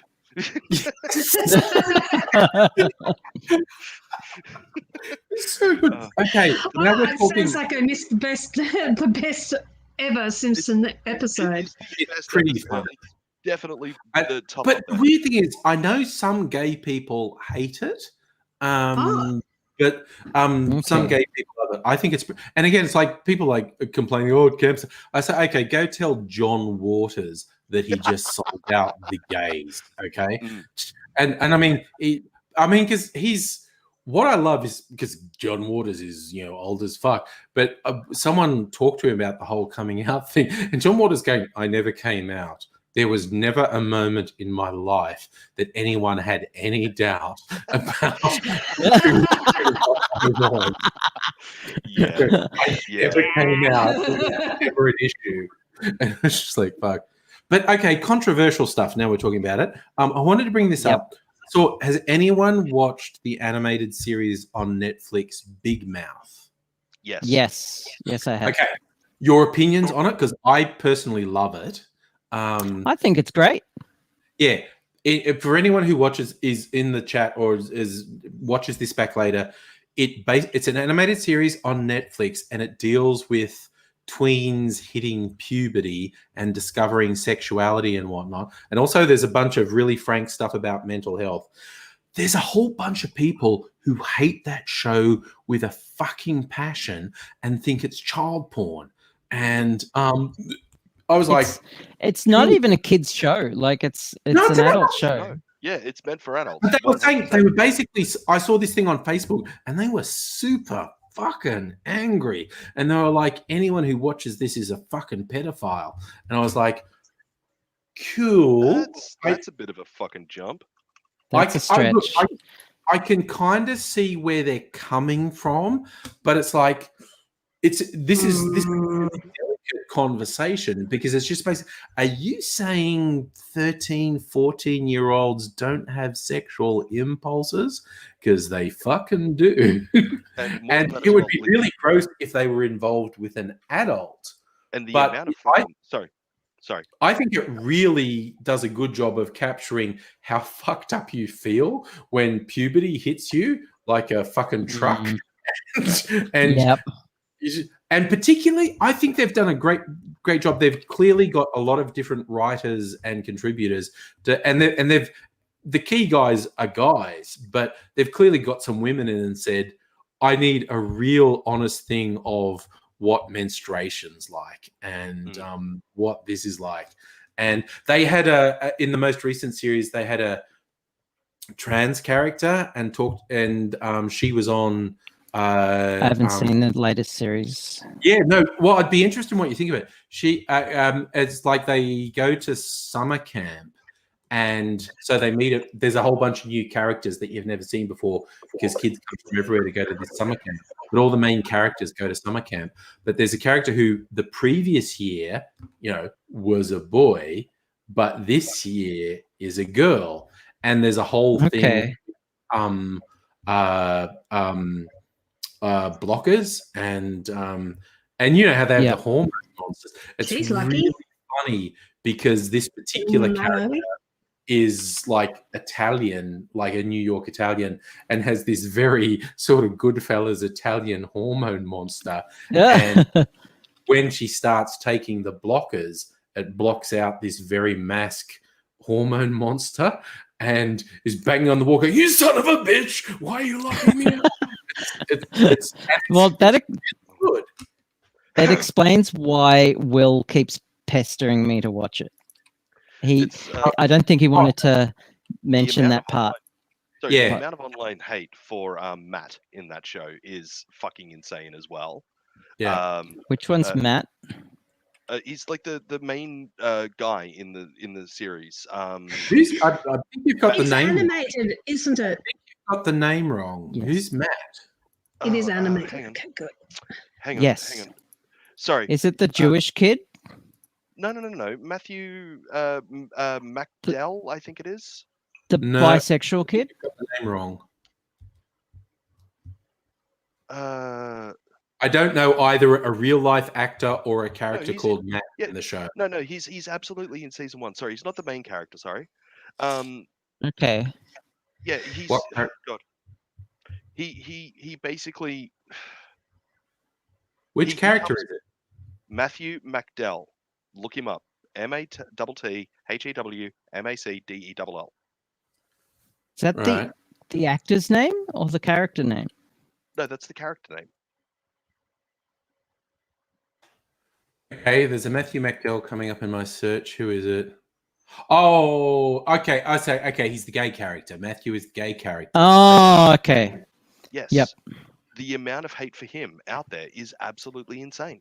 It's I crazy. thought he was really funny. I've known so He's many great. kids like that in my life. It's so funny. No, they hate him because they're like, oh, see, they're trying to normalize gayness, and it's like, it is fucking normal. Oh, okay. No, Yeah. that's the literal opposite of what I'm talking about. Because yes, Big Mouth is trying to normalize gayness. They're trying to normalize the fact they had a trans character. I was talking about sort of left people who say it's gross and exploitative and pedophile. In fact, they even said, I think it was towards the end of season 2, where the 2 lead characters were having a conversation like, I think our story is amazing. It should maybe be a TV show. And one of them said, I don't think you could make it a TV show. It would be too much like child porn. And the other one went, oh, maybe you could make it animated. And it's like, Yes. they are extremely conscious of the line they are walking.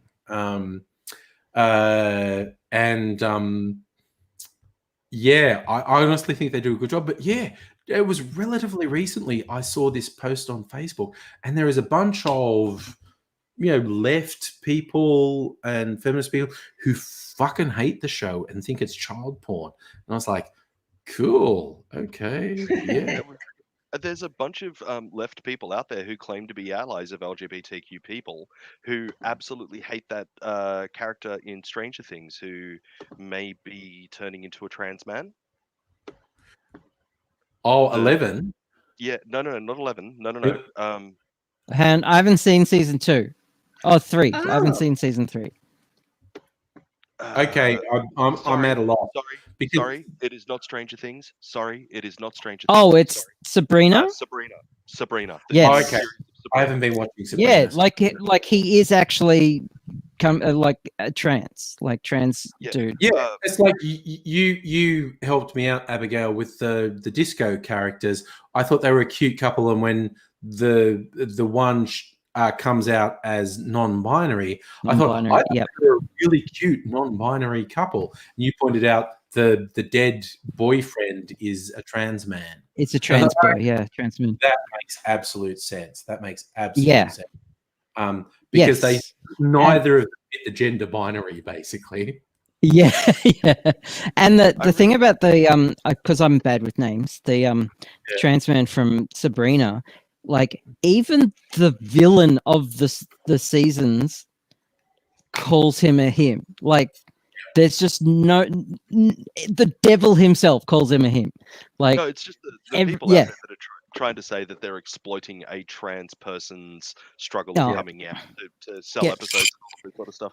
And it's like, is there anything that we can ever do to try and show the struggles of a trans person coming out that you would actually find fucking acceptable? Or are you just always going to find something to be fucking offended about? Yeah, that's basically it. We need these stories to be out there. Yeah. And so I'm also just kind of throwing out that we're all on board with Big Mouth. There is a whole section of the internet that this is now the degenerate live stream. We are the degenerate. And I'm used to. I'm okay with that. I'm used to the right wingers calling us degenerates, but there's a whole bunch of people who would describe themselves as left and feminist who are very convinced we're all degenerates. But That's perfectly fine. Haters with gonna me. I've hate. never- I've haters never gonna been- hate. Never And been honestly, prouder I to be a think degenerate. degenerate is that bad a term anyway. But Yeah, no. Hey guys, what- I can. I'm fading out. Good night. Good night, Bye. Nettie. Good night, Nettie. us. All right, No, I'm gonna finish off this smoke and actually head off myself. that's fair. Yeah, no, it's one of the it's similar in vein to the whole change the date thing because that's still fairly recent. Hmm. People are like, why do you want to change the date? Why do you want to change the date? And it's like, well, because of all of the reasons stated above. But when it's the people who they're like, well, what date would you change it to? And it's like, well, why don't we ask the indigenous community? Yeah. Okay. Personally, Shocked Pikachu face. Where Sabrina is concerned, they contacted it's a well-known porn star that came out as a trans man. I can never Oh, remember not his name. what's his not Buck. Buck What's his Angel. name? Buck He's a- Angel is They- He's awful. he's No, what we call problematic. They contacted him to get proper contacts for other people to come forward and help them design this character. Like he wasn't directly involved, but he was their first port Okay. of contact because they couldn't think of any other trans men that they knew. It was just Sure. Sorry. the case. Okay. yeah, Chaz and Bono. Yeah, Just Chaz off the top of my might head have there. been- yeah, he apparently put them in contact Yeah. with a trans activist group that was close to where it was being filmed, and they got these people on board, and they talked with the guy that's playing the character, talked with the producers and the directors and all of that sort of stuff, and it was in concert with the actor themselves that they figured out how to do this whole coming out as trans story. So they've done it the right fucking way, the same way that we should change the date, talk to the indigenous community and find out what they think and kind of go with that. You know, there's always just why the fuck would anybody be insult? Like, find something wrong with that. Yeah. It blows my fucking mind. Why do Yeah. you want to be insulted by that? They did the right fucking thing. Yeah. yeah. Ah, But part of the issue with People- Buck Angel is like he's older than me, but Buck Angel is basically a young boomer who's from the fuck your political correctness generation. And he I don't think Buck Angel is necessarily a bad person, but he has a lot of trouble communicating with young millennials and younger. I think Buck Angel has enormous trouble communicating with. And he Yep. comes across as really destructive and problematic. He's not necessarily a bad person, but it's just the generation he's from. He has immense trouble understanding people who are millennial and younger. I think he maybe should work on it a bit more. Like I've read a couple interviews with him, and I'm like, dude, okay, if I give you a massive benefit of the doubt, you're a product of your time, but make a Mhm. fucking effort, man. Make Well, a fucking I'd never heard of him until I heard about that whole Sabrina thing. And the moment that I found out that he was involved in porn, I was just like, okay, that's something that I don't personally want to look up. So I never looked And his name. I have always been tempted. I swear to God, I've been tempted to look up Buck Angel because, as I understand it, Buck Angel has never had bottom surgery. Yes, And correct. I find that very just. I don't know if this might sound weird, but aesthetically, from a porn perspective, I find that an interesting concept. And but I still have not actually watched any Buck Angel porn. But yeah. I love the conversations we get into. We go into such fucking weird areas. It is just one of those things. Like as I've always said before, like if I had questions about trans rights, trans activism, and all of that sort of stuff, I never asked a straight white cis person. I never asked somebody who wasn't trans. I asked trans Yeah. people. Yeah. Because they're going to be able to answer my questions better than anybody else can. Yeah. And you know, there have been instances of, like, you know, throughout all of Hollywood, all of the whitewashing and all of that sort of stuff, and the gender role reversals and racism and etc. etc. When you finally start getting bloody TV shows like Sabrina and others, where it was Jessica Jones season 1. Mhm. They actually had a rape activist group come in and sit down and talk with the actress that played Jessica Jones to Mm. let her know what their lives were like when Mm. they were in these sorts of positions, so that she could understand the Yeah. character better. They did the right fucking thing. Yeah. And why it was so fucking uh, emotionally shattering to watch that first season. A lot of Yeah. people can't make it through. Uh, Yeah, it's yeah. really hard. I haven't watched it. I have to admit. Yeah, I've heard it's Mm. beautiful. But It's okay. there's some scenes in it that haunt me still. Yeah. Oh yeah. I- And also, just to be very clear, it's also really hard to watch David Tennant in that role because I love him so much. Yes, someone who Yeah, I know, normally right? playing a horrible person. Yeah. Mm. And does it well. Yeah. Even my own stuff, like 10 years ago when I was making videos with Mistress M, and we did some because a friend of hers was actually running a brothel that specialized in trans sex workers. And we made 2 videos, one where we just talked about the whole concept of a brothel that specialized in trans sex workers, many pre-operative, as the saying goes, and the majority of their clientele was men who identify as heterosexual, and Oh, and so we gross. go this particular brothel, and the brothel's tagline was "chicks with dicks and silicon tits." Okay, which is not particularly subtle. And so we said, Mm.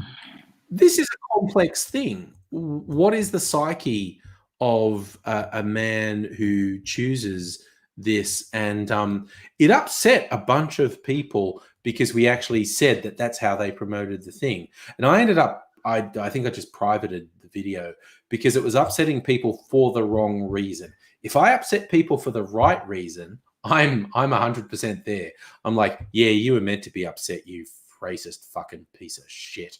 But this one is like, okay, this is upsetting people for the wrong reason. So I actually privated that one. But the second video was Mr. Sam doing an interview with one of the women who worked, but never actually said she worked in the brothel. It was just like, it was literally just talking about your experience as a trans woman and whatnot. And we never actually I talked don't about. remember that video.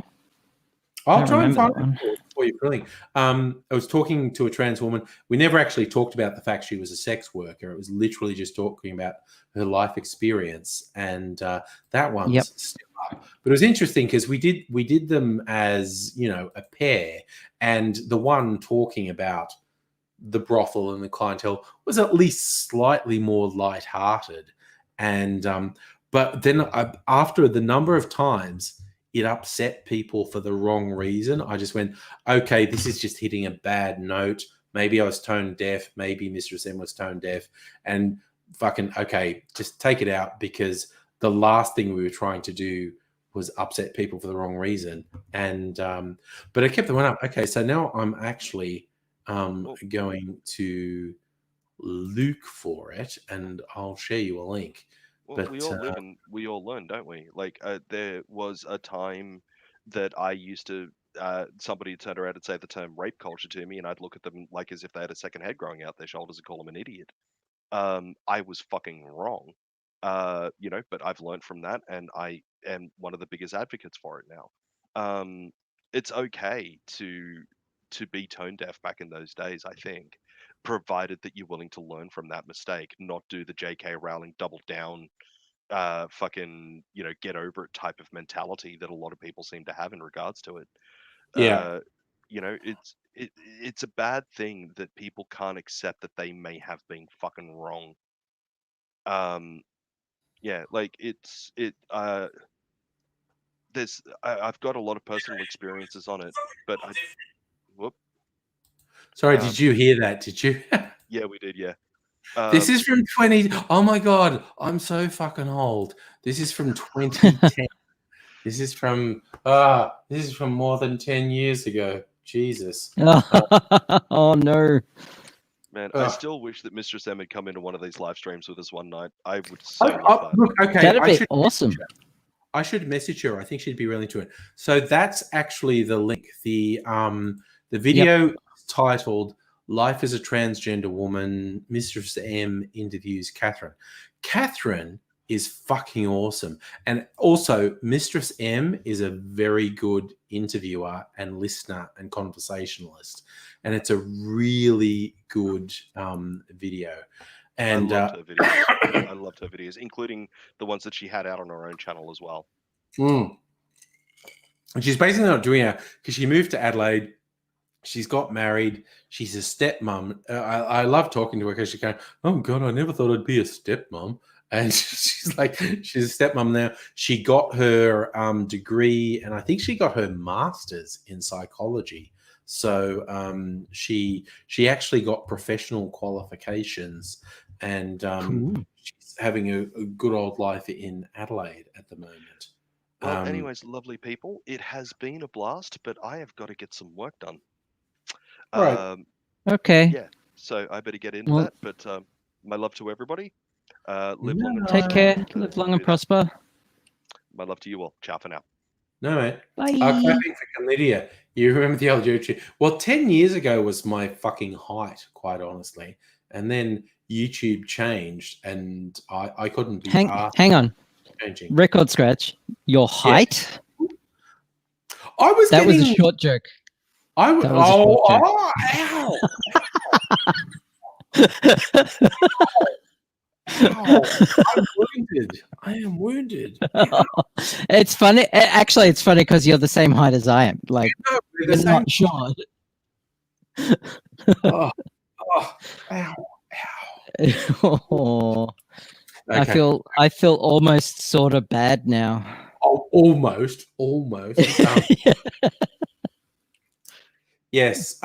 But okay, the peak of my YouTube channel was about 10 years ago, and then YouTube changed how it worked, and I was too old to change how I behaved, so I never adapted to their changes. And then I kind of went, I don't fucking care. I'm just doing what I think is fun. Fuck you and your algorithm, YouTube. It's like I'm fully fucking aware of things I could, if all I was obsessed with was attention and views and whatnot, I know exactly what to do that. I just have no interest in it. All clapping for chlamydia. It's a lot of work. You remember my Susan Boyle video? Yes. I think I remember. When Susan Boyle was remember that.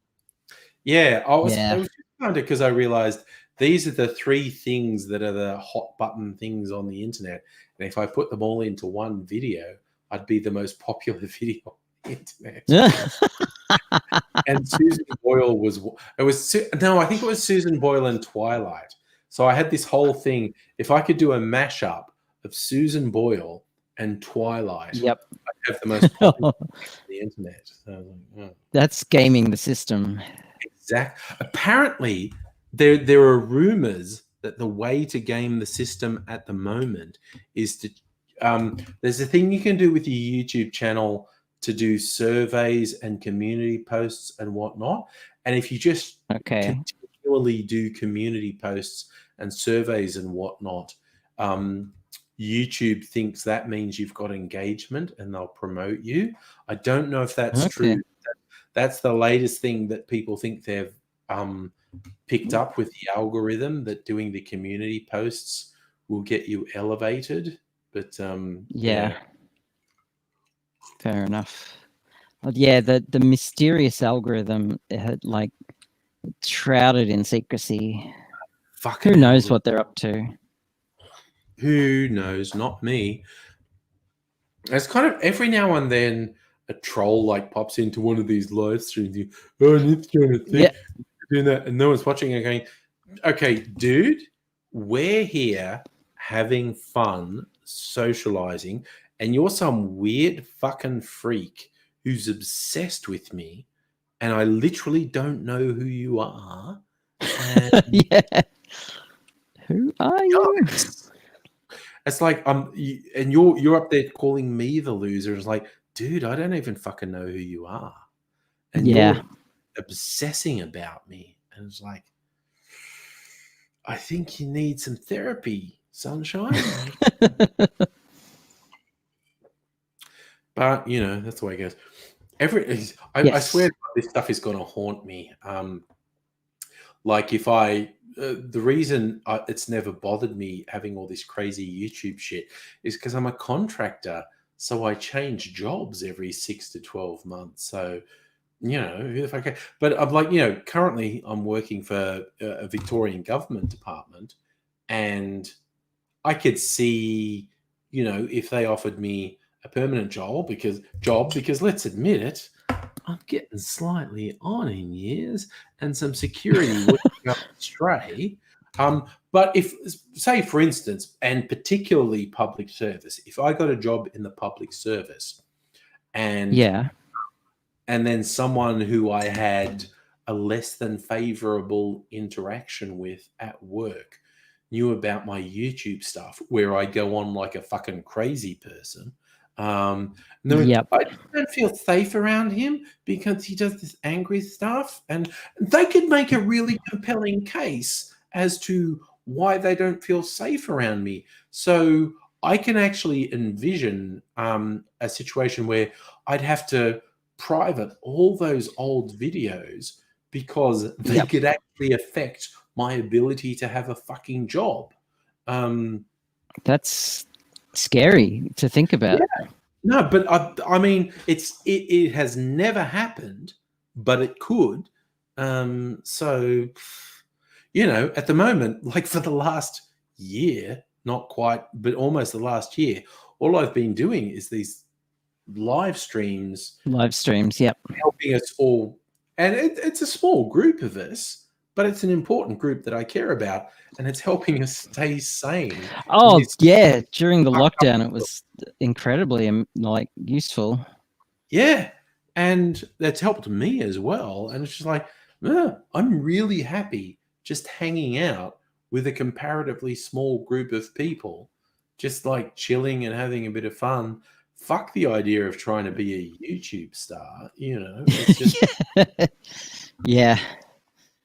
you know, and just for a laugh, in the last year, I started my cocktail channel. And as Kirsten and I always joke, like, no, the level of success I want from that is someone gives me free booze. That's That's it. Yeah. No, it. that's a lofty goal. That is like, a I'm all lofty on board with that. That is a That lofty. is, yeah. And it's like I'm totally happy to basically give away the whole Angry Aussie thing and just have live streams and chill and have fun. Yep. Look, the only reason I subscribe, because I have no interest in cocktails apart from drinking them, but I subscribed and click like and view them just for your sake to get it popular. So because you've given me so many free drinks, like it's the least I could do to keep you supplied with booze. Yes. Okay. Clapping for committee is saying you love live stream. Dude, I love the live stream. And you're off to work now. Live streams are great. And like there is definitely a core of people who show up to live streams regularly, but I also love that randomly other people come in to live streams, and it's like, cool, you know. And it's just fun. It's like, it's no pressure, it's no stress, and you occasionally get really interesting outliers. Like, we know the core people, but every now and someone just like chimes in like, oh, I just kind of clicked in, like, where are you? And they're in a completely different country. It's like, cool, this is excellent, I love it. So yes, buenas noches to you too, Lydia. And that's why it's hilarious. They don't come in as often as I'd like, because I honestly kind of enjoy the trolls, which is a bit the trolls. Yeah, it's a bit. No, I get that. Yeah, but it's kind of like they come in and they obsess, and it's like, dude, do you not get that you're the loser here. It's like, I don't know who you are. And the second after I block you, I'm not going to think about you again. But you're like Yep. fucking obsessed with me. And It's hilarious. It's actually hilarious. I particularly love making them squeamish. Like when someone goes, like someone will go like pick on my beauty, like, you got old and fat. And I was like, so how long have you had this sexual obsession with my appearance? What? I'm like, dude, there's only one reason you'd care about me aging. It's because it's fucking sexual. And they're like, no, it's not. It's like, it's just like, Just a little bit. they literally don't get that I don't care about them. It's like, fucking great. Oh, It's like, and I'll insult someone, and like basically, if they insult anyone but me, I'll block them instantly. If they can insult me though, and it's like, okay, sure, whatever. entertainment.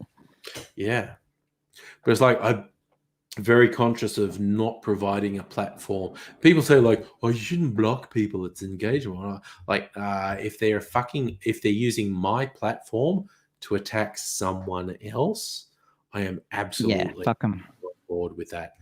They can attack me, and for a certain amount of time, I'll just find that funny. But I won't give someone a platform to attack someone else. And Yep. like if I wanted to be popular on YouTube, I'd embrace that drama. I'd go after the right wingers, like Yeah. all the right wingers who attacked me. I'd go after them. I'd do response videos and say, "This is why this guy is a sad little fucking dweeb." Well, it's entertaining, isn't it? It is. Controversy is engaging, you know, and it's like, Yes. although, like, if I had no morals whatsoever and I just wanted attention, I'd get red pilled. I'd go, I realize I've been wrong all these years. Feminists are bad. The left is. If all I wanted was attention, if I got red pilled, I'd be a fucking star. But then it'd be like everyone I actually care about would be looking at it going, the fuck are you saying? Like, yeah. I'm doing it for attention. I go, yeah, but it's really fucked what you're saying for attention. Yes.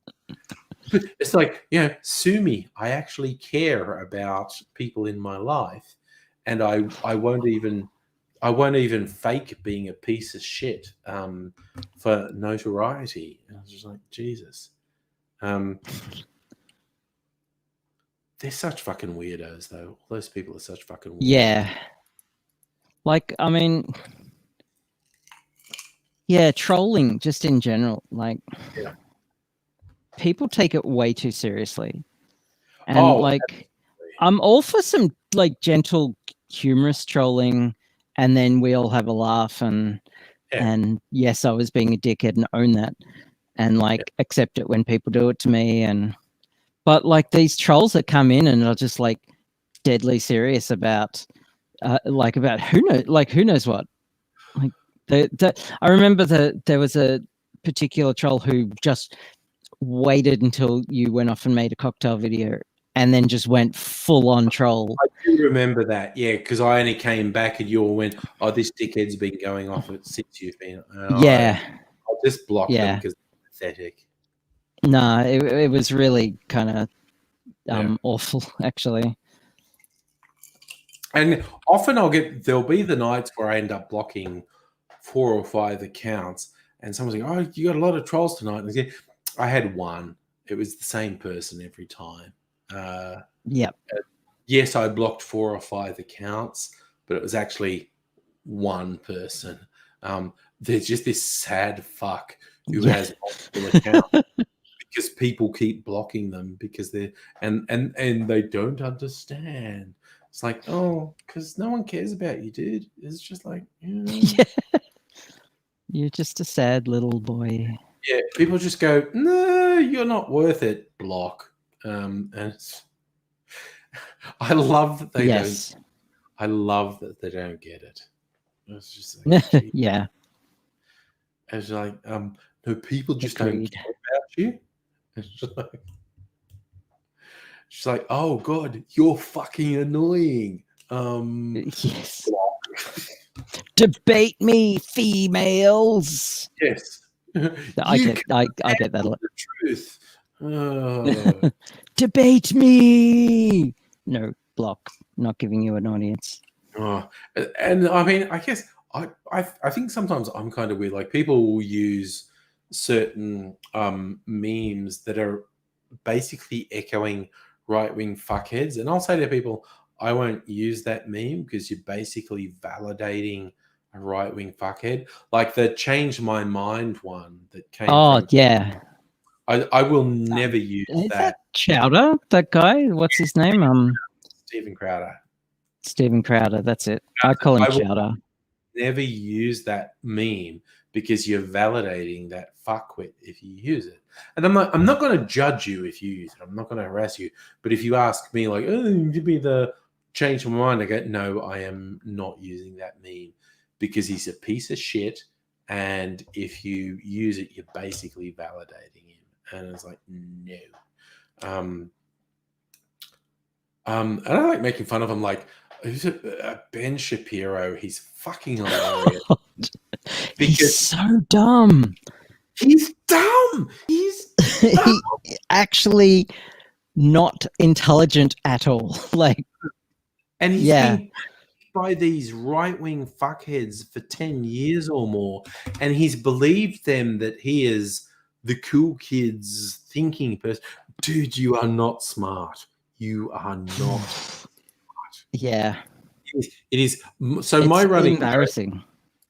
running joke with him is like when the latest thing he does that's stupid is like, okay, everyone, I think it's evident Ben Shapiro's sexual fetish is public humiliation.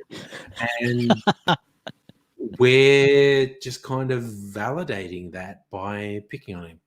He says this stuff that's so stupid because he gets a sexual thrill from being humiliated publicly. And at what point do you call call it for what it is? It's a fetish. It is. It's his fetish. It's clearly his fetish. Look, yes. Either he has actually some congenital brain defect, or he has sexual fetish for public humiliation, because those are the only two explanations for his stupid public pronouncements. And it's like, dude, it is just embarrassing. The fact that you want everyone to pile on to you. I have this I have this awful image of you just jacking it while you read all. You look at the way you've been ratioed on Twitter, and you're just jacking it, and it's like, oh, yeah. My favorite. No wonder his wife is disappointed in bed. Is so dry. Yeah. Yes. My favorite one recently is when he tried to excuse like the insurrection at the DC Capitol. People pointed out, oh no, there were a couple of guys who had fucking guns, and they had those zip ties that were used as handcuffs. Yep.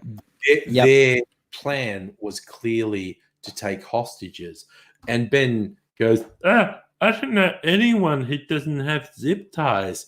And someone replied, and it was beautiful. And it's like, Ben, normally I'd make fun of you, but I'm going to be serious now. The zip ties those guys had were different to the ones your wife uses to tie you to a chair, force you to watch while she has sex with another man. And fuck yes. That is fucking perfect. He's just so pathetic. He really is pathetic. Like, he's going to end up divorced, and I'm going to laugh when his wife finally divorces him and go, Ben, the internet is the reason you got divorced, because your wife did not avoid the truth any longer. Dude, it is fucking scary, the degree to which you don't understand what's happening. It's just like, oh God. Oh. And it all comes back. the one that sums it all up is that H Bomber guy video from YouTube when he was the whole video was mocking Ben Shapiro and has been saying this just terrifyingly stupid thing where he's denying climate change. He's going, let's say that the water rises, 6 inches, 12 inches, 36 inches. Let's say it happens. The people who live on coastal areas would be into it. They'll just sell their houses and they'll move somewhere else. And he does that, and with an axe, breaks set wall till there's a hole, and sticks his head through the hole and goes, "Sell the houses to who, Ben?" Yeah, yes. Dude, you are so dumb. You are so fucking dumb. It's like one of my another YouTube channel I like is called Some More News. This guy called Cody Johnson who presents it. It's from a couple years ago now, but the name of the video cracks me up because it's like, maybe Ben Shapiro should not be taken seriously by anyone ever. And he just spends 30 minutes deconstructing how fucking stupid Ben Shapiro is. He really is. He's embarrassingly stupid. It's so embarrassing how dumb he is. It's like, oh my god. Oh, it's a worrying thing. I think I'm just drinking melted ice now, but I probably need some hydration. Yeah. Oh yeah, I'm on water. I'm actually thinking of going soon. Yeah, no, I think that's a fair time. It's like, oh Christ, it's fucking 1 a.m. So 1 a.m. Yeah. Who congratulated us for lasting 3.5 hours? We just 5 hours. Oh god. Not quite as good as New Year's Eve, where we lasted 7 hours. That was epic. That was pretty epic. We had to hang on for Stella in Western Australia. We had to have Western Australia New Year's 3 hours behind us. Oh my god. No, 1 o'clock is fine. 1 a.m. is fine. And I'm going to be polite and fucking sleep on the lounge tonight because apparently when I've had a few drinks, I snore extra loud. So I've heard this. Yeah. I will allow Mrs. Angry to have an uninterrupted night's sleep and I will sleep. Normally I wake up at about 6 a.m. and I have my phone. So it's 6 a.m. Okay. She'll still be asleep. I'll go into bed and I'll get a cuddle now. And because I've sobered, it's like I've sobered up now, so I can go to sleep without snoring. But apparently, yes, when I've had drinkies, I snore particularly badly. So it is fair enough. Well, just don't sleep in the spot where she plays her video game. Because she gave me dirty looks for doing that. Look, no, I have to admit, we had giggles because you would occasionally move a bit and going, and we're like, is that a hangover groan or is Abigail extreme there? It's like, it's hard to say. It was a hangover groan. You'd kind of move and go, and we'd like, oh, is that a hangover groan or Abigail? I think it's more what is it? It's kind of like a cross between talking in your sleep and snoring, I think. Yeah, it was something like that. It was basically when you're in one position and you'd move and you go, Yep. But normally that sounds about right.